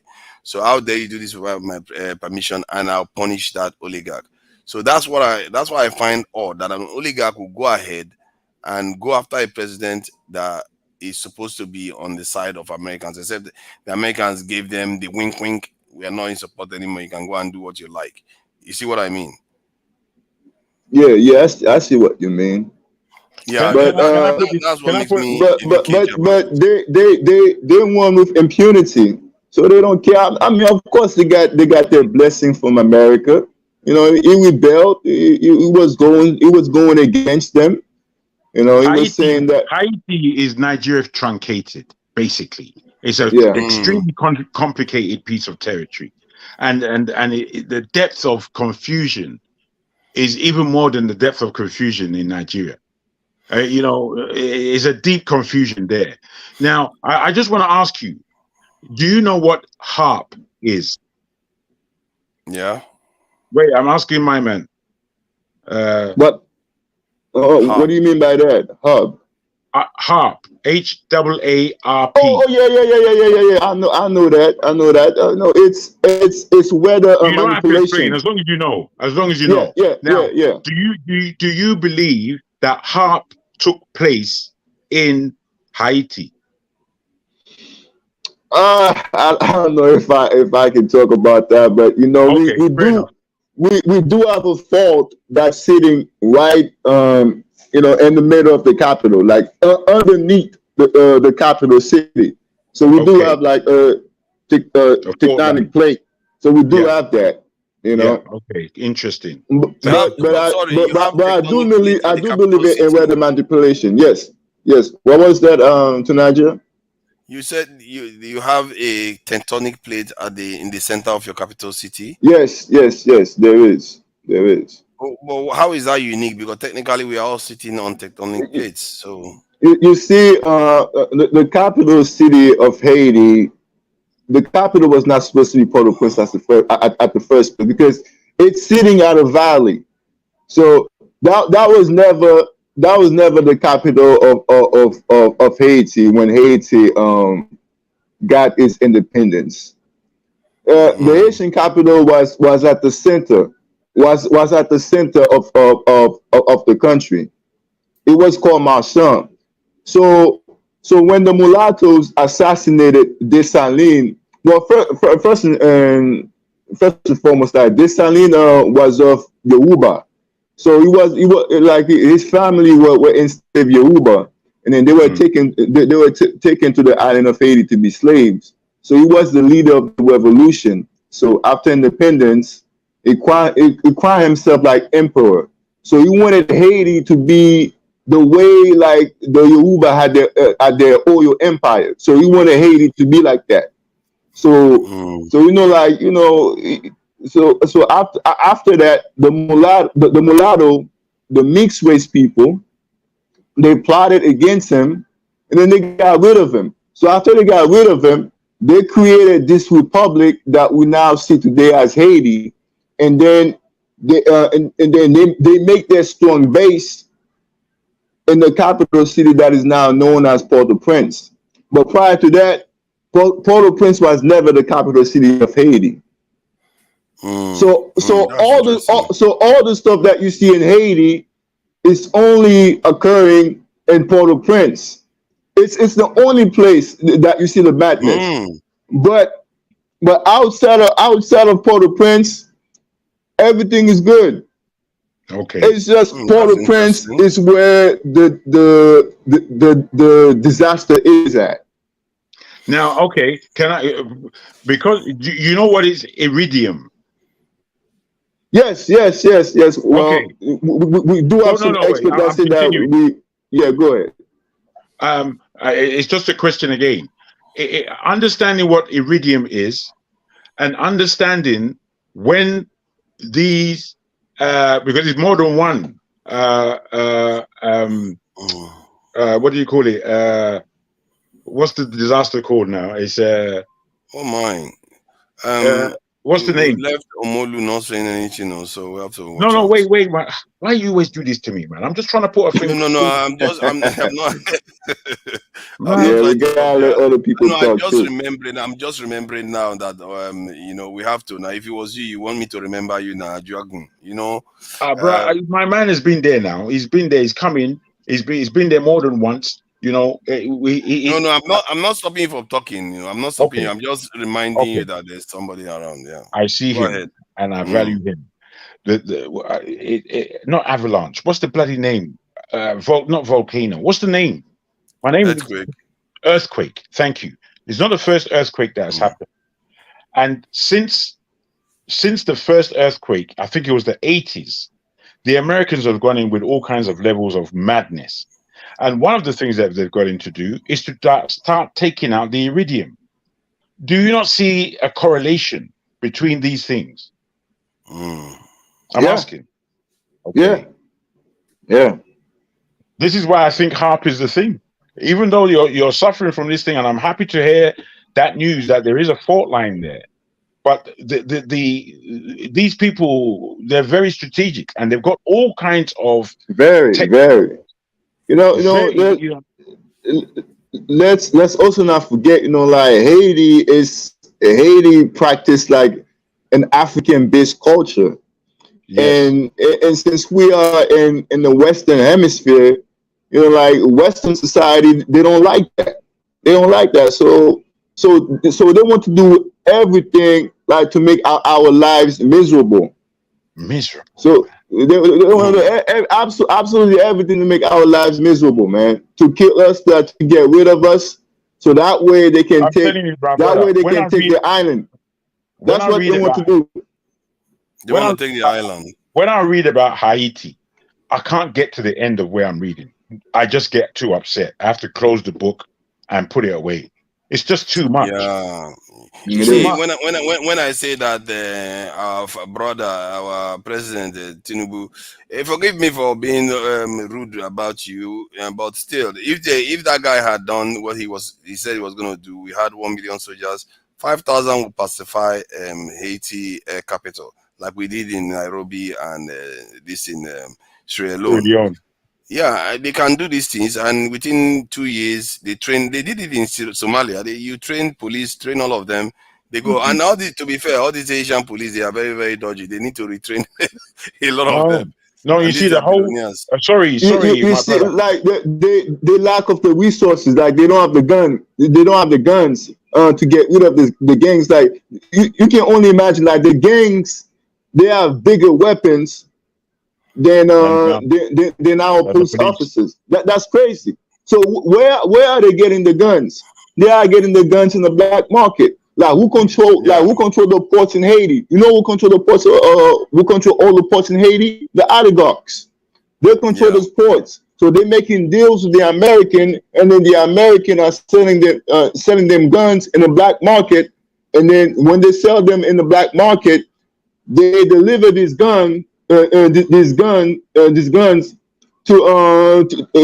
the gangs in their own neighborhood, and then that way the gangs, they get the guns, and then they just do a bunch of crazy stuff, like they wreak havoc.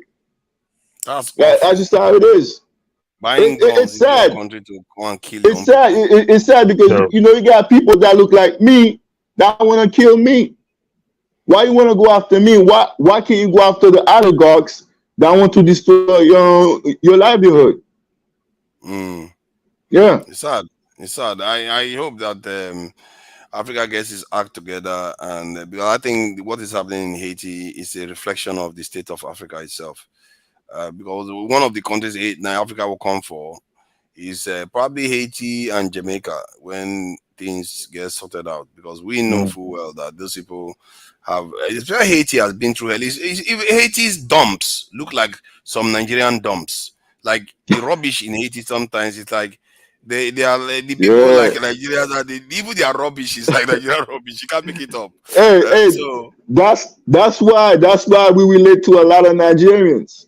We relate to Nigerians, Cameroonians, Senegalese, Congolese, because that's where our ancestors came from.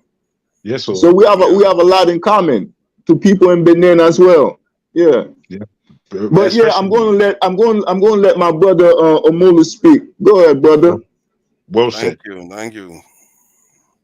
Omolu, thank you for your patience. You are muted. We've been. I think we should be rounding up actually 8 hours. Definitely. Oh my God! I thought I was going to do 3 hours. You people, the last time I was here, I wanted to go. They tried to drag me on. I literally had to force my way to shut it. Even this evening, the same thing. And I keep staying here. It's gonna do me in. I have to find a way to be shutting down. It won't do you in, bro. I'm telling you, you can't keep this marathon up all the time. Yeah, I need to rest. Yeah, I run my own business and I'm always up late. So, you know, like now I'm gonna finish doing some things. I'll sleep for about 4 hours and then I'm up again. You understand? But my brother Omo, make you come in, Omolu.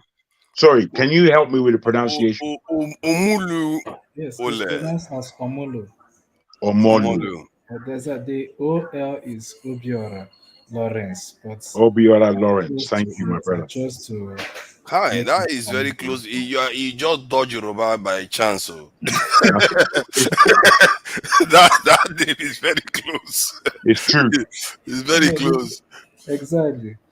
Okay, just like from what you guys are saying, honestly, like it's like we are just saying the same thing. The West and the Americans, they don't want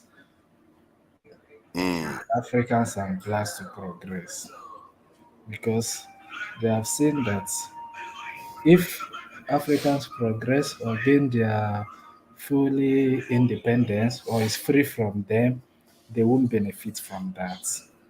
So they will do everything possible. They will come with every strategy, every means to see that they subject us to what we are in today. So that is just the point. Like sometimes like this, I feel like, in fact, these days, I'm so happy that a lot of people are beginning to be awake or to gain consciousness in in what is happening in African continent and some other like blacks island like Haiti, Jamaica, and all those countries. So like these people, they don't want our progress. That's just the point. And another thing that contributes to that is our leaders. Our leaders are killing us. If we have a good leadership, we don't even need to run to anyone to be maybe to seek that country to be our strategic partner. With the right leadership, we find out that even if we end up maybe having America or the West our strategic partner, things will be spelled out. You will tell them this is what you want. It's up to them to take it or you leave it. Exactly. You understand? So if you don't have that right leadership, we run to Russia for them to be our strategic partner. We find out that like it won't the objective will not be forfeited. You understand? Yeah. But if like we have the right leaders in place, whoever that want to be our strategic partner, we are open. The person is free to come. Because it's you and I will bear me witness that most of African countries, irrespective that they are claiming that Nigeria is not the giant of Africa, they know the truth. If things start working in Nigeria, other African countries will be liberated. A lot of African countries will be liberated. You understand? But these people, those West, they know it. That's why they capture Nigeria to the core. Like to the core that it will take a long time for us to realize that yes, we are captured. Even if we find a lot people are beginning to know that we are captured, but the leadership are not there to liberate us. It seems like it's just the masses and the commoner that knows, but those in leadership know. In fact, it's like it's a court that once you are there, they will tell you you must abide by this, otherwise. So that's the thing. I felt so bad for what's happening, what I heard about France and the Francophone countries. Yes, so What they are doing, France is doing in Francophone countries. And when I, like in terms of what they said that the Francophone, they are putting their reserve in their foreign reserve in France. So now my question is, just imagine if not because of maybe if they are putting their results in France and the leaders, they know of this thing, but they will never speak out. Are you there with me? Yes. So the leaders, they will never speak out. So they knew of all these things. Like even the journalists are also contributing in what is happening, because you can't tell me that if the journalists they can go and investigate in what's like been happening in those countries. France putting francophone country depositing their results in France. If they want it, France will give them 20% of the reserve, and it will be as a loan, not just other atrocities. And these are the people that they want us to partner with. And it's them that also preaching to us democracy, democracy. You understand what I'm saying? You'll be like, you'll be asking yourself, which democracy are these people preaching us to practice? Whereas who is coming for you? whereas they have vowed that they will never see us progress. So that is the thing. Honestly, like our leaders they are the one that is killing us, because if the right leadership is there, honestly, whoever that wants to be our partner, we are open for the person. You see, like all those Asian countries like Japan and Korea, they are running away from China. That's why they ran to America. You understand? Because if the condition that China gave them is okay for them, they would have been with Chinese. But now they are running away from China to America. So Nigeria should run away from Britain and West to Russia to see if things will change. Thank you. Thank you. I need to round up now. And first things first, I have to say my thank yous to you all for being here. All the people that have been on and gone. Quite a lot of people have come through.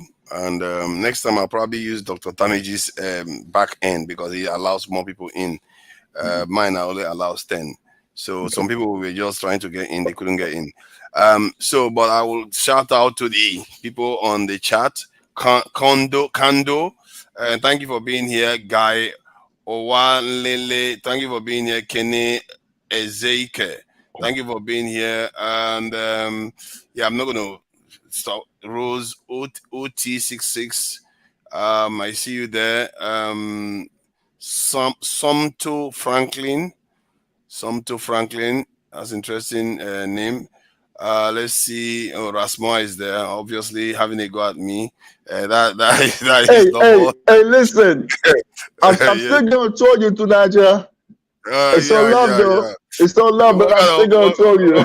What kind of love is that? Every time you badmouthing me, every time you show up on the chat, seriously, relentlessly. Don't mind him. All right, man. You see the kind of friends I have. They are badmouthing me in the chat constantly. So that's how it works now. So, but it's all love, brother. It's all love, man. But all right, fellas, thank you. Thank you for allowing me to end, like to say my two piece. It's a pleasure to meet you, my brothers. You know, I mean, to Nigeria, we go back and forth in other chats, you know, in other live stream. But I love it, man. It's my brother. But thank you guys, and thank you once again. I gotta get back to work. All right, thank you. Bye. Don't stay too long on that plantation, homeboy. Take care, and you're welcome anytime. You're welcome anytime. All right, to Nigeria. All right. All right, take care. Bye. Now let's go to Merz, MERZ, so that people know. Nwachuku Crown. I see you there, Tracy Jacobin. Yeah, this lady is quite something. She is, bro. I don't know why she didn't come on board. She's just creating. She's creating havoc down there in the comment section. Don't mind that. Oh God, there are some people that just, I don't understand chat people. It's like when you're in chat, you have to be negative somehow. I don't know why. They're hard, man. hard. Yeah, they have to be mean-spirited. And Jacobin, Olga is there. What else? Ike was around. Yeah, all right. Thank you. I might miss some names till this evening. We are going to reconvene again. Till that time, please do not try to be like these our leaders. Okay, let's try to be better than these Well guys. said, Why bro. the choice of London? This is an indication of, well, for want of a better word, of a neo-colonial mentality. Any major meeting in Nigeria affecting Nigeria affairs, our leaders will jump into the aircraft and they are going to London. It's as if some people are